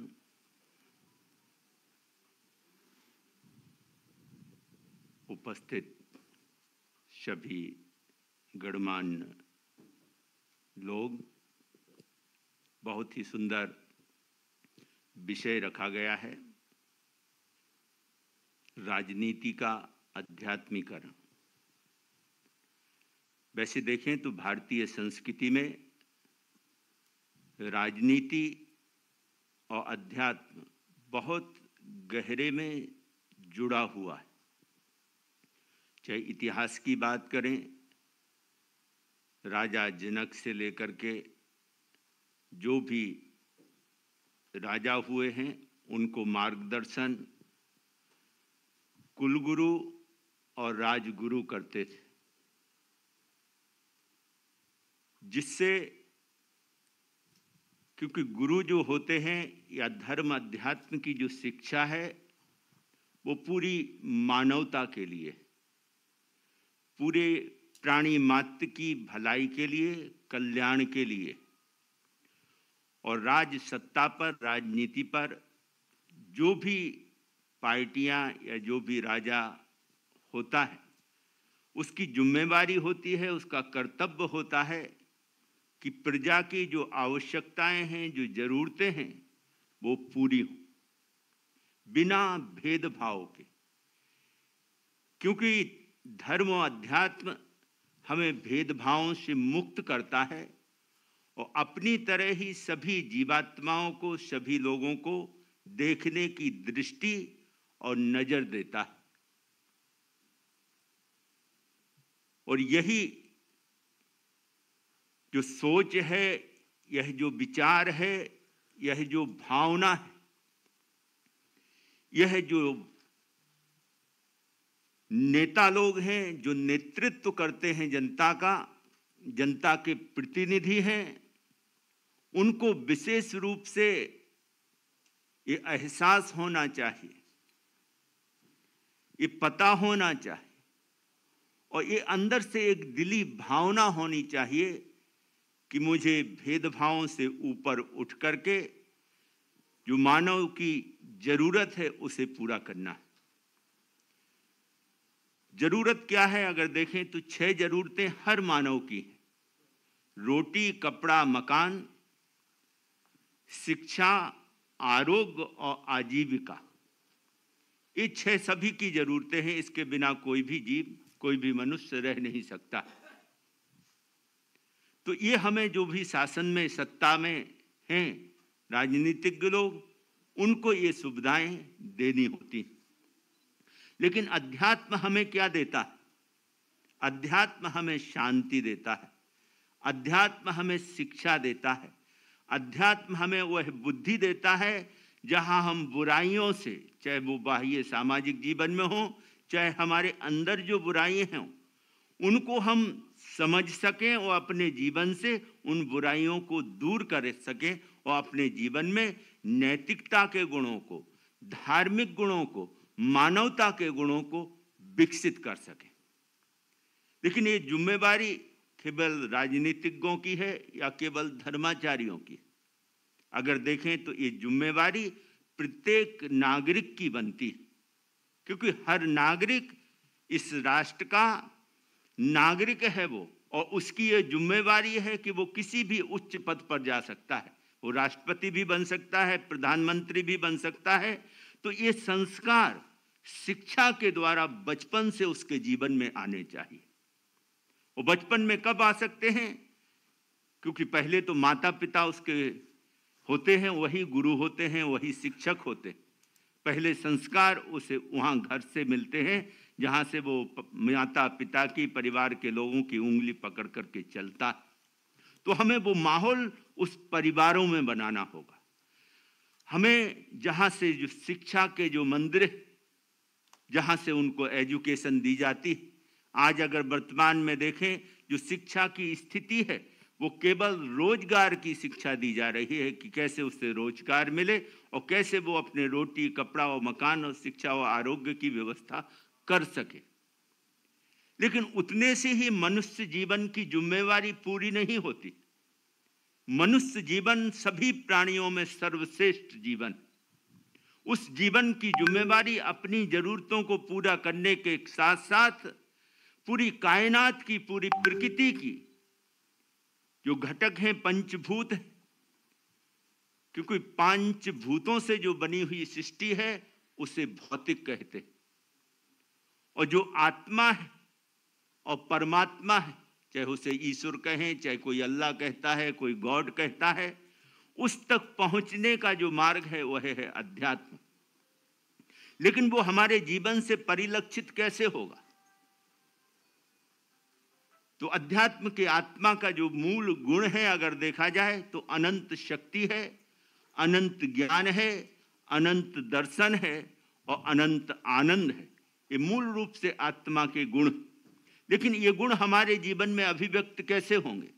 अहिंसा के द्वारा होंगे, प्रेम के द्वारा होंगे, करुणा के द्वारा होंगे, दया के द्वारा होंगे, भाईचारे के द्वारा होंगे, सर्वधर्म सद्भावना की भावना के द्वारा ये अभिव्यक्त होंगे। और ये अगर हम संस्कार बच्चों में बचपन से दे सके तो हम उनके लिए एक उनको मानव बनाएंगे। वो सच्चा जो मानव होगा, सच्चा जो इंसान होगा, वो अपने जीवन का भी विकास करेगा और अन्य जीवों के लिए, अन्य प्राणियों के लिए, अन्य लोगों के लिए भी वो सहयोगी होगा, हितकारी होगा। तो बहुत जरूरी है कि हम राजनीति के आध्यात्मिकीकरण के लिए ये प्रयास, जो आज जो कार्यक्रम हुआ राष्ट्रीय विधायक सम्मेलन, जिसको हमने भी अटेंड किया और बहुत ही सुंदर लगा, क्योंकि ये जो प्रयास है करात जी का, ये बहुत ही जरूरी है। क्योंकि आज जैसे पूरे देश का वातावरण अगर समाचारों के माध्यम से हम सुनते हैं तो यही लगता है कि बहुत ही नफरत, बहुत ही घृणा परस्पर राजनीति की पार्टियों में। लेकिन आज जो यहाँ पर देखा कि सभी अलग अलग पार्टियों के, चाहे वो क्षेत्रीय पार्टी हो चाहे राष्ट्रीय पार्टी हो, सभी के विधायक यहाँ पर उपस्थित थे और सभी आपस में संवाद कर रहे थे। और संवाद से ही समस्याओं का समाधान होता है। तो मैं इस अवसर पर ज्यादा कुछ ना कहते हुए यही कहूंगा कि अध्यात्म भारत का प्राण है और उस प्राण को सिंचित करने के लिए, उसका बीजारोपण करने के लिए हमें शिक्षा में उस अध्यात्म शिक्षा को जोड़ना होगा, जिससे बचपन से ही बच्चों को वो संस्कार मिले। और देश का भविष्य वह बच्चे होते हैं जो आने वाले राष्ट्र को और ऊंचाइयों पर ले जाएंगे। यही मेरी भावना है और यही मेरा सुझाव है। मैं पुनः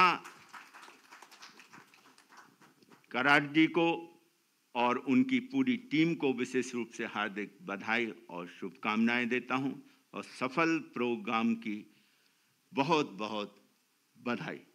ओम शांति। Thank you so much sir, thank you so much.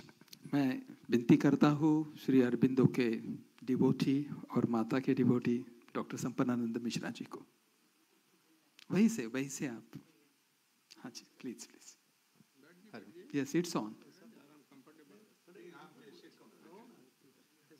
ओम इदं नमः ऋषिभ्य पूर्वजेभ्य पूर्वेभ्य पथिकृतभ्य नमः सभाभ्य सभापतिभ्यश्च।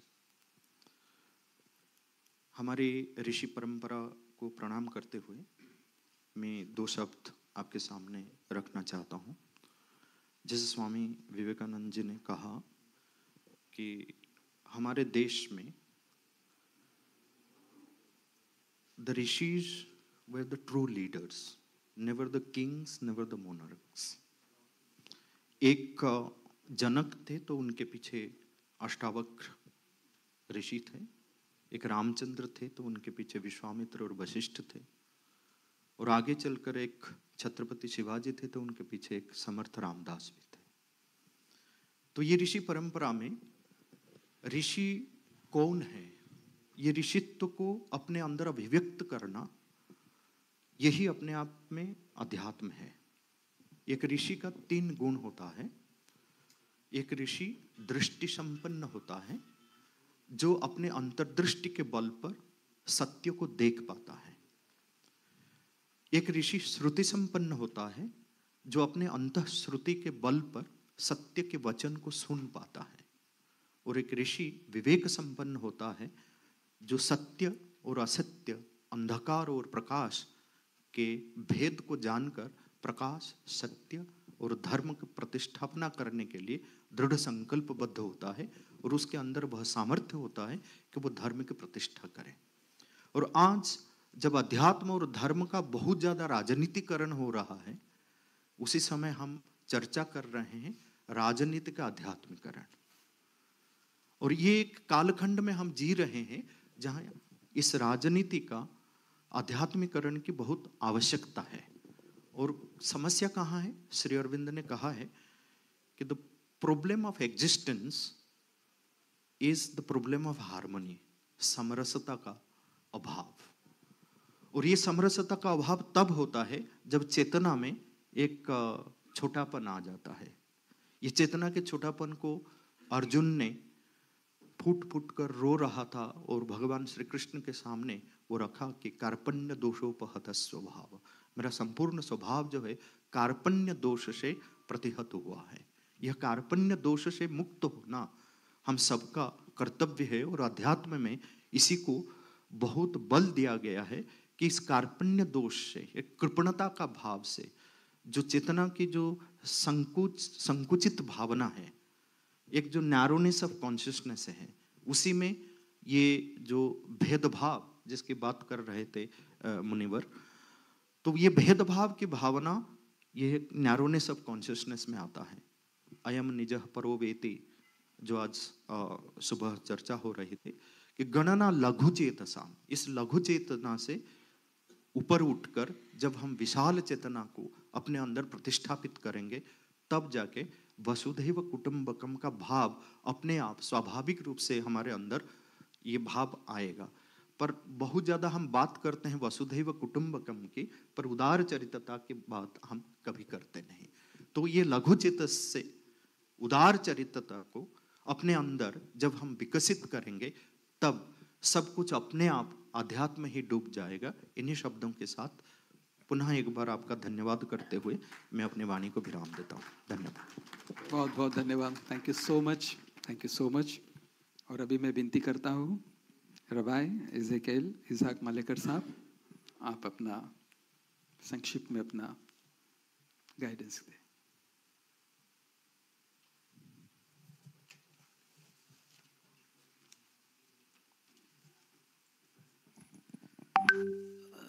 Namaste, Shalom.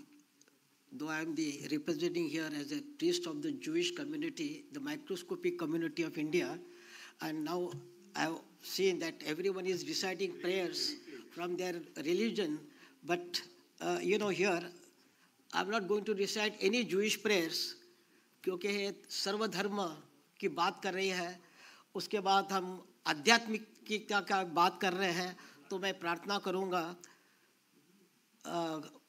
मुनि जी,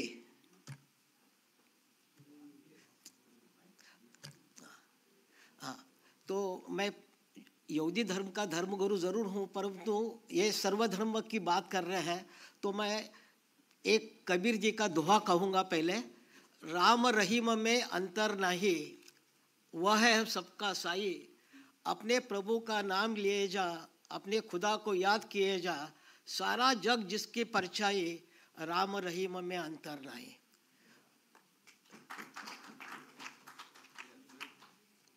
अपने जीवन को संगीत बना ले, हर गम को गीत बना ले, काहे को आँखियाँ भर आई, राम रहीम में अंतर नहीं। दूर खड़ा तो किसके डर से, मांग ले कुछ दाता के घर से, सबने मन की मुरादें पाई, राम रहीम में अंतर नहीं। आज का जो विषय है that spiritualization of politics, but I would like to say there is no need to have the spiritualized politics, because politics, spirituality is already there. We are not only practicing that spirituality, because if you see the history, India is a multi-religious country, and there are more than 9 religious leaders representative living in India in harmony, without coming into conflict with each other. Jews have been living in India for the last 2,000 years, and India is the only country in the world the Jews have never faced anti-Semitism and persecution. So do you mean to say there was no spirituality? We are not only practicing it. Spirituality already there, but how to practice that spirituality? Earlier, Dr. Karar Saab, you must have seen Dr. Our Radhakishan ji said, of course, first she said initially that intellectuals should not take part in the politics. Then later on he said that world order needs spiritual renewal. Then comes Gopal Krishna Gokhale and Justice Ranade. They try to spiritualize politics by self-surrender, total devotion, dedication to the service of the humanity. जैसे ऋग्वेदा में कहा गया है कि आपके 3 ऋण है, कि देव ऋण, ऋषि ऋण, पितृ ऋण, और उसके ऊपर का ऋण है वो है आपका मानवता का ऋण। महात्मा गांधी ने यही कहा है, what is hateful and hurtful to you. Bible में कहा है, किसी ने राब्या हिल्लर से पूछा कि what is Torah, and rabbi Hillel says what is hateful and hurtful to you, do not do to others. जो कार्य करने से, जो शब्दों का उच्चार करने से, क्योंकि हमारा मुख एक ब्रह्मांड है और ये शब्द है, ये ब्रह्मास्त्र है। जब तक आपके मुख में शब्द होते हैं आप उसके मालिक है, जब शब्दों का उच्चार हो जाता है तो शब्द आपके मालिक होने देते। तो किसी को कार्य करने से, किसी का बुरा शब्द इस्तेमाल करने से, यही हमारा जो स्पिरिचुअलिटी है। और महात्मा गांधी जी ने कहा था कि what is obtained through hatred and violence cannot be written forever, but whatever is obtained through love and non-violence can be written forever.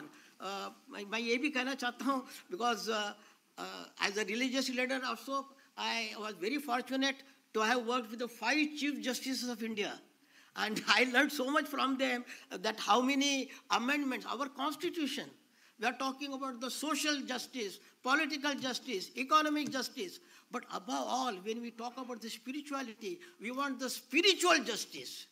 There is no spiritual justice, unfortunately. So we must have the spiritual justice. And I would like to say that in the Bible, I was just going through the very appropriate paragraph. हाँ मैं आपसे मैं निवेदन कर रहा हूँ मैंने तोरा से लिया है कि call for the spiritual justice. Justice shall you pursue. You shall not pervert judgment, nor favor persons. Neither shall you take a bribe, for a bribe blinds the eyes of the wise and perverts the words of the righteous. Hear the causes between your brothers. Judge righteously your brothers and the strangers. You shall hear the small and great alike. You shall not be afraid of the face of any man, for the judgment is God's. Robe not the weak because he is weak, neither crush the poor in thy midst. Seek justice, relieve the oppressed, protect the fatherless, defend the cause of the widow. Seek good and not evil, that you may live. Hate evil and love what is good. Let justice well up the water and righteousness as a mighty stream. And secondly, I would like to say, we always talk about the Constitution and our fundamental rights. That what is our fundamental right? Freedom of what Dr. APJ Abdul Kalam used to say, his vision for the India. He says, why we talk about the freedom? Freedom of speech, freedom of religion, freedom of equality. He says, why not we say freedom from? If we have the spiritualization of politics, we will have the freedom from disease, freedom from illiteracy, freedom from, you can have freedom from poverty, freedom from hunger. So why not we only talk about the freedom of? Because freedom of is only the negative this thing, our freedom. But if you talk the freedom from, so we want freedom from illiteracy, we want freedom from hunger, we want freedom from poverty, freedom from illiteracy, unemployment, and most important, freedom from corruption. Shalom and namaste.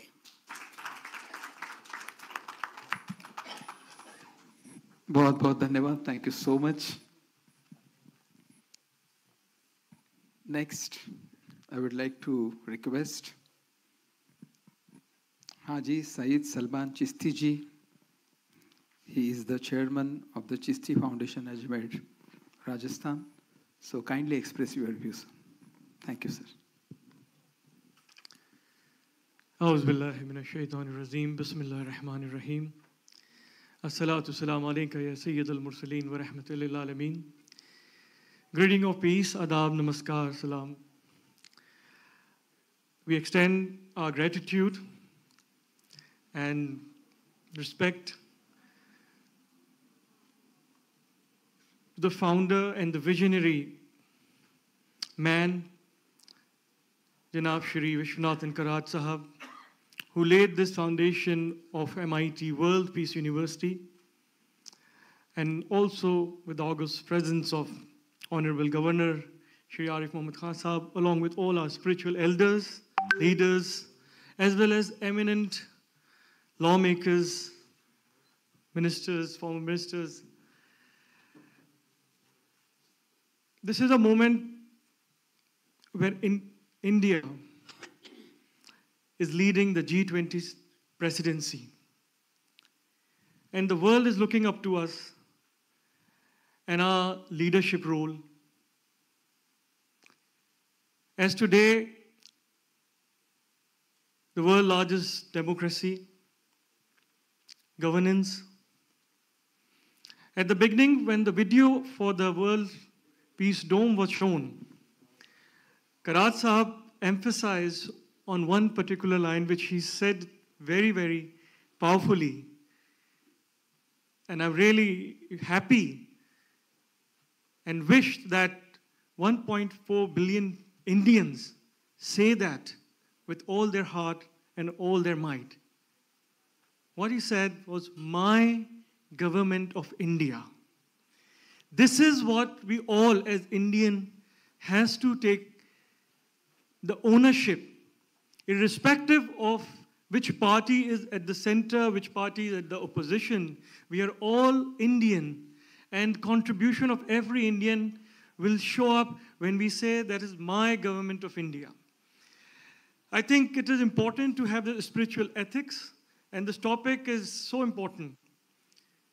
Spiritualization of politics, as well as to have that understanding which makes the responsibility given to the lawmakers by the citizen of India not only as a job but also a sacred trust, मुकद्दस अमानत.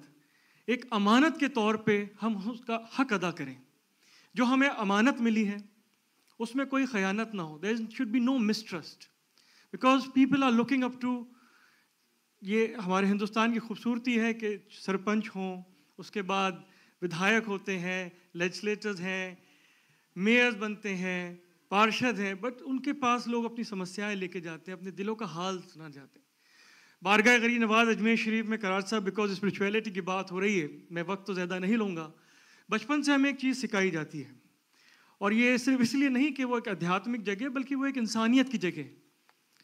किसी भी मजहबी सरहदों से या मजहबी दूरियों से परे हट के एक इंसानियत की जगह है. तो हमें हमारे बुजुर्गों से यही सिखाया जाता है कि दरबार में जो भी लोग आएँ, ना तो उनका नाम पूछें, ना उनका मज़हब पूछें, ना ज़बान पूछें, किस प्रांत से आएँ, किस स्टेट से आएँ, किस खित्ते से आएँ, ये पूछें. अगर पूछना है तो सिर्फ एक बात पूछें कि हम आपकी क्या सेवा कर सकते हैं. How can we serve you. अगर कोई ज़रूरतमंद आता है, अगर आपके पास वो दुनियावी सरमाए हैं, रिसोर्सेज हैं, तो go ahead and help them. अगर आपके पास भी वो रिसोर्सेज नहीं है तो ऊपर वाले ने ये दो हाथ दिए, ये हाथ उठा के उनके लिए दुआ कर दें, क्योंकि दुआ से बेशक तकदीरें बदलती हैं, मोहब्बतें बढ़ती हैं, वो ताकत होती है पावर ऑफ प्रेयर्स के अंदर. So this is incredible moment for all of us to rejoice this shared commitment of what India and the spiritual ethos of India is, right from Kashmir to Kanyakumari to Gujarat to West Bengal. जब हम बात करते हैं आदि शंकराचार्य की, जो आपने फरमाया, आपने कहा अद्वैता के बारे में, non duality, oneness of being, कि कोई दूजा नहीं है. वो नूर जो है, उसी चीज़ को आगे बाबा गुरु नानक ने भी फरमाया, एक नूर से सब जन है उपजे. No differentiate. हज़रत ख्वाजा गरीब नवाज ने भी अद्वैता का अगर तर्जुमा करते हैं तो वहदतुल वजूद, वननेस ऑफ बीइंग. तो इसी तरह दरबार अजमेर शरीफ का जो लंगर है, आज भी 800 साल से, 8 सदियों से प्योर वेजिटेरियन लंगर है, क्योंकि वो दरबार ऐसा है कि ख्यालों का ख्याल रखा जाता है. यही हम एक्सपेक्ट करते हैं कि जो हमारे लॉ मेकर्स हैं वो भी हर भारतीय के ख्यालों का भी ख्याल रखें, कि किसी भी हमारे अल्फाज से, किरदार से, किसी ऐसे बोलने से कि किसी का दिल ना टूटे, क्योंकि दिल वो मुकद्दस जगह है जहाँ पे रब बसता है. तो मेरे ख्याल से आज जो सुबह बात की गई ओपनिंग सेशन के अंदर, इनॉग्रल सेशन में, कि पॉलिटिक्स और पॉलिटिशियंस के बारे में आज जो एक धारणा बन जाती है कि भाई देखिए वो ट्रस्टवर्दी नहीं रहते हैं, लोग ऐसी बात करते हैं. लेकिन कहीं ना कहीं मैं इस बात को नकारते हुए कहता हूँ कि जिन पे लोगों ने विश्वास करा, जिनको मतदान दिया, अगर हम उन्हीं पे कहेंगे कि भाई इन पे विश्वास नहीं किया जा सकता, तो कहीं ना कहीं हमारी भी कमियाँ हैं. हमें अपने आप पे विश्वास नहीं है तो हमारे जो लीडर्स हैं उन पे विश्वास नहीं करते.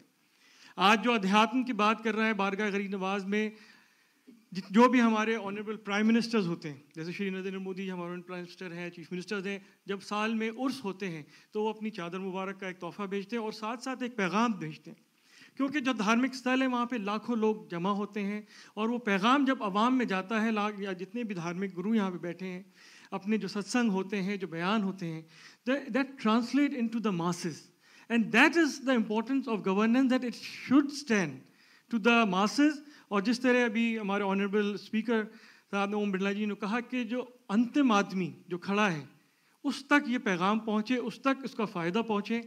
हम दुआ यही करते हैं कि जो विजन है करात साहब का, to bring back spiritual ethics into governance which celebrate the unity and diversity that is India, omnipresence of religion and languages, culture, and that is where the world is looking up to us. आज पूरी दुनिया के जो leaders Hindustan आते हैं, भारत देश आते हैं और इस सभ्यता को देखते हैं, उन्हें खुद अपने मुल्क में जाके लगता होगा कि हम सिर्फ एक दिशा में चल रहे हैं, लेकिन भारत वो देश है जिसमें चारों दिशाओं से वो नूर आता है, और इसी नूर के तरह पूरी दुनिया में जो रोशनी होती है उसके लिए हम आगे बढ़ें.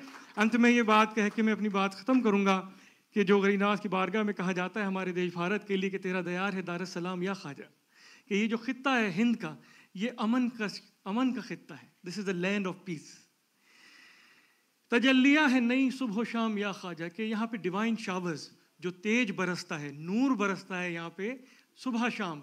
न फिक्र में न गमे जाम तेरे मस्त. जो उस तेज में मस्त होते हैं, जो अध्यात्म में रहते हैं, उनको कोई फिक्र नहीं होती है, ना कोई गम होता है. और तेरी एक निगाह से चलता है काम या Khwaja. That the divine glance that we have from our spiritual elders, that is giving us the spiritual strength. So baza baza haranche hasti baza sadbar gar tauba shikasti baza idarga ima na umidi nis idarga ima umidast umidast umidast. Come, whoever you are, come. Even if you have broken your vows of repentance 100 times, come. Our doors, that's the door of India. Our doors are not the doors of despair. Our doors of hope, hope, and hope. And truly, we all together open this door of hope to the world always. Thank you, Karat Sahab. Thank you, sir. बहुत adab. And आप सबको बहुत सलाम, शुक्रिया. Thank you. Thank you so much. एक जोरदार तालियों से हम चिश्ती साहब का स्वागत करेंगे. Thank you so much. Such an inspiration, such a passion for Mother India. Thank you so much. और अंत में मैं कहूँगा कि स्वामी योगी अमरनाथ जी जो कि एक रिनोन्ड स्कॉलर है, साधक है, और जीरो मेडिटेशन को वो काफ़ी तरह से यंग जनरेशन तक पहुँचा रहे हैं. सो स्वामी योगी अमरनाथ जी.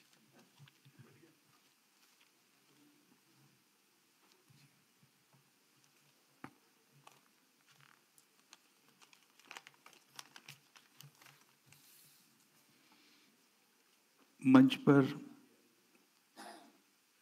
आरिफ मोहम्मद खान साहब जैसे ज्ञानी हैं, सामने करार सर जैसे इतने धर्मगुरु बैठे, तो मेरी हालत थोड़ी अर्जुन जैसी हुई है. और सामने भी जो गण है, मैं सभी को तहे दिल से प्रणाम करता हूँ. और वक्त कम है, मैं इतना ही कहूँगा, स्पिरिचुअलाइजेशन ऑफ पॉलिटिक्स, आध्यात्मिकीकरण जो है वो पॉलिटिक्स का नहीं, आज सारे मानवीय जीवन का जरूरत है. सारे मानवीय जीवन का it is need of an hour for the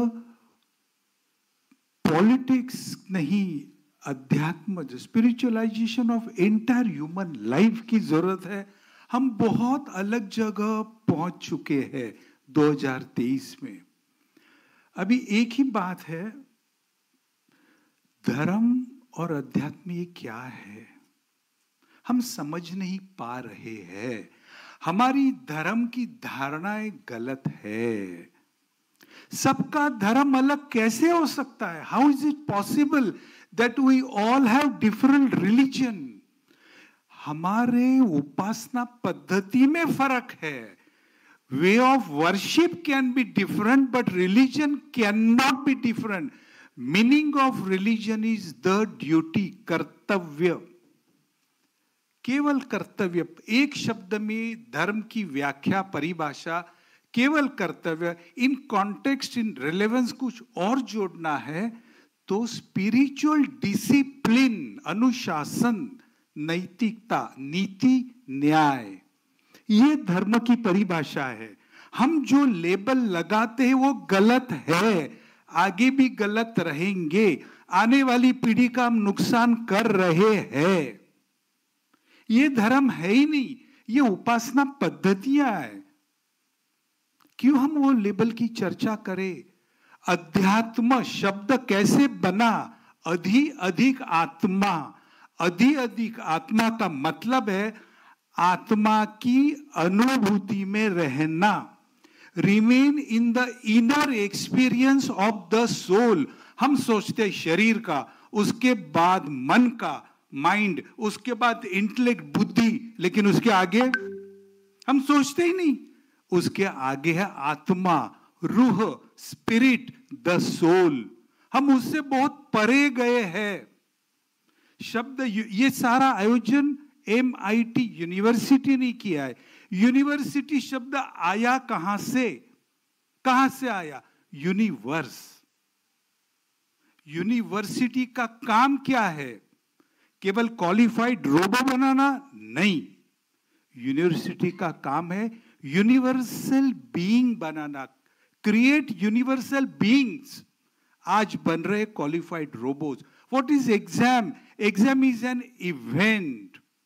Career is the journey. आप यहाँ legislators बैठे हैं. I respect all of you. Election क्या है? Election एक event है. Political career is a journey. Think of the journey kindly, not get engrossed in the event. हमारी परिभाषाएं, perceptions गलत है.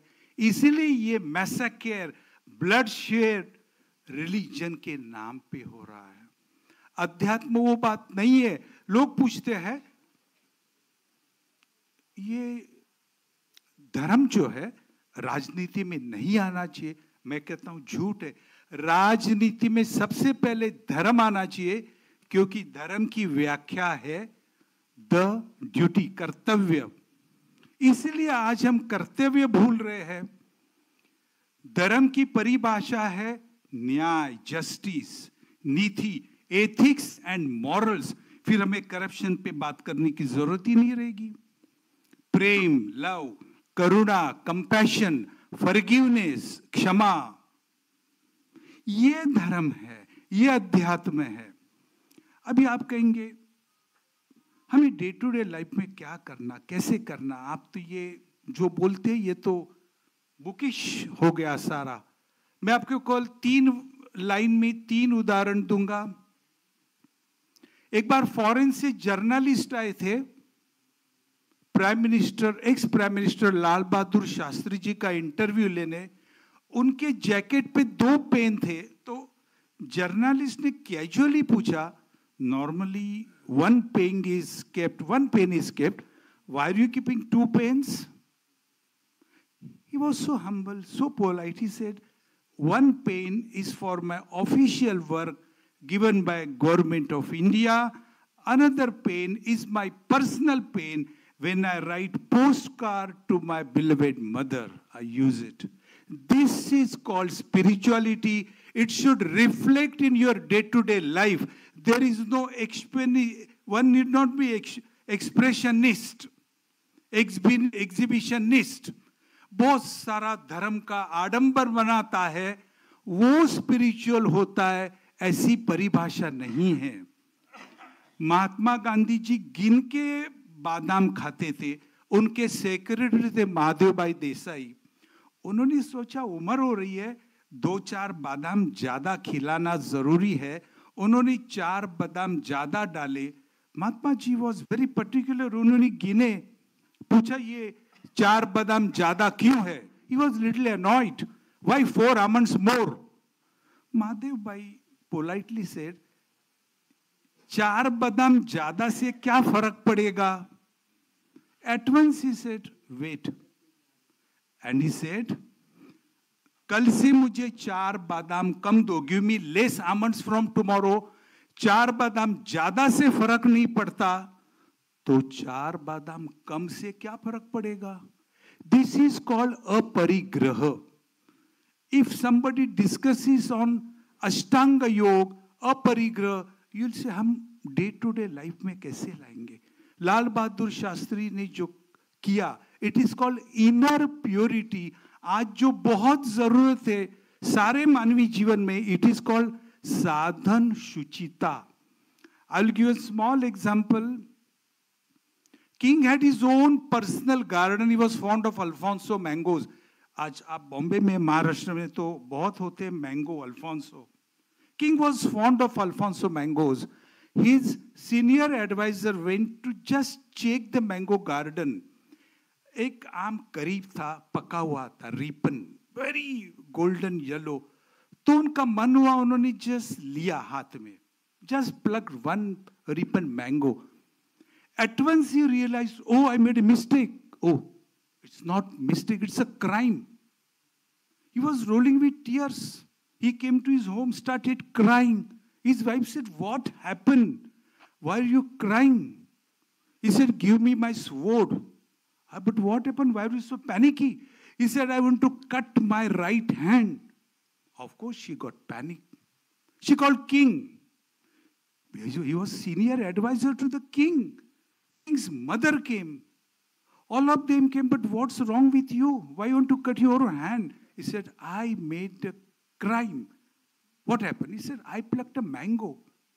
Okay, you have not eaten, you are plucked, you are saying sorry, it's fine. But what you are committing yourself is a big punishment. Even king said it's a big punishment. He said, no. For me, it's a crime. The status was king has given me. I should not have touched that mango. So I deserve to cut my right hand and I must take that punishment. So king said, please don't do it. King's mother said, you please go to palace. I will convince him. She was a Rajmata. She convinced him, you are here for our protection. Kindly don't do it. He said, you are Rajmata. You are above king.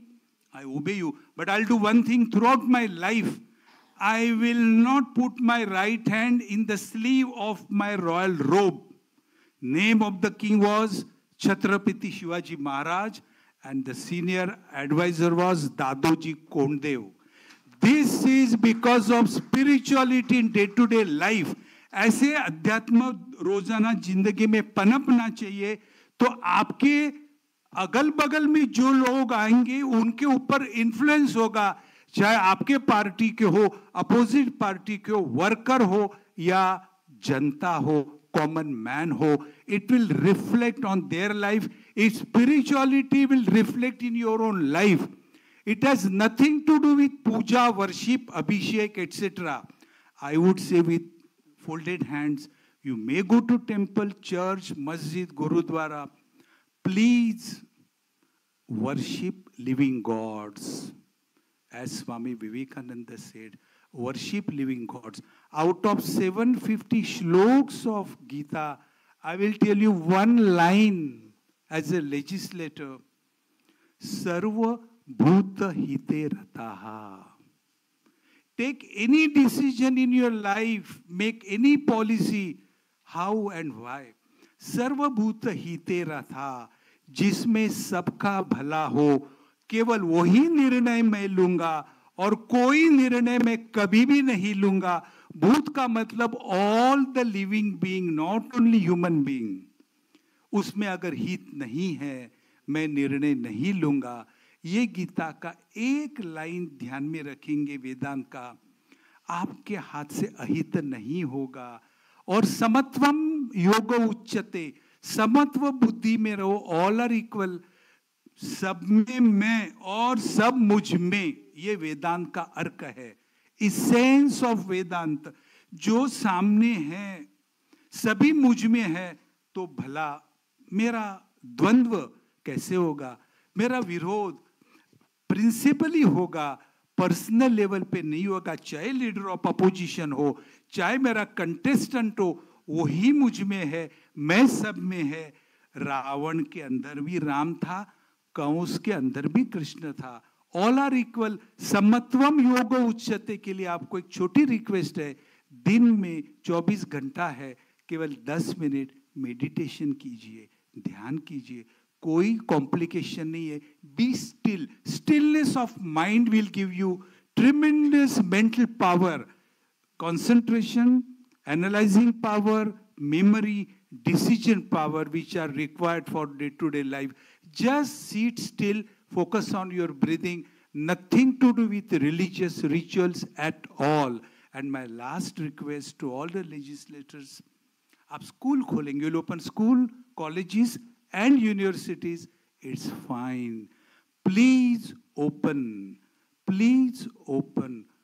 school of consciousness everywhere, wherever you get chance. Roadmap is ready with MIT University of Senior Karat sir and Rahul sir. School of consciousness means जहाँ philosophy of all the religions, cult sect, सारे विश्व के philosophy का essence पढ़ाया जाएगा. It is need of an hour.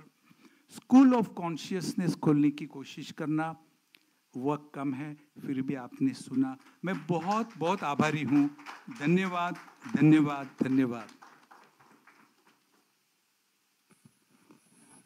Thank you so much sir, thank you so much sir. क्योंकि हमारे महामहिम जी का जो एयर फ्लाइट है, it is at 6 o'clock, so he needs to बस इतना ही कहूँगा कि school of consciousness and ultimate reality, ये जो स्कूल है वो माननीय कराड़ साहब की जो बुद्धि है, जो उनका विजडम है, जो उनका विजन है, उसके अनुसार MIT वर्ल्ड पीस यूनिवर्सिटी में we already started that. Thank you so much.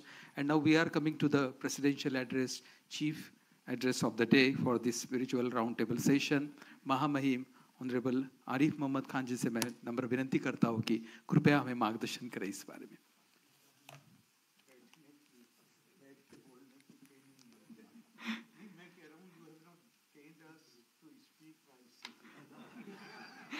Okay, एक जोरदार तालियों से हम स्वागत करेंगे. Please. Thank you very much.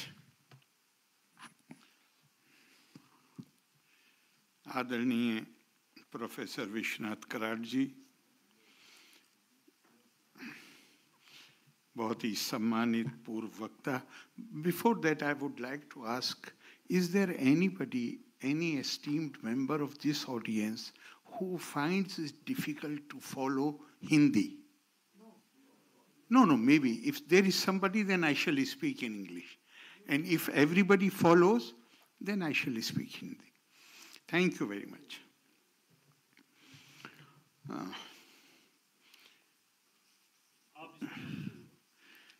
नहीं, मुझे जिक्र करना चाहिए. मैं यही कहने जा रहा था कि मेरे प्रतिनिधि भी यहाँ बैठे हुए हैं. जहाँ पे मैं रहता हूँ वहाँ के प्रतिनिधि भी बैठे हुए हैं, भारती साहब. भारतीय जीवन परंपरा 4 आश्रम है. ब्रह्मचर्य आश्रम, गृहस्थ आश्रम, वानप्रस्थ, सन्यास. सबसे महत्वपूर्ण आश्रम गृहस्थ आश्रम. चूंकि बाकी जो आश्रम हैं वो निर्भर करते हैं गृहस्थ आश्रम पर.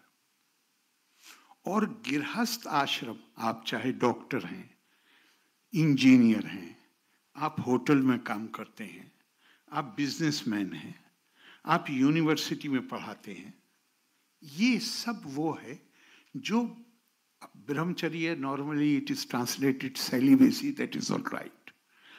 ब्रह्मचर्य का मतलब था वो समय जिसमें आप ज्ञान अर्जन करते, और वो चूंकि होना चाहिए कि जहां आपका ध्यान कहीं ना बटे, इसलिए ये स्वाभाविक था कि ब्रह्मचर्य के बीच में आप विवाह नहीं करते. तो वो है period when you have devoted yourself for the acquisition of knowledge. उसके बाद जो आश्रम आता है जिसमें कोई भी प्रोफेशन हो, कोई वोकेशन हो, कोई कॉलिंग हो, वो सब गृहस्थ आश्रम. हमारी परंपरा हमें क्या कहती है? उसमें आप विधायक हैं. Hello Rajiv ji, how are you? आप विधायक हैं, आप चुने हुए प्रतिनिधि हैं, वो भी गृहस्थ आश्रम है. तो गृहस्थ आश्रम हमको, मुझे बहुत अच्छी बात लगी स्वामी जी, सिर्फ पॉलिटिक्स नहीं, जीवन की समग्रता. तो वो हमें हमारी संस्कृति बताती है कि गृहस्थ आश्रम को किस तरह जीना है. ब्रह्मा निष्ठो गृहस्था स्यात् तत्व ज्ञान परायणा यद यद कर्ता प्रकिर्विता तद ब्रह्मानी समर्पयेत. जिस भावना के साथ अपने इष्ट देव के सामने मंदिर में आप जाते हैं, मस्जिद में जाते हैं, चर्च में जाते हैं, सिनागोग में वहां जब जाते हैं तो आप दिल से बात करते हैं, क्योंकि आपको मालूम है अगर मैं गलत करूंगा तो जिसके सामने मैं सर झुका रहा हूं वो मेरे दिल की बात जानता है. तो हमारी परंपरा हमें ये कहती है कि गृहस्थ जीवन उस तरह जीना है, एक तो तत्व ज्ञान, सारी तपा स्वाध्याय निरितम, ever devoted to the pursuit of knowledge. तत्व ज्ञान, गृहस्थ में रहते हुए भी चीजों का ज्ञान हासिल करने का प्रयास लगातार जारी रहना चाहिए। और काम कैसे करना चाहिए? काम ऐसे करना चाहिए जैसे मैं I am making an offering to my deity. अपने इष्ट देव के लिए जिस तरह मैं कुछ ऑफरिंग करूं, वो उस भावना के साथ अपने कर्तव्यों का निर्वाह। राजनीति उससे अछूती कैसे हो सकती? राजनीति भी तो गृहस्थ आश्रम का हिस्सा है। लेकिन हमने बहुत सारे शब्दों के अर्थ बदल दिए। यहां कई मुझसे पहले बोलने वालों ने इस तरफ इशारा किया, धर्म का मतलब रिलीजन नहीं होता।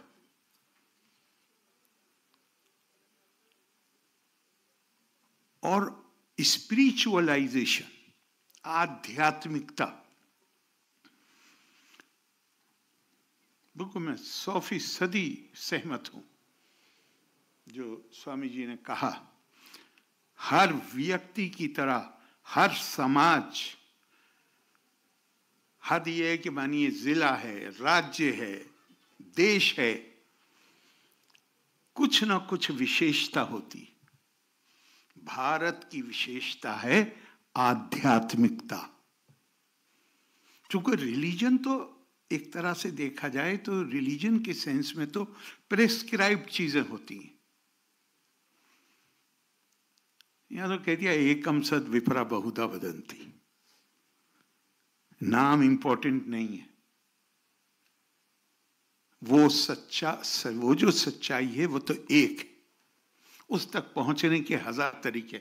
स्वामी Vivekananda, Chicago parliament of religions, रुचि नाम वैचित्रिया दिर्जु कुटुल नाना पद्युषाम निर्णाम एको गमियस्तुम से पैसा मांडवे।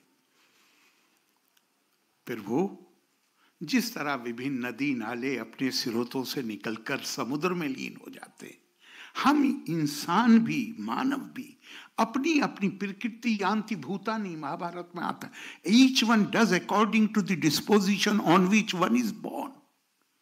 इसी तरह प्रभु हम अपनी अपनी प्रवृत्ति, अपनी प्रकृति के अनुसार विभिन्न रास्ते लेते हुए सीधे टेढ़े मेढ़े आखिरकार आप में ही लीन हो जाते। और इससे भी मुझे और भी दूसरे भी बहुत हैं, इतने सुंदर हैं आध्यात्मिकता को लेकर।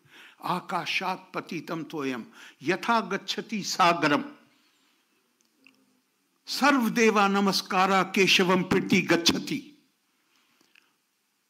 तुम कोई भी किसी भी नाम से उसकी इबादत कर लो, उसकी उपासना कर लो, आखिरकार वो उस एक को पहुंच जाता है जिसको ना नाम दिया जा सकता, ना उसको फॉर्म दी जा सकती। यतो वाचो निवर्तन्ते अप्राप्य मनसा सहा। और भगवान बुद्ध ने कहा अनक्षरस्य धर्मस्य श्रुति का देश न चाका। जिसको हमारे जैन दर्शन में इसको अनेकांतवाद की थ्योरी दी गई। अंधगजन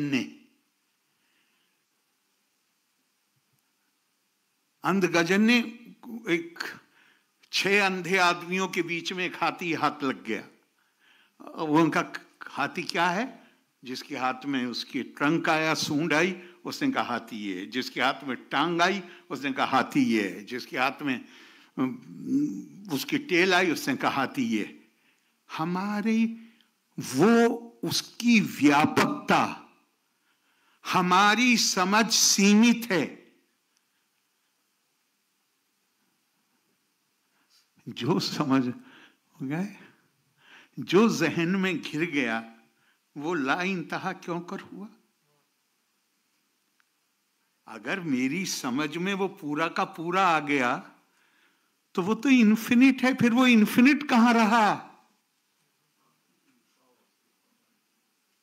जो जहन में घिर गया वो ला इंतहा क्यों कर हुआ, और जो समझ में आ गया वो खुदा क्यों कर हुआ? संभव नहीं है।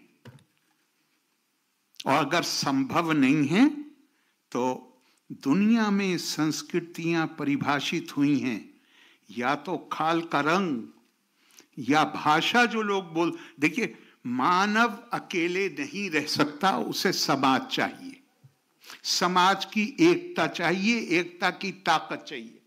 पहले उस ताकत की जरूरत थी अपनी सुरक्षा के लिए, आज उस ताकत की जरूरत है अपने विकास और प्रगति के लिए। अकेले नहीं रह सकते। अब ये जो हम समाज बनाते हैं और हम जो एकता चाहते हैं, उस एकता का आधार क्या हो? तो दुनिया में क्या आधार बना? दुनिया में आधार बना हमारी तुम्हारी खाल का रंग एक है। हम गोरे हैं या हम काले हैं या हम पीले हैं, हमें इकट्ठा होना चाहिए। वो हमारा आधार है एकता का। हम एक भाषा बोलते हैं, हमारी पूजा उपासना पद्धति एक है, हमारे बहुत सारे मतलब ऐसे जो मत हैं वो एक है। भारत के जो ऋषि और मुनि थे, we can call them thought leaders of India, उन्होंने इन सारे आधारों को निरस्त कर दिया। उन्होंने कहा नहीं, ये सब एक्सक्लूसिव है। अगर स्किन का कलर, त्वचा का रंग आधार है तो फिर दूसरे रंग के लोग तो बाहर रह जाएंगे। अगर भाषा आधार है तो भारत में तो हर 16 किलोमीटर के बाद भाषा नहीं तो बोली बदल जाती है। कितनी राष्ट्रीय भाषाएं? कितनी? 26। और उपासना पद्धति अगर आधार है तो यहां तो भैया एक घर में 2 भाई हैं तो एक हनुमान जी के मंदिर जाता है, और वो तो छोड़ दीजिए कि कितने दुनिया में पाया जाने वाला हर उपासना पद्धति भारत में मौजूद है। लेकिन मैं कहता हूं खास तौर से जो पुराना से इस्लाम 1450 साल, Christianity little over 2000 years, Judaism उससे और पहले, लेकिन आप उसके पीछे चले जाइए तो भारत के थॉट लीडर्स ऋषि मुनि कह रहे हैं, भारतेषु स्त्रिया पुरुषो नाना वर्णा प्रकृतिते नाना देव अर्चने युक्ता नाना कर्माणि कुर्वते। भारत में अलग अलग नस्लों के लोग रहते हैं। भारत की स्त्रियां और पुरुष, they belong to different racial stocks. उनके रस्मों रिवाज, their customs and rituals are different. They worship different gods. आप आज देख लीजिए, बहुत से घर देखेंगे आप, 2 बहनें हैं, एक सोमवार को व्रत रखती है, एक मंगलवार को व्रत रखती है। अब झगड़ा करें इस बात पे? अगर इस डिफरेंस की वजह से झगड़ा कर, अगर ये झगड़े का बेसिस है तो भारत में तो घर घर टूट जाएगा। भाई अलग अलग मंदिरों में जाते हैं। नहीं, हमारे यहां तो बहुत आसानी से बता दिया, ये नाम है केवल, एकम सद विप्र बहुधा वदंती। और पॉलिटिक्स आपने बहुत, स्वामी जी ने वो बहुत ही सुंदर महाभारत से कोट किया। उससे असल में हमारा राजनीति के बारे में जो हमारा परसेप्शन है, वो परसेप्शन, वो कल्पना भारतीय कल्पना नहीं है। पार्लियामेंट में हम खड़े होते हैं, अगर रूलिंग पार्टी में हैं या चाहे अपोजिशन में हैं, और हम किसी विषय पे ये चाहते हैं कि इस पे निष्पक्ष होकर लोक हित में, उसके लिए भी सही जो शब्द है वो है लोक संग्रह, उसमें हम डिसीजन लें। तो क्या कहते हैं हम एक दूसरे से? राजनीति से ऊपर उठ के सोचिए, जैसे राजनीति कोई गंदी चीज है। राजनीति करने वाले ये भाषा बोलते हैं, राजनीति से ऊपर उठ के सोचिए, क्योंकि हमारी सारी समस्या ये है, हम अपनी सांस्कृतिक विरासत से परिचित नहीं। हमारे यहां जो राजनीति की कल्पना है वो है जो आपने बताया, सर्वे त्यागा राज धर्मेषु दृष्टा, सर्वे दीक्षा राज धर्मेषु युक्ता, सर्वे विद्या राज धर्मेषु चोक्ता, सर्वे लोका राज धर्मा प्रविष्टा। सार्वजनिक जीवन में आने की जो, जैसे मानिए आप कोई नौकरी करना चाहते हैं, आप आईएएस के इम्तिहान में बैठना चाहते हैं, कुछ बेसिक क्वालिफिकेशंस, उस बेसिक क्वालिफिकेशन को जब आप फुलफिल करेंगे तभी आप इम्तिहान में बैठ, है ऐसा या नहीं बैठ। हमारी परंपराओं ने बेसिक क्वालिफिकेशन उसके लिए निर्धारित की है, बुनियादी योग्यता। राजनीति में किसको आना चाहिए, पहली शर्त उन्होंने लगाई है, जिसके अंदर जो इसके लिए तैयार हो कि समय आने पर बड़ी से बड़ी कुर्बानी, बड़े से बड़ा त्याग करने के लिए मैं तैयार रहूंगा। दूसरा, सर्वे दीक्षा, उसकी ऐसे संस्कार हों, ऐसी ट्रेनिंग हो,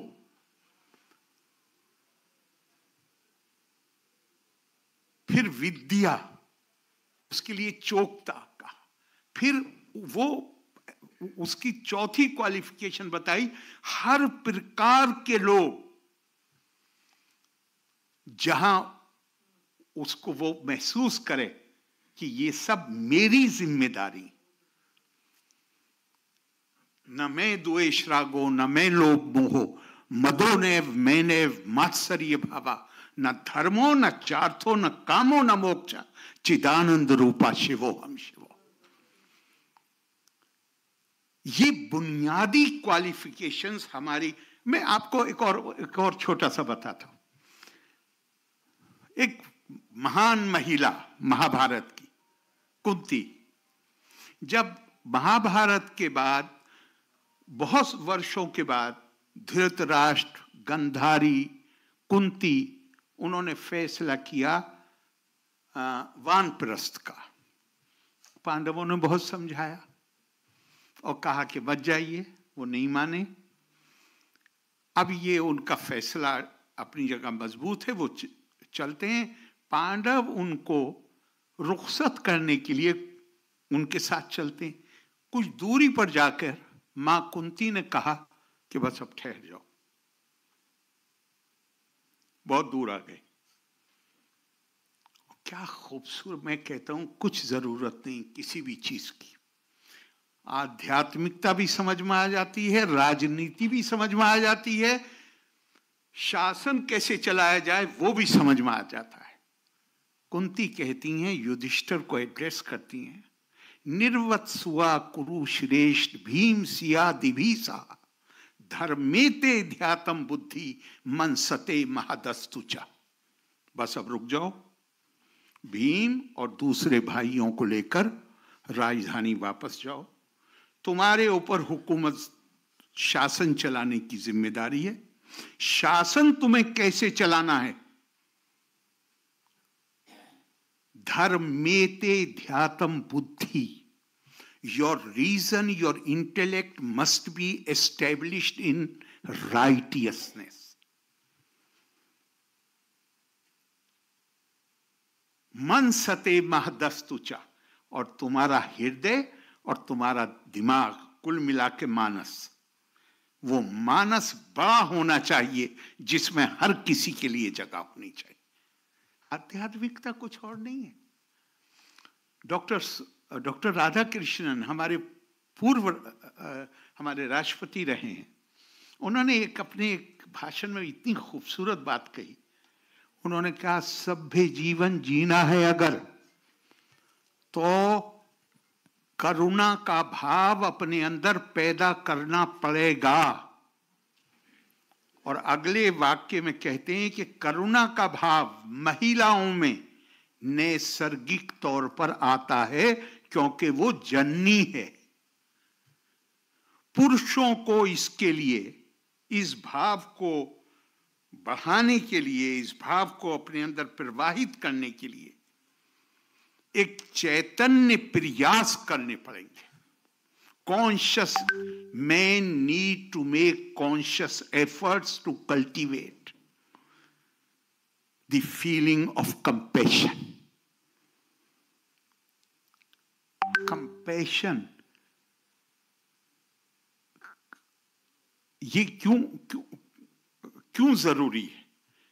ये जरूरी इसलिए है कि जब आपसे जब ये कहा जा रहा है कि आपको गृहस्थ आश्रम किस तरह जीना है, आपको अपनी एकता कैसे कायम करनी है, आपको अपनी एकता कैसे कायम करनी है, तो फिर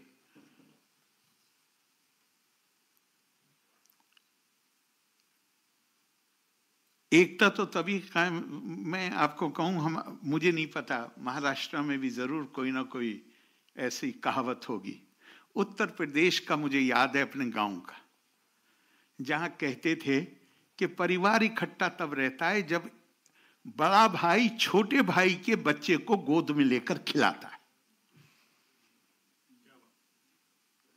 मुझे अच्छी तरह याद है, मैं अपने पिता की गोद में कभी नहीं गया, लिया ही नहीं उन्होंने कभी, हमेशा चचाओं की गोद में खेला।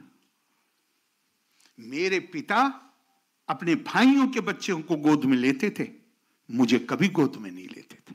ये उत्तर प्रदेश, ये बात समझिएगा, ये हमारे परिवार में ये थे कि परिवार तब साथ रहता है जब एक भाई दूसरे भाई के बच्चे को गोद में लेकर खिलाता है। तो मैं जो बात कह रहा था कि दुनिया में संस्कृतियां परिभाषित होती हैं रेस से, भाषा से, आराधना पद्धति से, हमारी नहीं। हमारी परिभाषित होती है, हमारी सभ्यता परिभाषित होती है आत्मा से। क्यों? क्योंकि बाकी चीजों में आप कुछ लोगों को अंदर लेते हैं, कुछ को बाहर छोड़ देते हैं। आत्मा से जब आप परिभाषित करते हैं, दुनिया में डेमोक्रेसी, महिलाओं को वोट नहीं था। क्यों? क्योंकि यूरोप ये मानता था कि महिलाओं में आत्मा नहीं होती, काले लोगों में आत्मा नहीं होती, जानवरों में आत्मा नहीं होती, इसलिए हमें उनका शोषण करने का अधिकार है। भारत ने बावजूद इसके कि हमारी लिटरेसी रेट बहुत लो था, साक्षरता बहुत नीचे थी, हमने शुरुआत की अपने लोकतंत्र की यूनिवर्सल फ्रेंचाइज से, क्योंकि हमारे लिए संभव नहीं था। भले ही व्यवहारिक तौर पे हम जितने भी पतन का शिकार हुए हों, लेकिन विचार के स्तर पे हमारे लिए यह संभव नहीं था कि हम महिला और पुरुष में भेदभाव कर सके। और मुझे इशारा हो रहा है कि वो मुझे जल्दी से भागना है एयरपोर्ट, मेरा दिल चाह रहा था। ये विषय ऐसा है, मेरे मन का विषय है, मैं इस पर बहुत मैं आपको एक मिसाल बताता हूं, बल्कि दो बताता हूं आपको, बस उसमें खत्म करूंगा। आध्यात्मिकता। भगवान राम को अगले दिन सुबह वन के लिए प्रवास करना है।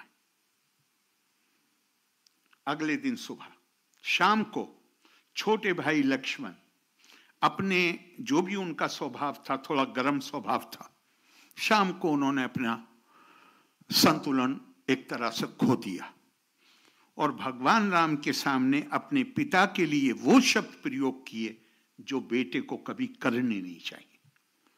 भगवान राम आराम से सुनते रहे और जब उन्होंने गुस्सा निकाल लिया बाप के खिलाफ, हमारा बाप जिम्मेदार है परिवार की कठिनाइयों के लिए, हमारा बाप जिम्मेदार है इन कष्टों के लिए जो अब हमें भोगने पड़ेंगे, तो भगवान राम ने दो लाइन में सारा मामला खत्म कर कहा, दहो मिति या बुद्धिर्विद्या सापिर कीर्तता ना हम देहश्ची दात्मेत बुद्धि विद्यते बनने थे। तुम्हारी समस्या ये है कि तुम ये समझते हो कि तुम ये शरीर हो। कष्ट तो शरीर को होता है, खुशी शरीर को होती है, परेशानी शरीर को होती है।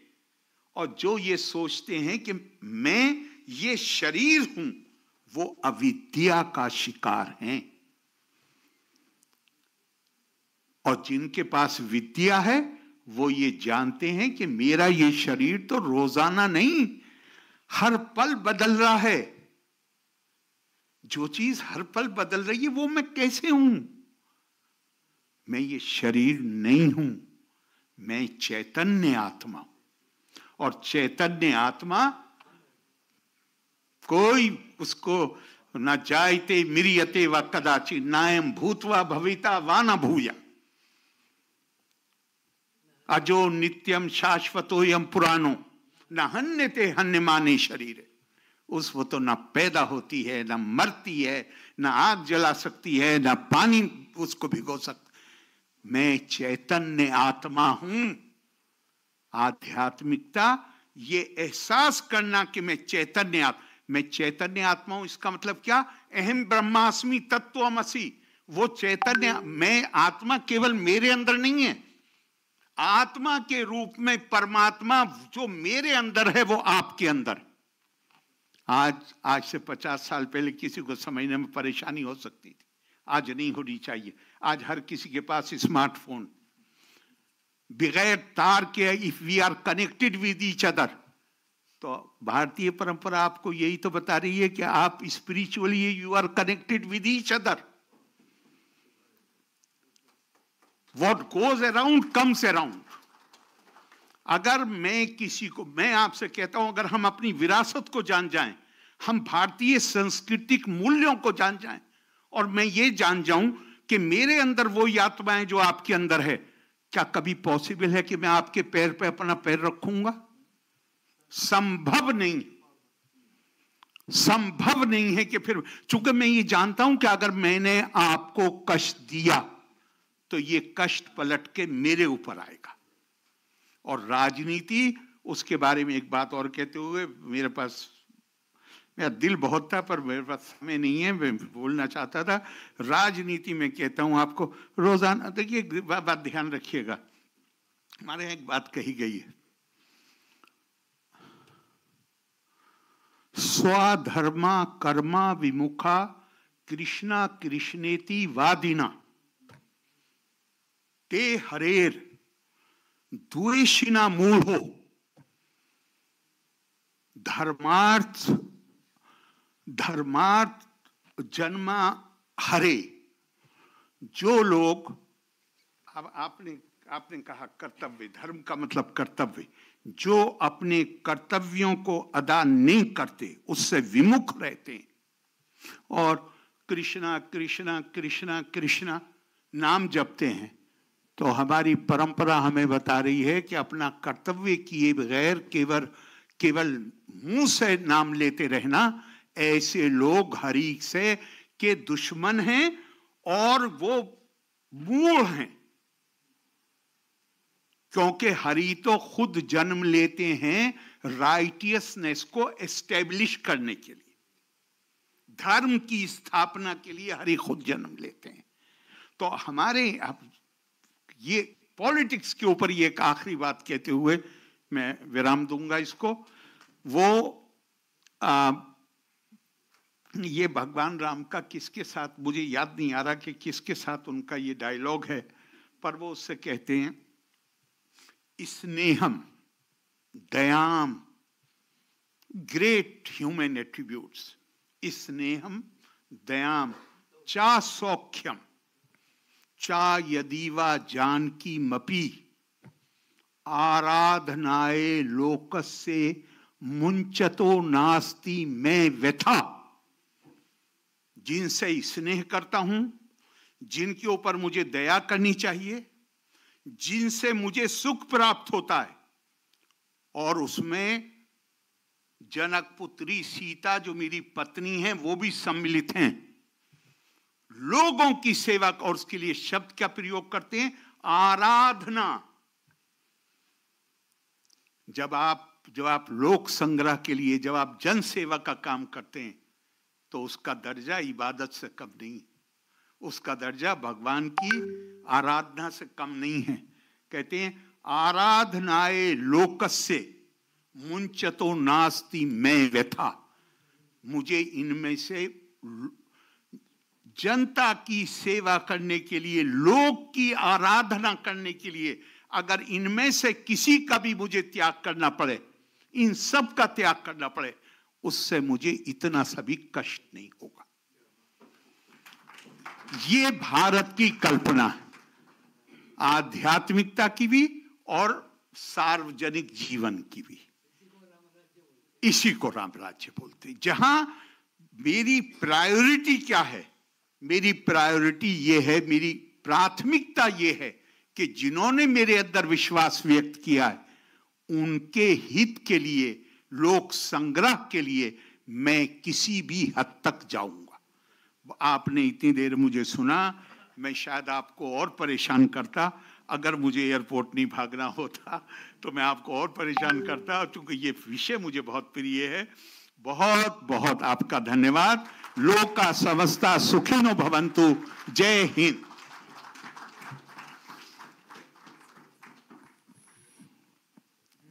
मेरे हिसाब से एक बहुत जोरदार तालियों से हम महामहिम गवर्नर जी का स्वागत करते हैं। Thank you so much sir, thank you so much.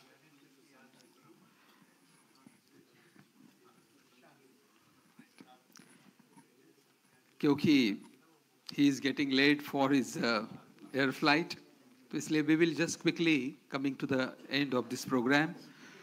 Before the program concludes, there will be a photograph जिसमें हमारे पास जो यहाँ पर फोल्डर है, उसमें हमको सबको यहाँ पर जो अतिथिगण है उन्हें खड़े रह के एक जो फोटोग्राफ है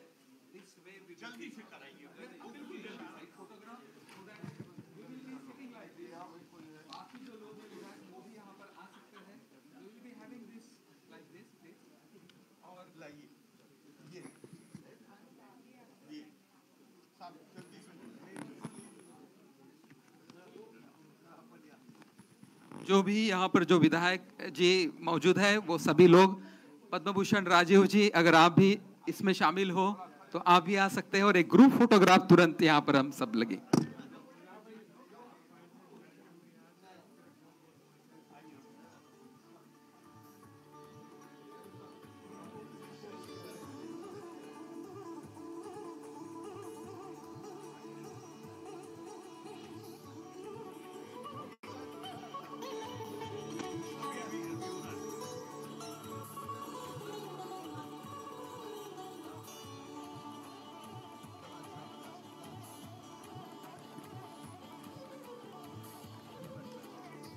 Thank you so much. Thank you so much, Mahamahim, Governor of Kerala, Arif Mohammad Khan ji, revered Professor Dr. Vishwanath Karad ji, Swami Narsimanand ji, Swami Vigyananand ji, Swami Yogi Amarnath ji, Dr. Sampananand Mishra ji, Haji Said Salman Chishti ji, Rabi Iskel Isaac Malekar ji, Swami Vigyananand ji की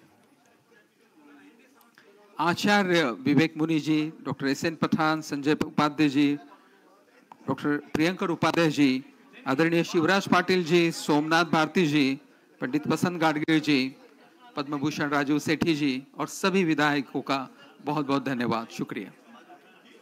thank you.